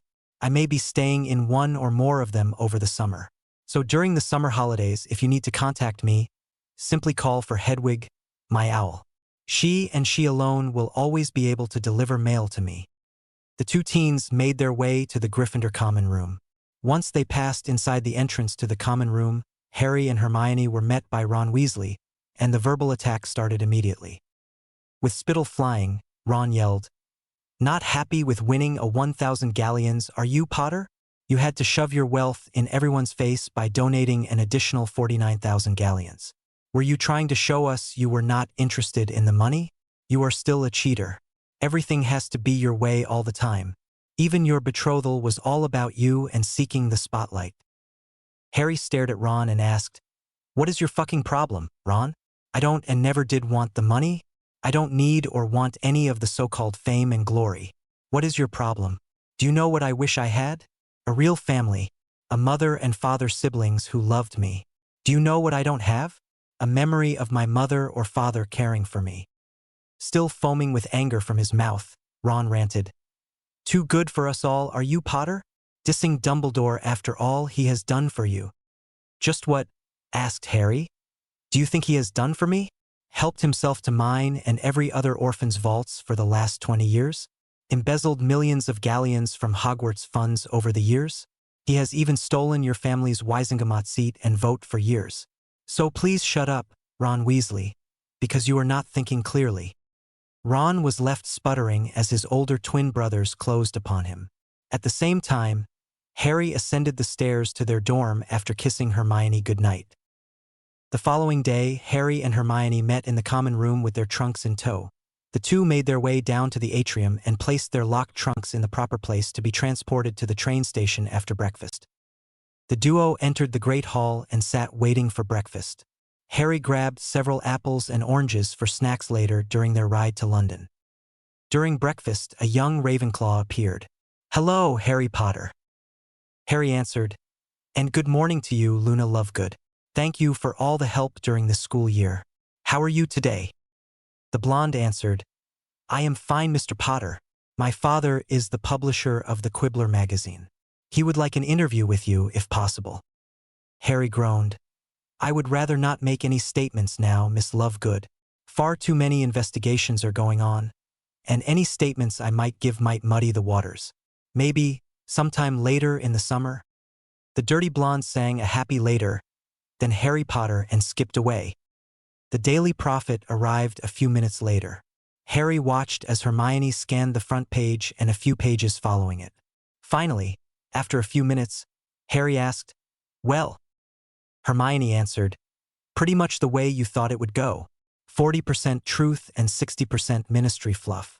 Nothing detrimental, but they skirted the truth in a few places. Nothing about the betrothal."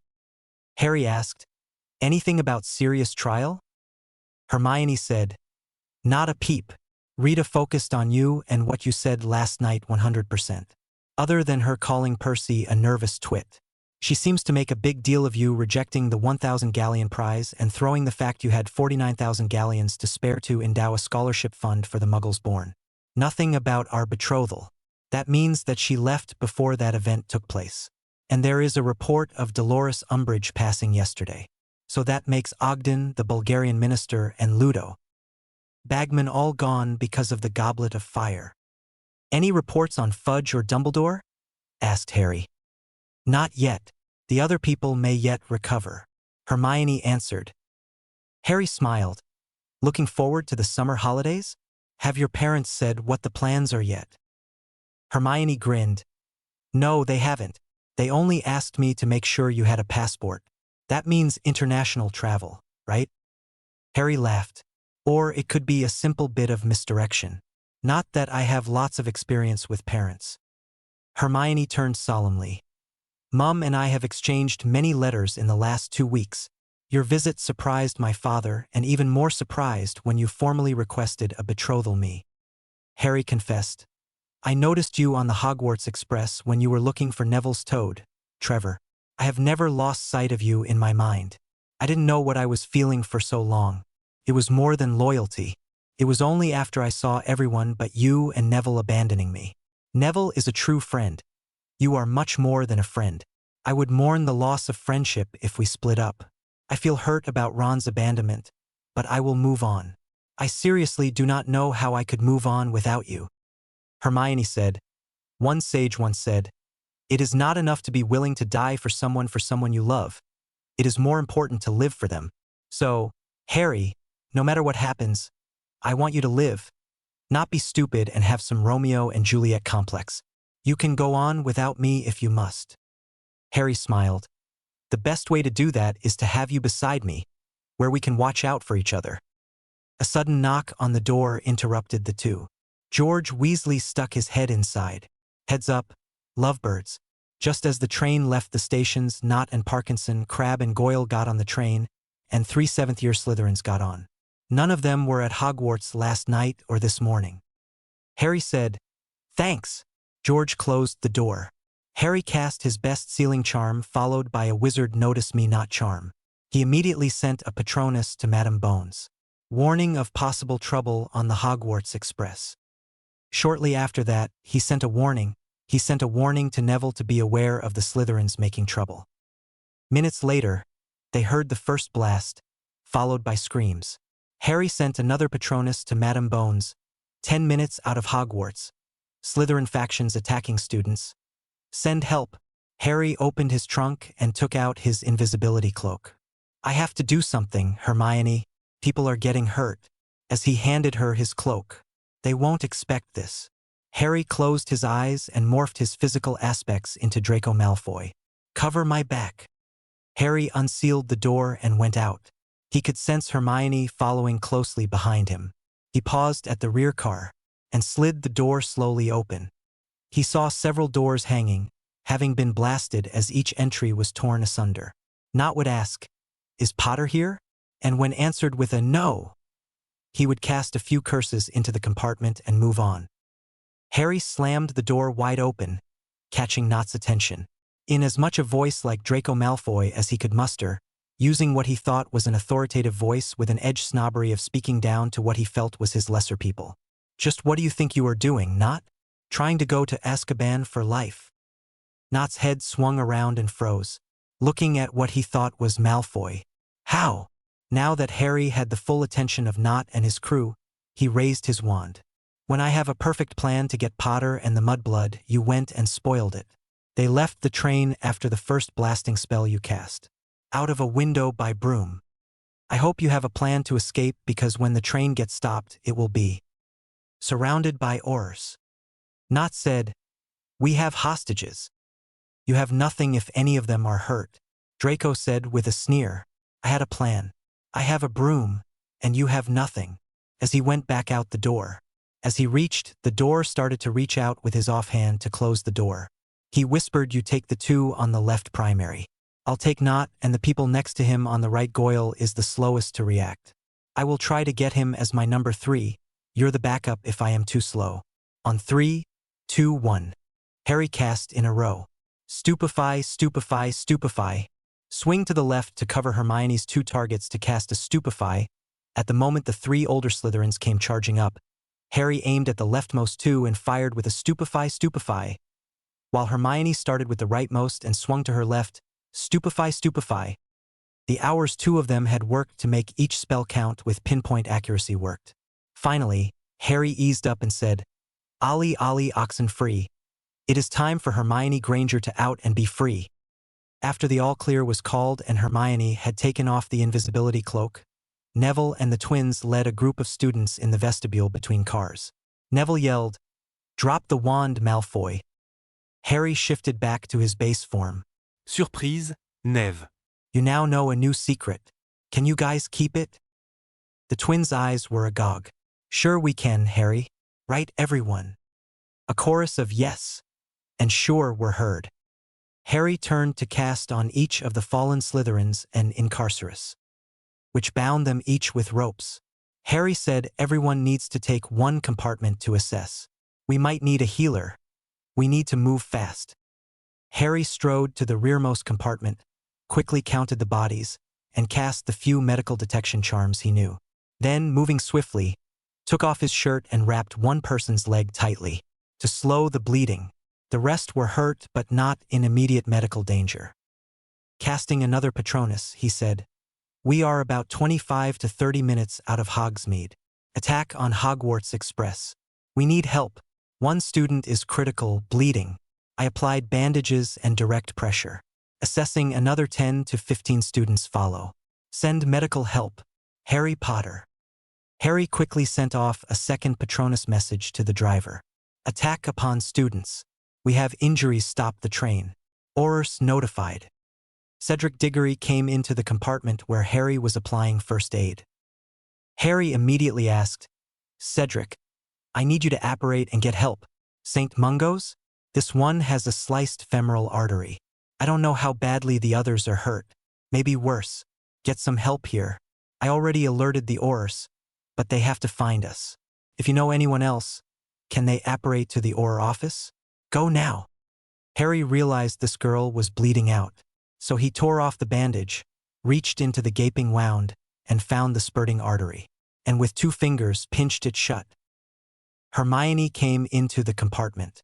Some bad cuts in the other train compartments. Concussions and broken legs and arms. What do you have? Asked Hermione.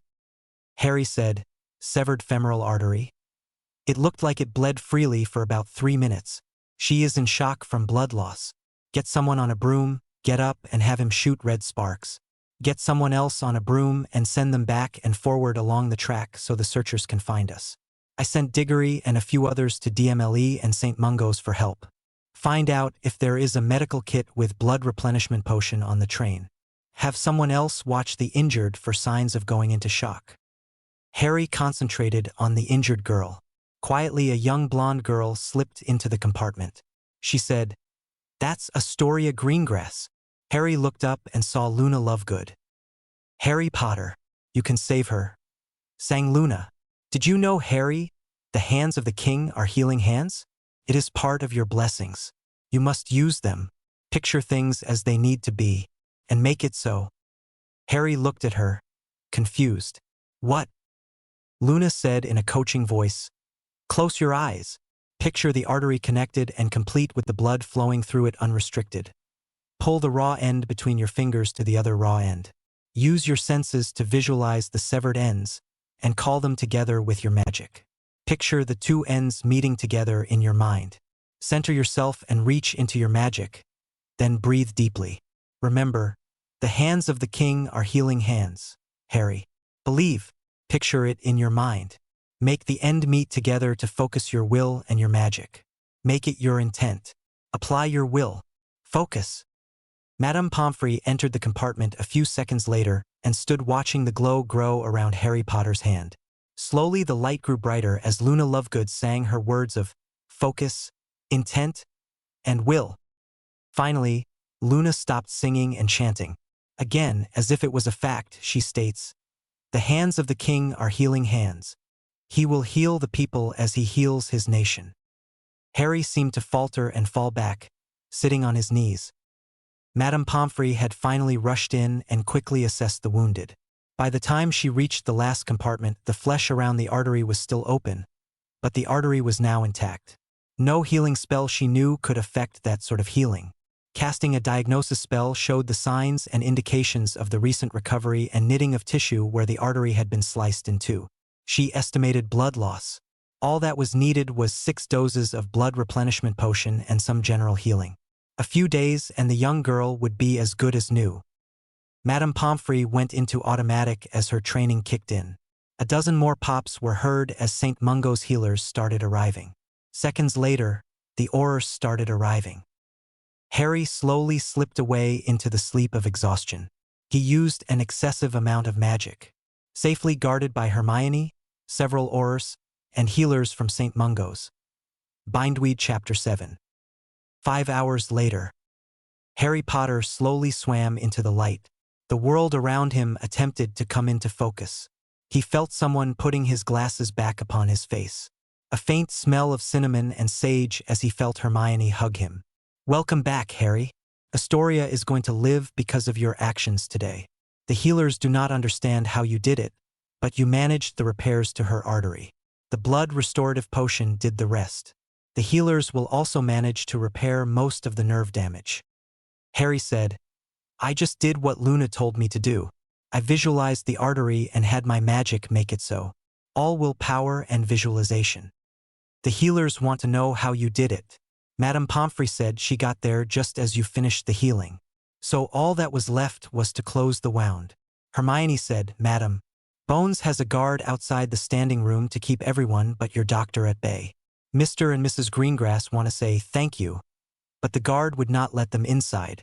Madame Bones also passed on her compliments for us taking down what she calls the 6-7, with no collateral damages." Harry said, "We did only what we had to do. We placed ourselves at minimum risk for maximum effect. Is everyone okay? You tended to the worst injured, Astoria. Madame Pomfrey says it would have taken a team of 3 or 4 healers working together to do what you did. She was the only healer available for another 10 minutes. After that, she would have had to amputate the leg or lose the patient. The chances of regrowing the leg would be about 25 to 30%. Harry nodded. That's why Moody has a prosthetic leg. But, unfortunately, magic can't fix everything. That's why the healers want to talk to you. You see, that artery was cut with a severing curse. Normally, a portion of the artery on both ends must be removed because the raw ends carry residue from the curse. But, somehow, you fixed the cursed ends, and they grew them back together. Hermione said, "The healers want to learn that from you if possible." "It isn't a great technique if it put me out for—" "How long was I out?" asked Harry. "A little over 5 hours," said Hermione. A knock on the door was heard, and Hermione drew her wand as she spun around. The door opened slowly, and the guard explained, "The healer wants to come in." Hermione countered, "Password." The guard replied, "Stone cold." Hermione said, "Enter," lowering her wand. The healer said, "The monitoring charms showed you had awakened several hours earlier than we expected. You used a very significant amount of magic, more than you should safely try to use. So we want to limit your use of magic for the next 24 hours or so. No big magic. No Patronus, no attempts to heal any more arteries, no major transfigurations. You know, the kind of magic which in the past has made you feel woozy afterward. Other than feeling tired, how are you?" Harry said, "Like I just woke up from a little nap. I am hungry and still feeling a bit unsure of what I did. I had Luna coaching me on how to heal the artery, so I just closed my eyes and did what she said." The healer smiled. "That matches what Madame Pomfrey told me. We will figure out what you did eventually and how it was done. It might just be a power or magical talent thing. Not all wizards are powerful, and we have limitations on what we can do. We want to know and watch for it if it is a magical talent. Healers are some of the most powerful wizards around. You need knowledge of the human body and the raw power to wield it with pinpoint accuracy every time." As the healer finished casting a few diagnostic charms, the healer reached the foot of the bed and pulled up a clipboard. Then, using a ballpoint pen, made a few notations. "Well, that explains things. You've recovered nicely, Mr. Potter. I'll see you again in a few hours after you have eaten and rested more before we can talk about cutting you loose. It is just an observation now. Nothing to worry about." A house elf popped in with 2 trays of food and announced, "Healer Jackson ordered food for you and your lady. Orders for you to eat and rest." Before she popped out, Harry started eating and said, "I am hungrier than I thought." Hermione said, "I was at the doorway listening. What did Luna mean when she said, 'Hands of the king'? Were any of your family related to the royals?" Harry said, "Unless it was from my mum's side of the family. So very little is known about most of her family." "What about your Aunt Petunia? Would she know something?" asked Hermione. Harry reminded Hermione, "Petunia was not born an Evans. She was born a Gaither. Mum's father was her godfather and adopted Petunia. My aunt cared little for the Evans family. I once heard Petunia say she felt her parents died because they were on the way to visit with Miles when the drunk driver hit her father's car head-on. She hated my mum and her father. When, as she put it, had me foisted upon her. Things got worse. I was a constant reminder of my mother. Dumbledore even gave them money, hoping it would smooth the way, but it only strengthened the resentment. Mum was a straight-A student in school. Petunia was lackluster, never excelling in any subject. She was not lazy but uncaring and careless. Mum wrote in her journal that her father had spoken about the long hospital stay after the auto accident and some head trauma that Petunia had. Hermione said, "It is a belief held by many that severe head trauma can lead or contribute to some personality disorders."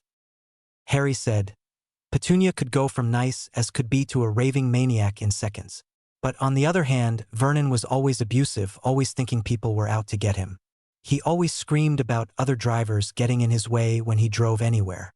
I can't see how he survived to do a job in sales of all things where being nice is a major factor in sales." Hermione said, "Well, that's behind you for now. When you get out, you're coming home with me until you get the arrangements worked out for summer. My folks will be happy to have you." Harry said as he finished eating, "I was hungrier than I thought, and now I am sleepy again," he said as he fought, nodding off. Hermione just smiled, and sad the healer said, That you want to just rest was to be expected. Close your eyes and relax. Harry's slowly fell shut. His perception turned inwards, and he dreamed. Harry had flashes of images so brief he could barely tell what he was seeing. It was confusing. Finally, a small soft voice said, "Your duty is done. The evil has been locked away. Now it is time for you to heal. Your hands, which once held a sword, are now hands that can be called healing hands. Heal my people." Harry looked around, and the voice said, "Be not afraid. Now it is the time to put up the sword, for a time. Now it is time to live and give life, not take lives. Heal the people. Heal the land." As a small figure came into view, Harry stood quietly in his dream space, carefully watching the woman. "Harry, you have been many things in the past and will be many things in the future. Your name has changed, but not your nature. You have always done what is right rather than what was easy. Enjoy, live, give life, and heal my people. Heal the lands. I have no other gift but a few words to guide you. Listen to them. Like her mother, Luna serves magic, and Hermione also serves magic. And you have been magic's knight from the beginning. Today you went from knight to king. The hands of the king will be healing hands." The figure turned and walked away into the darkness, laughing. "I will always be with you. I am magic, after all." Harry stood in the darkness of his mind. He understood very little of what just had happened in his mind. He felt confused but understood he was no longer what he had been. A new path had opened for him to follow. It wouldn't be easy, but he never did what was easy. "I have always tried to choose what was right." Closing his eyes, he fell into a light sleep, resting peacefully. Harry awoke 3 hours later. "What?" Hermione said. "It was a reporter trying to get in. The Auror stopped them from entering the room. I am sorry they woke you. How are you feeling, Harry?" "Hermione, what does it take to become a healer?" Harry asked. "Under Professor Snape's rules, an O in Potions Owl to get into Newt-level potions, and St. Mungo's requires an E or better in the rest of the core classes before you can sit the entrance exam for training. While training, you need anatomy, etiology, medical potions, physiology, and maybe even psychology. Practical clinical tours in pediatrics, OB/GYN, trauma/ED, field hospital/disaster response, curse treatment and spell reversal, and mind healing. Why do you ask?" Running his hands through his hair, he said, "Today, when Astoria was bleeding out, I didn't know what to do. Luna came in and coached me. I still don't understand what I did or how I did it, but I think I am tired of fighting. Let someone else be the Auror, the hit wizard. I think I want to be a healer. I want to help people. Felt good to help Astoria. I wish I could have helped the others, but from what you said, they were not hurt as badly as Astoria was hurt." Hermione said, "Wow, that's a significant change in your life's direction, Harry."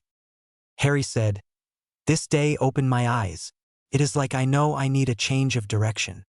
Hermione said, "Today has been stressful. Rest, Harry, and when they let you out, we can deal with what we can. And live with the rest." The next morning after Harry awoke, he found Hermione sleeping again in the chair. Harry mentally prepared himself for the next day. His hope was that he would escape the hospital sooner rather than later. However, he was not sure why they kept him overnight. He had not been awake for more than a few minutes when Hermione stirred. "Good morning, love," he said softly. "You know, it is becoming a habit of waking up and seeing you. I could get used to that." Hermione blushed. "I seem to end up sleeping in chairs around you that I would like to avoid." Harry decided to have a little fun teasing Hermione. "You could have always used the bed," watching as her face turned even more red. "I would have taken the chair." Hermione asked, trying to change the subject, "How are you this morning?" Harry said, "I am feeling well. I was so tired last night. I got a good sleep last night without any potions help. I'm not going to run a marathon or do impossible magic today, so I should be fine." Hermione inquired, "How did you do it? Heal that artery? It was sliced completely in two." Harry shook his head. "I really don't know. I had Luna's help. She guided me in how I used my magic. I allowed my magic to read Astoria and my focus to undo the damage. I pictured an older anatomy book I looked at back in primary school. I started by using that, but I need more detail. My magic got the detail from Astoria, I think. The doctors said that even the smaller veins and nerves were cut almost completely repaired when Madame Pomfrey arrived. I don't remember much after she got there, and some of what took place while I was working on Astoria. After some thought, Hermione stated, "The question the healers are going to ask is, do you think you could do it again?" Harry shrugged his shoulders and got a faraway look in his eyes. "I would try my best. I am tired of the fighting. Yes, I would defend a person, but I don't want to be known as a knight anymore. I have a full plate, and the life of an Auror or hit wizard is not my life's goal. So maybe I would rather make the need for a person to be defended unnecessary. I think the place to do that is to weed out the bullies, dealing the why bullies come into being." Both were broken from their thought by a knock on the door. Instantly Harry held out his hand, and his wand leaped into it, even as Hermione fumbled for her wand. Hermione called through the door, "Password." A muffled answer was heard of "Artery." Harry tensed. That was not the password used yesterday. Hermione nodded and said, "I set a different password when the guard changed last night, so I know not all of Voldemort's supporters were marked." "Healers are here to see to Lord Potter," the guard announced. Hermione unsealed the door and opened it carefully. "Healer Morgan," Hermione announced. Healer Morgan introduced his fellow healers. "These are healers Alda, Farrell, Stevenson, and Rogers," spoke the healer. "I need to check Lord Potter over and see about sending him home. These healers wish to ask a few questions about the magic performed yesterday by Lord Potter." Hermione nodded and allowed the men entry. Closing the door behind the healers, she stepped to the side where she could watch them all. Bindweed 8. Harry stood in front of the doors to the Wizengamot chambers. He wore the formal lord's robes with the Potter crest as the primary family. The other crests were his secondary families. He was also a Wizengamot seat holder and head of house. He took a deep breath and centered himself. He knew both Hermione and Luna were in a witness's isolation chamber waiting to give testimony about the attack on the Hogwarts Express. He was also going to be presenting evidence and testimony, hoping to provide proof to exonerate Sirius Black. He knocked 3 times on the door. He waited until it opened slowly. A voice asked, "Who seeks admittance to the Wizengamot?" Harry answered with the overly formulaic response, "I, Harold James Potter, Lord of the House of Potter, offer evidence and testimony. I demand entrance as is my right." The door opened a bit more. Harry walked in as if he owned the room. Strapped over his shoulder was the sword of Gryffindor. He walked to stand in front of the chief of the Wizengamot. He nodded. "Madam Longbottom." "Lord Potter, you have evidence to present before the Wizengamot regarding Mr. Black's case?" asked Madam Longbottom. Harry replied, "I do, madam." "Present your evidence and statements, Lord Potter," Madam Longbottom replied. Harry quickly illustrated the complete lack of a trial or tribunal record, the lack of any actual examination of Sirius Black's wand. He added that Crouch and Dumbledore had a conflict of interest in the case. Still, those 2 signatures appeared on the writ that had sent Sirius Black to Azkaban. Harry next introduced copies of his parents' wills and journals detailing who their secret keeper was and how Dumbledore knew who their secret keeper was. He followed up with a demand for exoneration and compensation for Sirius Black. 20 minutes later, a vote was taken. The verdict was 61 to 10 in favor of Harry's motion. Harry let out a sigh of relief. Finally, Sirius was now a free man. The Wizengamot took a short break before the trial of the Shifty Seven, those sons and heirs of the Death Eaters, which attacked students on the Hogwarts Express. Harry took his seat to wait. He knew Hermione and Luna were staying in witness rooms to be called. Harry looked and saw Lord Greengrass sitting across from him. A simple nod was exchanged. Harry recalled how Abner Greengrass had met briefly with Harry just before Harry was released from St. Mungo's and thanked Harry for saving his daughter's life. The first words out of Harry's mouth were an apology for failing to stop the attack sooner. Lord Greengrass explained, "If you had not stopped to plan, more people might have gotten hurt, or you might have gotten into a protracted battle and not been able to help my daughter in time. Your defensive attack was properly planned and well done. Your take-charge attitude stopped the chaos before widespread panic had time to start. Harry said, "Somehow, this is all the fallout from the fight between Tom Riddle and me in the cemetery. These people came looking for me and followed the tactics they learned from their Death Eater fathers." Harry stopped and gathered his thoughts. He was prepared to argue a case against these 7 people. These followed a path to the dark. They had sought revenge and power rather than justice. How to do it so they had no chance of hurting anyone again. He was happy Dumbledore wasn't here to preach second chances and forgiveness. One of these men could become the next Dark Lord and the rest his minions, marching under the new Dark Lord's banner. Slowly, the rest of the Wizengamot filtered back into the chamber. Yesterday, Draco Malfoy had his trial and was found guilty. The sentence was death. He had been ordered kissed. The verdict had been carried out just before midnight, effectively ending the Malfoy line in England. This morning, at Narcissa Malfoy's request, he had nullified her marriage and reclaimed her dowry from the Malfoy estate. Harry had also signed the eviction papers and had them delivered and served to the statue of Lucius Malfoy and legally reclaimed Blackstone Manor for the Black family. How these 7 were treated today would set the course for magical England for years. Abner Greengrass had said to Harry before he left the hospital, "No free passes. They nearly killed my child, and if not for Miss Granger and Lovegoods and your own timely interventions, she surely would have died. No, the full weight of the law shall be brought to bear." These were not children acting out but grown men, fully committed and responsible for these attacks. 2 of them had started to rape a girl when you intervened. These are animals and need to be put down. Dowager Longbottom called the Wizengamot back to order. The 7 accused criminals were brought in and chained to a bench. The Wizengamot clerk read out the charges. 18 charges of attempt premeditated murder and a conspiracy to commit murder. Additionally, 2 of the 7 had charges of attempted rape and sexual battery. Last were the charges of trespassing against the non-students. Harry wasn't surprised when several barristers stepped forward to represent these men.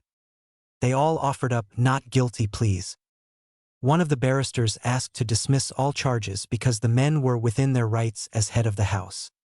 Harry quickly stood and entered an objection.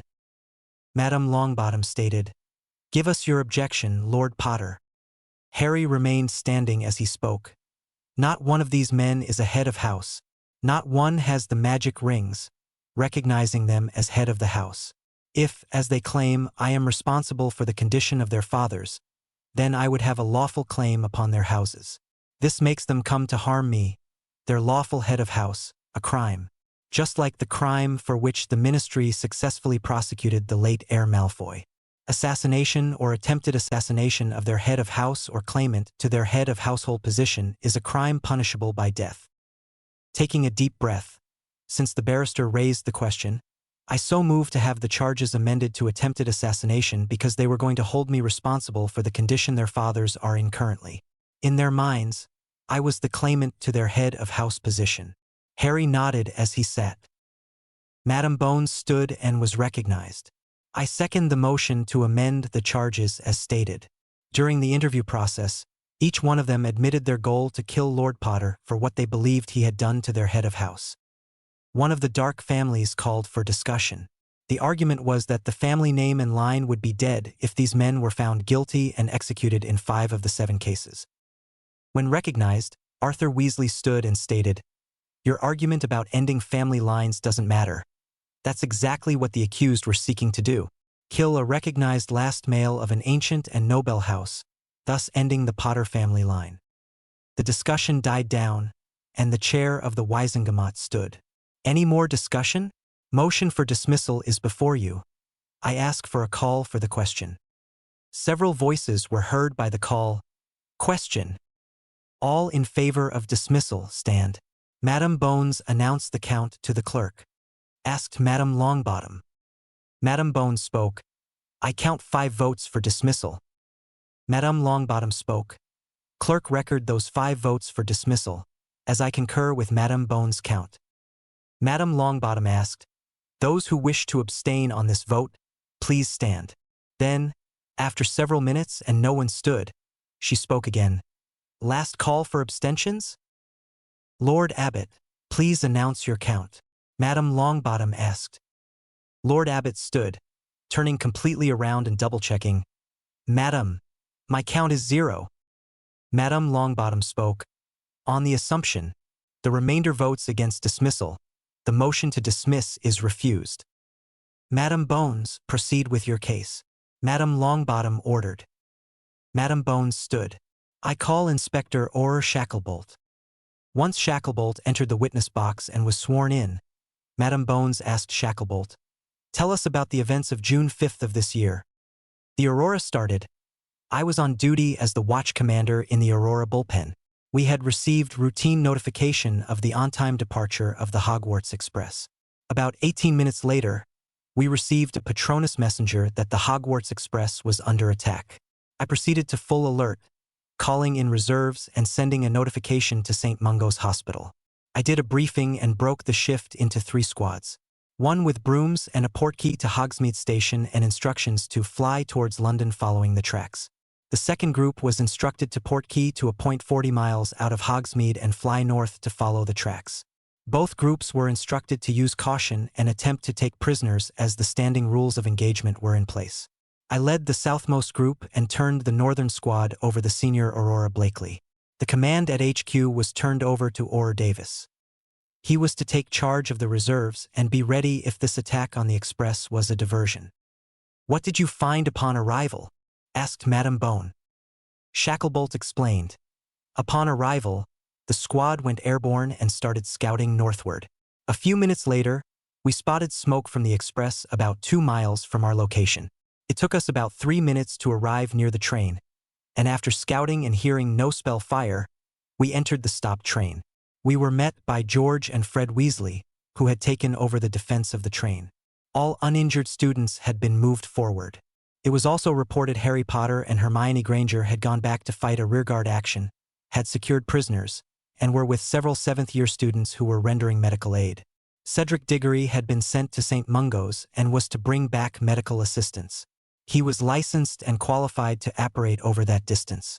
As we started to secure the prisoners and investigate, the second squad arrived and secured the perimeter. About 2 minutes later, a field squad of healers arrived from St. Mungo's. They immediately sent up a tent hospital and started triage. And then what happened? Asked Madame Bones.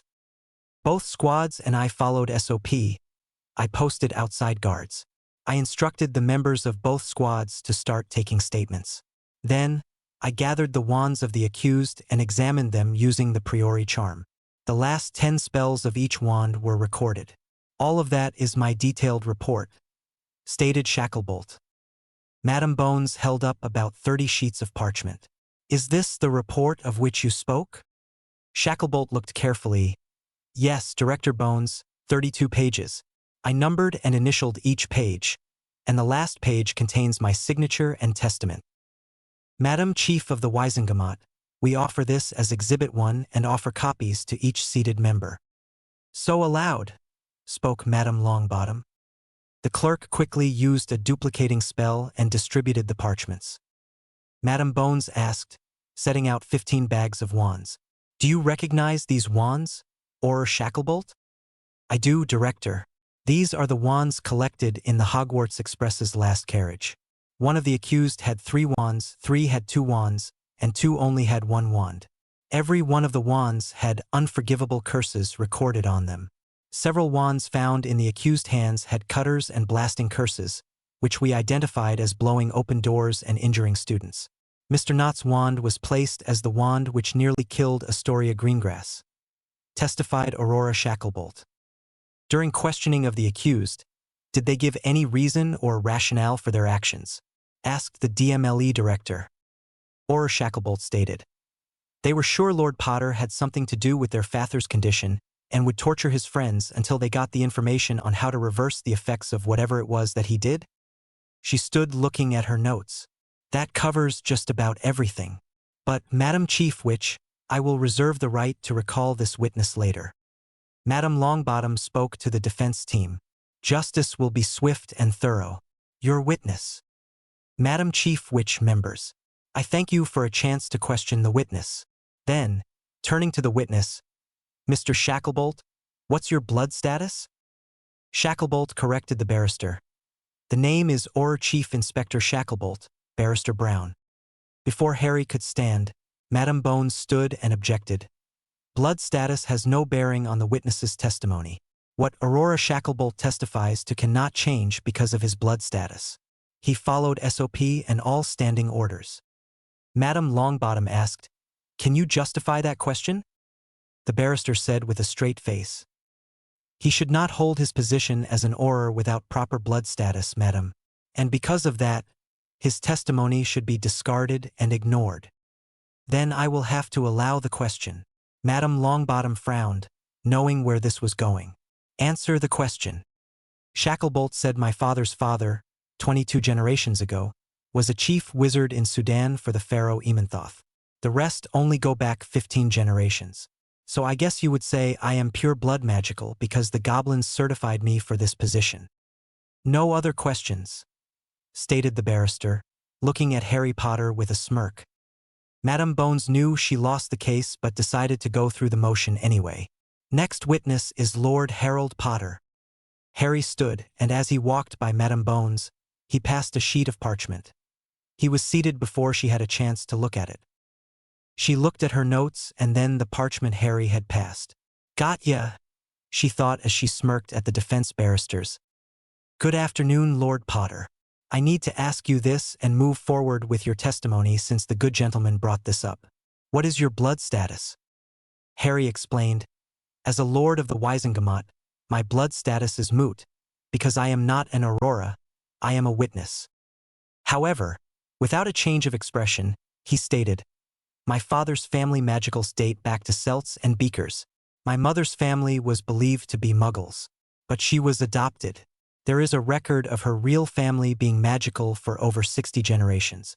Robry and Blofeld were her parents' names, killed by the Knights of Walpurgis. The Muggle authorities got to the scene first and took the uninjured child to social services.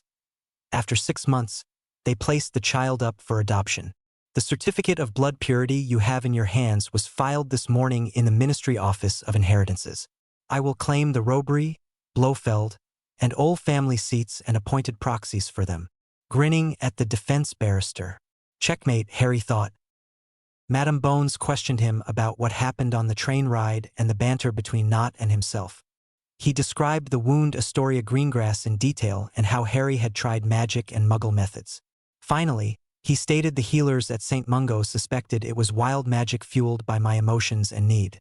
That healing nearly exhausted my magic core and overworked magical pathways, endangering my life. I am not sure I could ever do it again. I wish that I shouldn't be required to do such a thing. I believe Miss Greengrass left St. Mungo's 3 days before I was released." "No more questions," spoke Madam Bones. "Your witness, Barrister Brown." Barrister Brown was at a loss.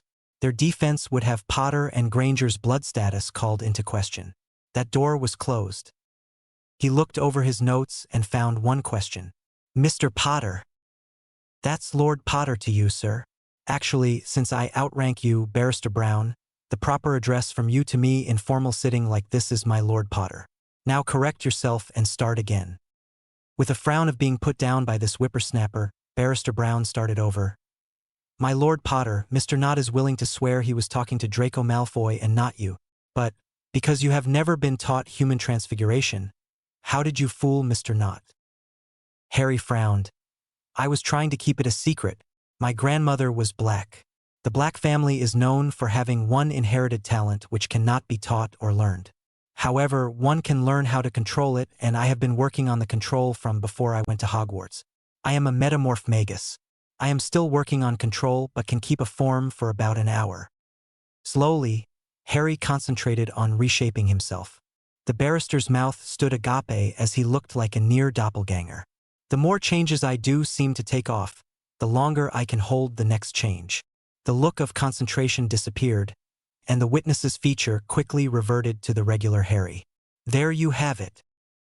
Barrister Brown called for a recess, and it was granted.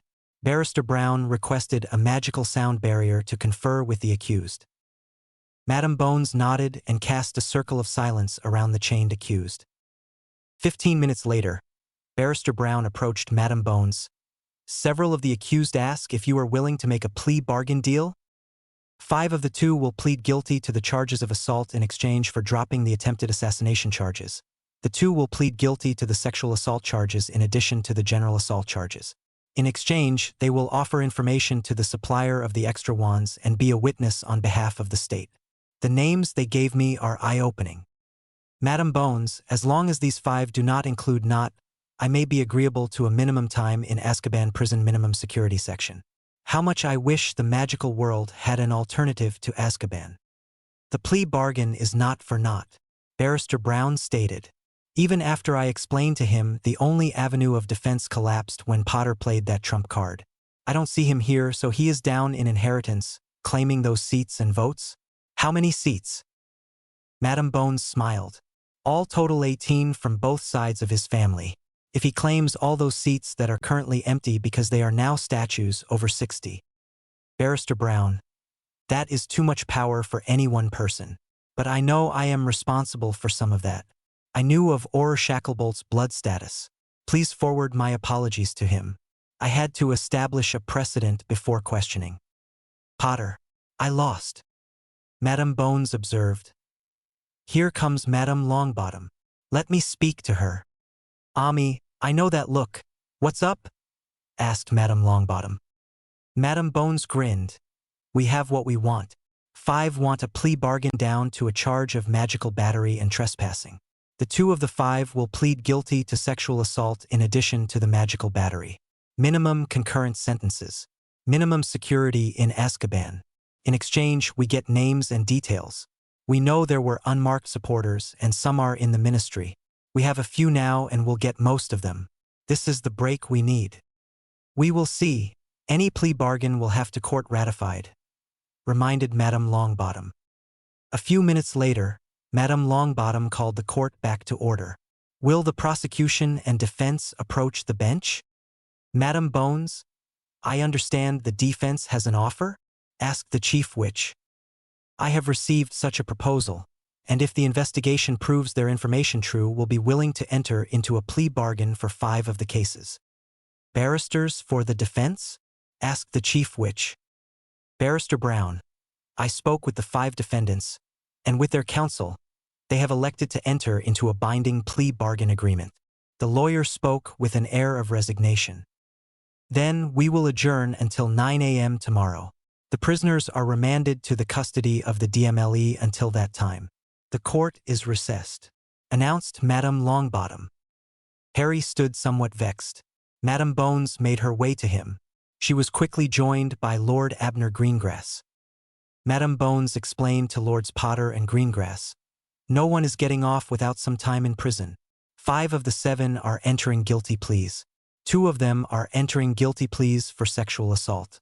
Sentences will be served concurrently and will be minimum security in Azkaban. In return, they will give full information to everyone behind this attack. This will give us an inroad into the unmarked supporters of Tom Riddle. Harry turned to Abner Greengrass. I don't know how I feel about this. None of them were the ones firing curses, but they enabled not. They all had unforgivable curses on their wands. They must answer under Vertiserum where and when they used those curses and ensure no human or other sentient magical being was killed. They are all cowards that depend on mob strength to terrorize people. Because the charges are reduced, they serve the sentences serially and not concurrently. Abner said, to which attempted the sexual assault should not get concurrent sentences. But if we get them to give information on unmarked Death Eaters and supporters of Riddle, then so be it. At least the girls involved with the assault will not have to testify. Instead, their names will remain private and not be part of the public record. That is a good thing. Harry nodded completely, not happy but in agreement. Abner asked Madam Bones, any word on Albus' condition, Ami? Amelia shook her head. McGonagall said he stays in bed all day and sleeps most of the time. His magic is waning, and he is wasting away. It is as if his magic is fading, and that is the only thing that keeps him alive. When he wakes up, he asks for Harry Potter and falls asleep quickly again. Harry said, he set himself up by not following the rules. I hope no one ever again decides to use the Goblet of Fire to bind a person to a contract. Anyone that does suggest that needs to be removed from power. Abner said, You speak as if you have done more than the normal amount of study. Harry spit out, Well, a group of students that helped with research and training, we have. That artifact is dangerous. One can write just about any contract they wish, activate the Goblet of Fire, and then write a person's name and enter it. 48 hours after activation, the contract automatically gets activated. The person is forced to follow the contact. Abner asked, How might that work? After Harry thought for a second, Well, let's say some old wizard with a taste for young ladies got his hands on the Goblet of Fire. He could write a marriage contract. Activate Goblet of Fire by the contract and enter any young lady's name 48 hours later. That contact will be active, and it could cost your life and your daughter's life if not followed through. Even worse, Harry explained. He would write a contract for you to sell him your business, perform a deed, or just about anything else lawful or unlawful, and need not even tell you about the contract, and the results would be the same. Madame Bones shook her head. We could have used Goblet of Fire in the last war and written a contract which would have required Voldemort to surrender and all his Death Eaters. The Goblet of Fire could have enforced it as well. Or, Harry said, an agent of Riddle could have contracted that he be named king. That's why I am looking for a way to destroy the Goblet of Fire. And the sooner it is destroyed, the safer I will feel. Amelia asked, So do you think the cup is still in play? Harry said, Yes, because in his head Dumbledore is still seeking a way to win and revoke my adult status. As long as he won't give up, the Goblet of Fire will punish him and all the others that tried to do the same thing. So he must either stop his actions in thought, word, and deed, or we must destroy the Goblet of Fire, or he will continue to suffer the punishment. Abner Greengrass said, I will speak with the people in the Department of Mysteries. They may want to undertake that project. Madame Bones nodded. I will talk to Croaker myself and ask the object to be destroyed. The members of the Wisengamot slowly filtered out chambers. Harry remained behind, hoping that the press would have glutted their own different member statements and had their appetites sated for the time being. As he made his way toward the atrium before he got to the lifts, he was joined by Luna and Hermione. They rode in silence and, when the doors opened, quickly made their way to the fireplace of Flu's home. Allowing the young ladies to go first allowed him to take a deep breath and step forward, calling the rookery his destination. Sirius was waiting for them, and the five gathered around the table. Sirius asked, Well, the decision on your case was easy, 61-10 for exoneration and compensations, Harry said with a grin. Madame Bones did say to let the press blast the word around for a few weeks before you started popping up in public. Keeping you freed in the press will be big news for a few days. After that, maybe an interview or 3 will keep it there. Sirius nodded. I hate the idea of interviews, but if that will make the transition easy for the public, I might feel safer going out in public. Hermione asked, What about the other trial? Harry frowned. Well, it started with the charges being amended to an attempted assassination of the head of House Claimant. But, unfortunately, the defense had an ace in the hole. The prosecution's first witness was Shacklebolt, as expected. However, what was unexpected was a challenge to his blood status. A little law prevents anyone except purebloods from being an Aurora. Because an Aurora must testify as a witness, only purebloods can testify against purebloods.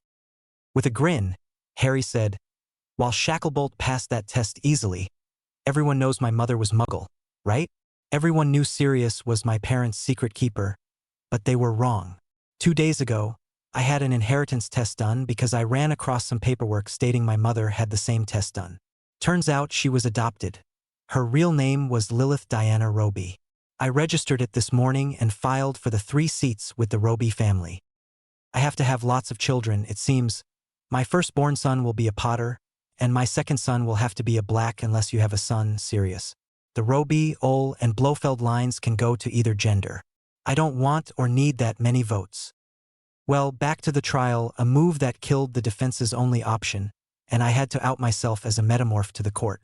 They asked how I could fool not, and I demonstrated by morphing into Barrister Brown. Best prank ever. No, there is one better, but I must let the dust settle more. So we adjourned for the day. 5 of the 7 are negotiating a plea bargain agreement, and Madam Bones is ironing those out. The specifics are concurrent sentences except for the attempted sexual battery. Those are 2 to be served serially. The charges of attempted assassination are dropped. Trespassing, conspiracy, and magical assault and battery stay. 2 plead guilty to sexual assault. All are minimum security stays in Azkaban. 30 years plus the 3 addition for the attempted sexual battery, reduced to 15 and 17 years if the information leads to prosecution and arrest of those who aided and abetted them in the attack and any information they might know about hidden and unmarked supporters of Voldemort. That's how Karkaroff got out of prison time after the First War. He named people, including Crouch's son, as Death Eaters. Hermione asked, "So the 2 girls will not have to testify?" "It doesn't look like that. The only thing left is for Nott and Stebbins to offer vertiserum testimony. After that, the 2 of you may not even be called. Madam Bones will ask for justice tomorrow. Nott and Stebbins appear to be unrepentant. Probably ask for them to be kissed. No lifetime of Dementor exposure." Sirius declared, "Being kissed is kinder than life in Azkaban. You do know that the cell doors are not locked from the outside in Azkaban. Any prisoner is free to open the door at any time. Some do. They are usually swarmed within minutes. I was free to travel the prison wing in my animal form. It was easy to escape when I was ready." Luna said, "Dementors are terrible, I think. No one should be exposed to them." Everyone nodded in agreement with Luna. Hermione asked, "So out of the 169 seats, you can claim control of how many?" Harry shook his head. "Enough may be to force a change. I want those 37 seats of the Death Eaters to put up for election. The Ministry nominally holds 13 voting seats for department heads. That would leave 156 seats held by heads of house. Most of those Ministry department heads also have a family seat, giving them 2 votes each. Now the ugly part, the Ministry appoints people to sit in the other empty seats. These are political appointments, often brought by contributions to the current Minister of Magic. These are 1-year terms appointed by the Minister alone.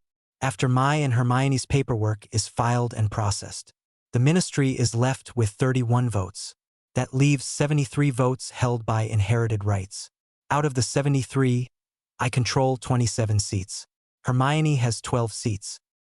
Luna's dad has 5, Abner Greengrass has 7, and Longbottom's Gran has 11 votes. Our small alliance holds 62 votes. The Ministry controls 57 votes until they decide to appoint the 39 seats which belong to the Death Eaters. That is still in legal limbo because the goblins are not certifying deaths. The goblins have certified the souls are encased in the stone bodies. No right of inheritance can happen until the soul departs this realm. Harry looked tired.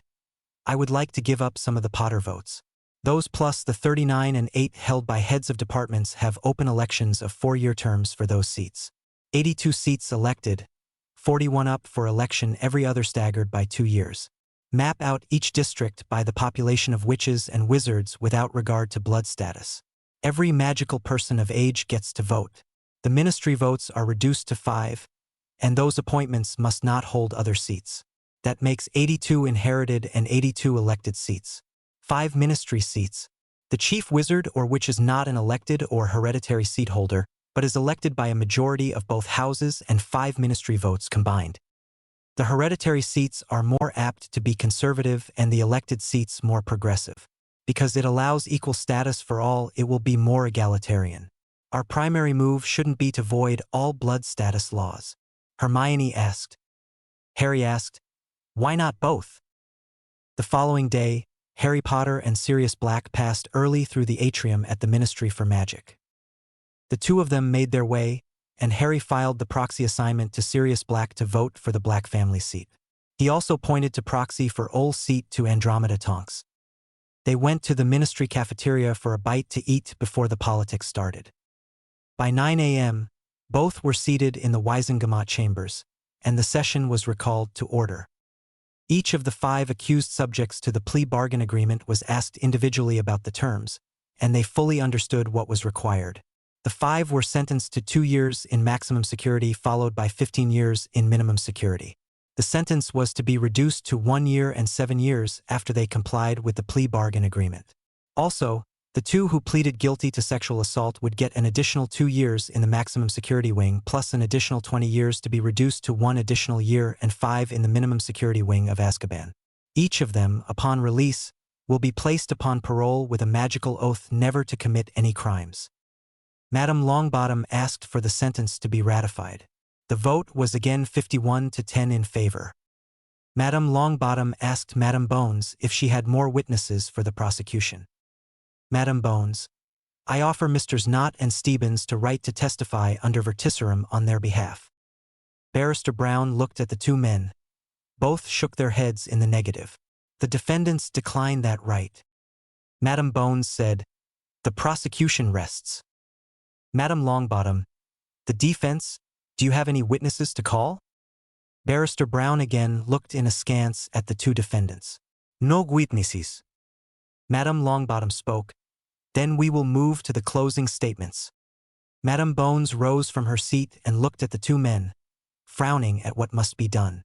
"Members of the Wiesengemot, we are seated today to pass judgment on unrepentant criminals. They attempted the assassination of one of our peers, and the unjustifiable attacks on innocent students must be addressed in the harshest way possible. A guilty verdict is required. A lifetime in Azkaban is beyond cruel and unusual. I ask for the kiss. For the attempted assassination, it is a proper sentence. The unjustified act of careless firing life-threatening curses into a train compartment requires our stiffest penalty. Also the kiss. The evidence is plain as day. They cannot and will not testify to their innocence." Madame Bones sat down. As the defense stood up, Brown spoke. He spoke sincerely. Yes, these two men committed what appeared to be a heinous crime. But luckily, no real harm came from it by the swift actions of others. No lasting harm. We ask mercy. And took his seat.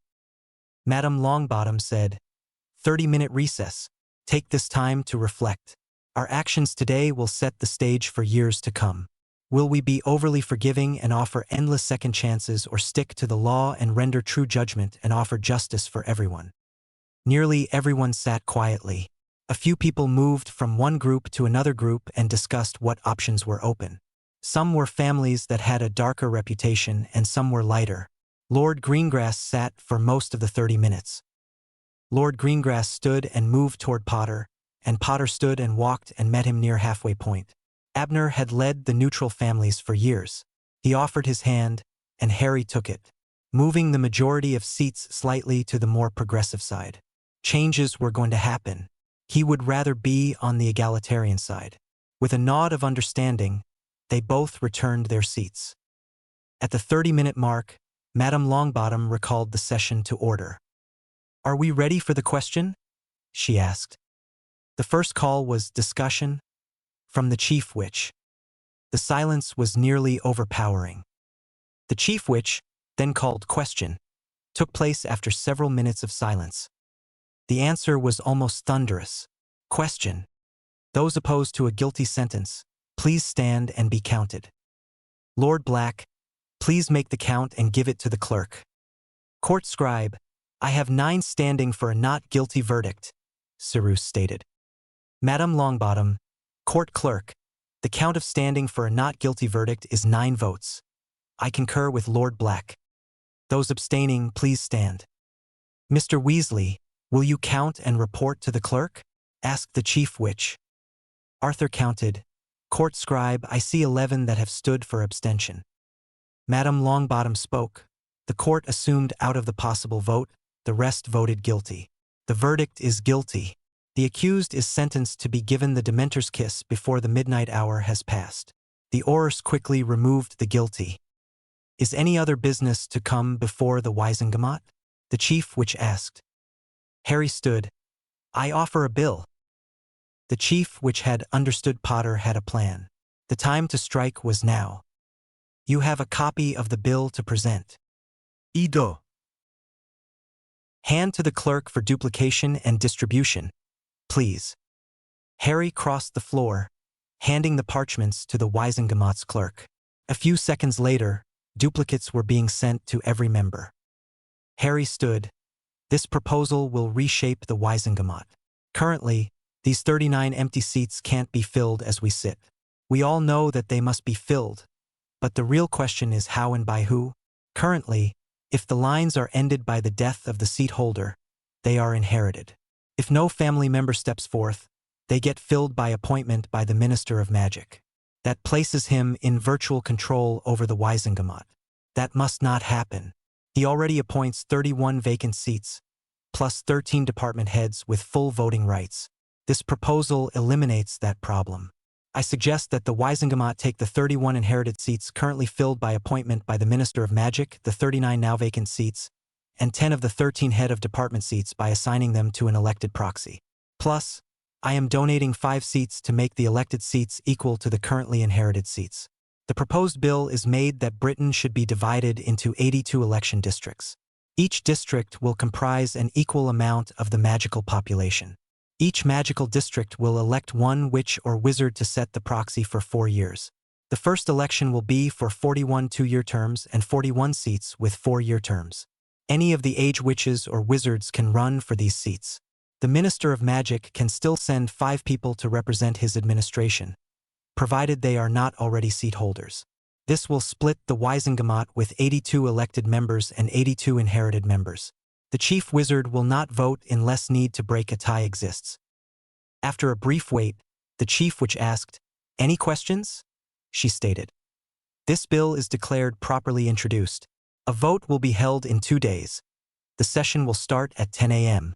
Madame Longbottom declared and then inquired, "Is there any more business to come before the Wisengamot today?" After waiting a few minutes, she declared, "The Wisengamot session is in recess." In seconds, chaos erupted. Potter was mobbed with voices of support and against his proposal. Eventually had enough. Do you wish your votes to become useless? If you do not move quickly, then the Minster will. The favoritism of the past nearly ruined this nation. If Voldemort had succeeded in recovering his body, our nation would be again crouched in fear, while the lawless ruled again. Those 39 voices all carried the dark mark. They were Voldemort's voices. If you allow the minister to appoint those seats, they shall be his voices. He will be the next tyrant, making his word the only word. This allows everyone a voice, the old families and the people themselves. It is called buying in, and it works in the Muggle world. It works in the magical world. The United States, the Middle American and Caribbean Confederations, the magical Arabian states, and the Union of Pacific Islands all have a split house system. It works. Why have the last 2 Dark Lords come from England? Grindelwald wasn't German. He was born here in Godric's Hollow. Good grief, people. He was Dumbledore's best friend and lover when they were both young. Harry said, "If you sit and wait, the choice will be taken from you. This cannot be allowed to happen. The choice is ours to make. Discuss this and weigh your options. Nothing is being taken from you. Those currently sitting in appointed seats may lose them in the end. Starting today, Gringotts is offering to test any Muggle-born for inheritance. In the last 3 days, I have claimed the seats from my mother's side. Several other Muggle-born are starting the process to reclaim their family seats. By making a move now, those 39 seats which will never be able to be claimed will be removed from the equation. Our choice, people. We need to exercise our choice, or the Minister of Magic will make it for you." He stood and went through the crowd that stood silently with the stark realization of Harry Potter being right again. Harry thought to himself, he had not just stirred up an honest nest. He had kicked it so hard that the members were actually thinking and acting rather than being a rubber stamps. 2 days later, sharply at 10 a.m., Madame Longbottom, the acting chief witch, banged her gavel. "Come now. The Wisengamot will come to order." She started without hesitation. "We have a bill on the floor which has been introduced. Does everyone have copies? Good. Moving on, I open the floor for discussion. You will rise. I will start in the rightmost upper-tier seat first. When I call upon you, state your name for the record. Then you can comment or ask a prior commentator about his comments or question the author of the bill. Be polite. Be calm. Those wishing to make a comment or question, please stand." Madame Longbottom saw a dozen members had stood. He pointed to her first person. Madame Longbottom voiced, "Mr. Johnson, the member representing the Department of Transportation, You have the floor. The 5-minute rule is in effect and can be extended if necessary. Mr. Johnson stood and started. I don't see the need for any ministry members. This politicking takes my valuable time. I can see why a member representing the DMLE is here. I am glad to see the member's monthly stipend and my wage from the ministry. Truthfully, I believe that my time is better spent doing my job. I think this is a good idea. I yield my time. Mr. Johnson sat looking around. He saw a few surprised faces and thought, at least no one was screaming yet. Dozens of people proceeded to speak, mainly for the bill. A few questioned how the election campaigns would be financed. Would there be a limit or cap on spending? What sort of additional rules needed to be made? Can people outside the district contribute money? Do they have to reside inside the district and maintain a primary family residence there? Most were good questions. There were a few ugly suggestions, like one that wanted to amend the bill to exclude Muggle-born witches and wizards. Some want to restrict the elections to males only. Some want only purebloods to run for election. Those were in the minority. Someone even suggested a maximum age limit. And few wished to raise the minimum age limit. In all, the group moved forward nicely. Madame Longbottom had kept track of possible amendments, as had Harry. As they wrapped up the discussion, Harry stood up and thanked everyone for the comments. He listened to the discussion and answered the questions the best he could. I admit the bill isn't perfect. I knew not everyone would like it, but our discussion has shown that this body can be a fully functioning lawmaking body. So, I condensed the best of the suggestions to an amended bill, he said while walking down and presenting to the clerk. It isn't perfect, but it allows the Wisengamot to retain the power to write laws. It answers most of all your misgivings. It covers the rules for domicile, campaign finances, and spending limits.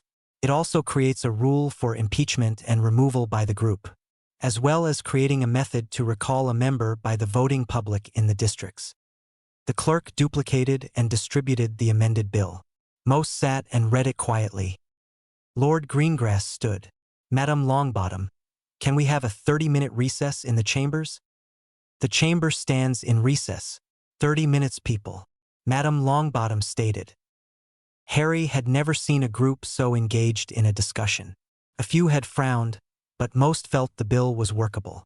The 5-day filing period and 15 days to the election meant it would not be a protracted period. Many of the goals Harry and Hermione wanted were covered once the new Wisengamot was assembled. The details on the bill removed all blood purity laws. It was considered a backdoor way of fixing a problem, but the language was straightforward. Groups collected and broke up well before the 30 minutes were up. Everyone was back in their seats. Madame Longbottom nodded and asked, "Is everyone ready?" With no dissenting voices, she rapped her gavel. "Session will come to order." Immediately Lord Greengrass stood and was recognized. "Madam Chief Witch, I am proud to call for the question and a roll call vote." "Thank you, Lord Greengrass. The motion is a call for the question and a roll call vote. All opposed stand? Mr. Johnson, will you count those standing and inform the clerk of your count?" "Madam Chief Witch, I count 7 opposed to the question," Mr. Johnson replied. "The clerk will record 7 stands as opposed to the question. Any abstentions, please stand. Mr. Abbott, your count, please." John Abbott looked and reported, "Madam Chief Witch, I see no one standing in abstention." Madame Longbottom commanded, "The clerk will call and record each member's vote. Can everyone keep their personal tally as well?" The clerk started with the single votes first. The roll call starts with John Abbott, who voted in favor. The voting in this style was long and protracted because even members not present needed to be called and declared absent. Finally, the clerk called, "Lord Harry Potter?" Lord Potter stood declared, "I vote the Potter seat for and the Roby seat for the bill. The remaining seats abstain." Continuing on, Harry said, "I am happy to say I see that a majority of members support the move forward. I wish to thank everyone. The small fact is that this bill would have passed without any of my votes. Today we made history. This day in years to come will be as important as the day the king granted the magical people our great charter." Madame Longbottom smiled. "Everyone, we thank you all for your hard work. Any further business?" "Good work. We stand in recess until Monday at 10 a.m. All those that wish can sign the official tally. Today we made history." And she banged her gavel. The wizards and witches stood and approached the table, slowly laid their tally sheets down and stood back, waiting. Madame Longbottom said, "It is traditional that the bill's author is first to sign it. So, Mr. Potter, you have the honors today." Harry walked down and, with a sigh, saw the long row of tally sheets to sign. Well, this is one reason so few bills get passed, he thought, and quickly made his way down, putting his signature on each Wisengamot member's tally sheets. At the end of the table, Madame Longbottom stood. "Press conference next, Mr. Potter. The clerk will collect your personal sheet for you." Amelia Bones, Augusta Longbottom, Lord Greengrass, and a few other members made their way out to Wisengamot doors. They made their way to a small podium and table. Madame Longbottom stood. A microphone for Wizard Wireless Service was sitting on the podium. Madame Longbottom spoke. "Good afternoon, wizards and witches of Britain. As many of you know, the Wisengamot has been struggling for days now to handle the vacant seats that cannot be filled by inheritance.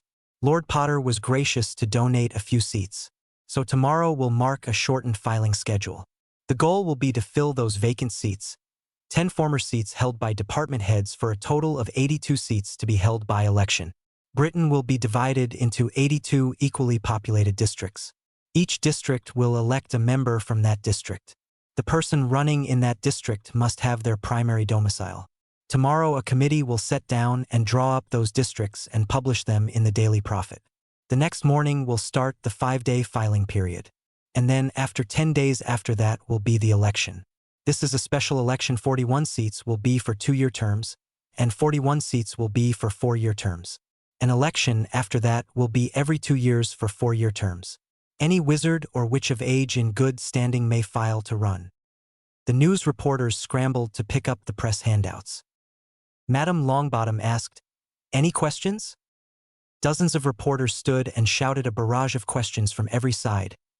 Madame Bones stepped up and emphatically said, "Stop that right now. We will take the questions in an orderly manner and with proper decorum. First, I will indicate a reporter. He or she will introduce themselves, state the news outlet where they work, and then ask one question. After that, the questioner may ask for a follow-up. It may or may not be allowed. No personal questions. The only questions allowed at this interview are about the bill which was just enacted or the process which took place." She pointed at one of the reporters. "You first." The person indicated spoke. "Dane Harrigan, a reporter for the World Voice. I read this handout. It states any witch or wizard of age and in good standing. Does that mean that blood status does not matter?" Harry stepped forward. "Any blood status as long as they are in good standing. Part of the definition of good standing is to have passed at least one owl in a wand-based subject. Do not read anything more into or out of the new law. The wording is plain and simple. There are no tricks or loopholes." Next, Madame Bones points at a younger witch. She spoke softly. "I am Grace Farragut with the Weekly Witch. How much of this law was written by Lord Potter? If he had help in crafting it, who aided him?" Harry again stepped forward. "The initial concept came about while I was in St. Mungo's recovering. The wording was smoothed out with the help of 2 witches, Hermione Granger and Luna Lovegood. During this morning session, the final language was done to ease misgivings and correct some of the election and nomination protocols, campaign finance rules, and spending limitations. Many of the members of Wisengamot aided in the final markup of the bill we passed into law today. In the end, it was a group effort." Madame Bones pointed at another, and that person spoke with a pronounced French accent. "June Margot, Parisian Daily. This new law allows witches equal vote and equal say in government. Madame Longbottom, I take this one. Because there are a few more witches than wizards, I might expect an equal or slightly greater number of elected witches. The hereditary seats, by far, will still follow family charters and will be mostly wizards. The rule is that about 17% will allow a witch to hold the seat." She pointed at one more wizard reporter. "Hank Longfellow, Daily Prophet. How many seats will you hold when all is said and done?" Before Madame Bones could admonish the reporter, Harry indicated he would answer, but this was the last question. "When everything is said and done, I will hold nothing, for I will be dead. I surrendered 5 seats to make a workable plan so the inherited and elected seats were equal in number and power. The ministry gets 5 votes. As you will find out, I voted 2 votes today, one to honor my mother's family and one in honor of my father. Neither vote was needed to pass this law. Hopefully, distant family members may be found with the testing being done at Gringotts. The seats were distributed to them to vote proxies with the long-term goal for someone from that family branch to eventually become the head of the house. I hold the old saying, you can't take it with you. What is important is what I leave behind.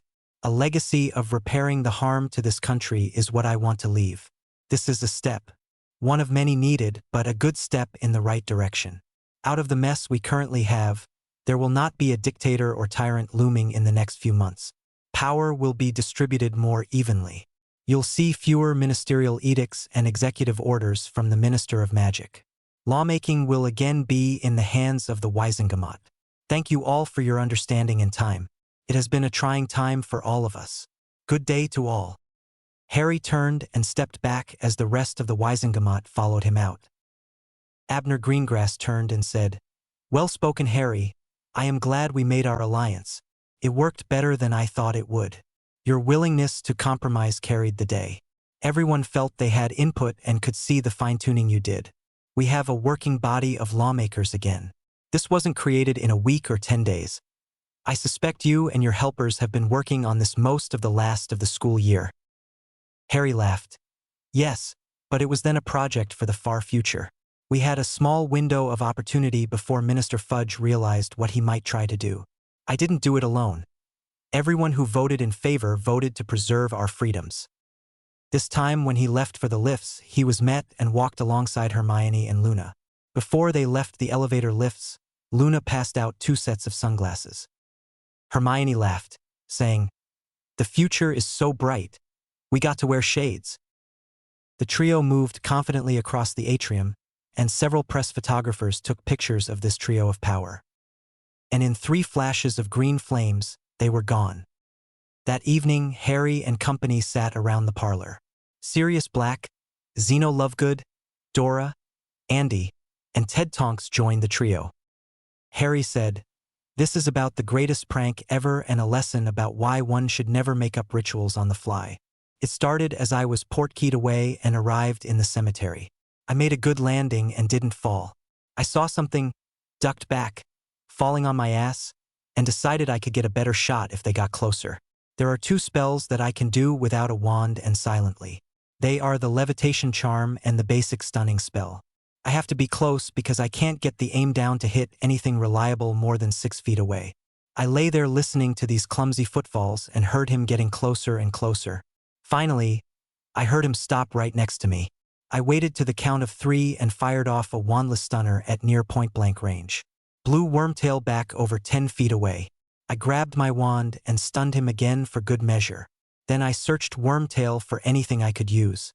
I found a sharp ritual knife and a couple of wands. Pausing for breath and taking a sip of butterbeer, Harry continued. While I was searching the area, I heard a voice calling for Wormtail. Glancing into an open crypt, I saw this hideous thing.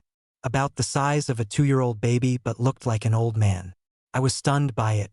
Whatever it was, it housed or was possessed by Voldemort. I stunned it again for good measure.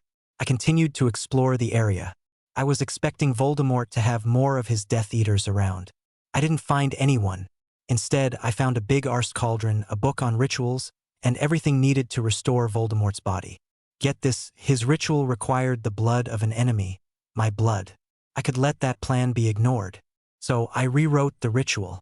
He reached into his pocket, fishing out the folded paper he used that night. I put the abomination into the cauldron and started the ritual, using these words. Spirit of magic, hear my voice. The voice of Tomas Marvolo Riddle's named enemy. Hear the voices of all victims calling for justice. Stone of the earth, solid and unmoving. You will give his body material form. You will contain his person and all his branded followers until the end of time. Winds of the world, swift, free, and unbound. You will carry all parts of his fractured soul here, from wherever they are hidden or locked away. Bindweed, grown out of the earth, the keeper of life. You will join the souls within the unchanging stone, and bind them inside the stone, living and unmoving until the end of time. Harry said, "This next part was hard." I remembered what Neville said about some plants. I found and gently had a rolled-up ball of dozens of bindweed vines with flowers and seed pods intact. I held the ball up while he was a few feet away from the cauldron, before I tossed that into the mix. Sipping his butterbeer, Harry continued, "That's pretty much what happened until my forehead ripped open. A piece of Voldemort came out. I passed out because of the pain." Harry smiled at the people's faces. The rest was setting the stage and creating a false memory. I have hidden the real memory and will hide it deeper after tonight. Someone else needed to know. Voldemort and his Death Eaters will never walk this planet again. The universe has a long life ahead of it. They are stuck in the stone until the end of all time. So, with one little word, I changed the intent of the ritual. I did not intend to condemn all the Death Eaters to the same fate. Harry opened his moleskin bag, reaching into it and picking out the now-defunct Horcrux of Voldemort. The ritual also gathered all the bits and bobs that Voldemort used to hide pieces of his soul. This ring, a tiara, a healer's cup, and a locket were all found, as well as Snake's head. Then there was my scar, so I claim I hit my head. Somehow the ritual pulled a chunk of young Riddle's soul back from hell. Harry explained. Hermione asked, "So, where do you go from here?" Luna giggled. "We go back to school, do our best to graduate, and move on, giving Harry many babies. He has lots of family names to restore. My first will be Lovegood. The second will be whatever family he needs next. I see 6 children by me, and several more by you. The great restoration of magical Britain starts with Harry and us." Harry turned bright red as he became the subject of discourse. Sirius laughed almost endlessly at the great prank. The Tonks family sat speechlessly.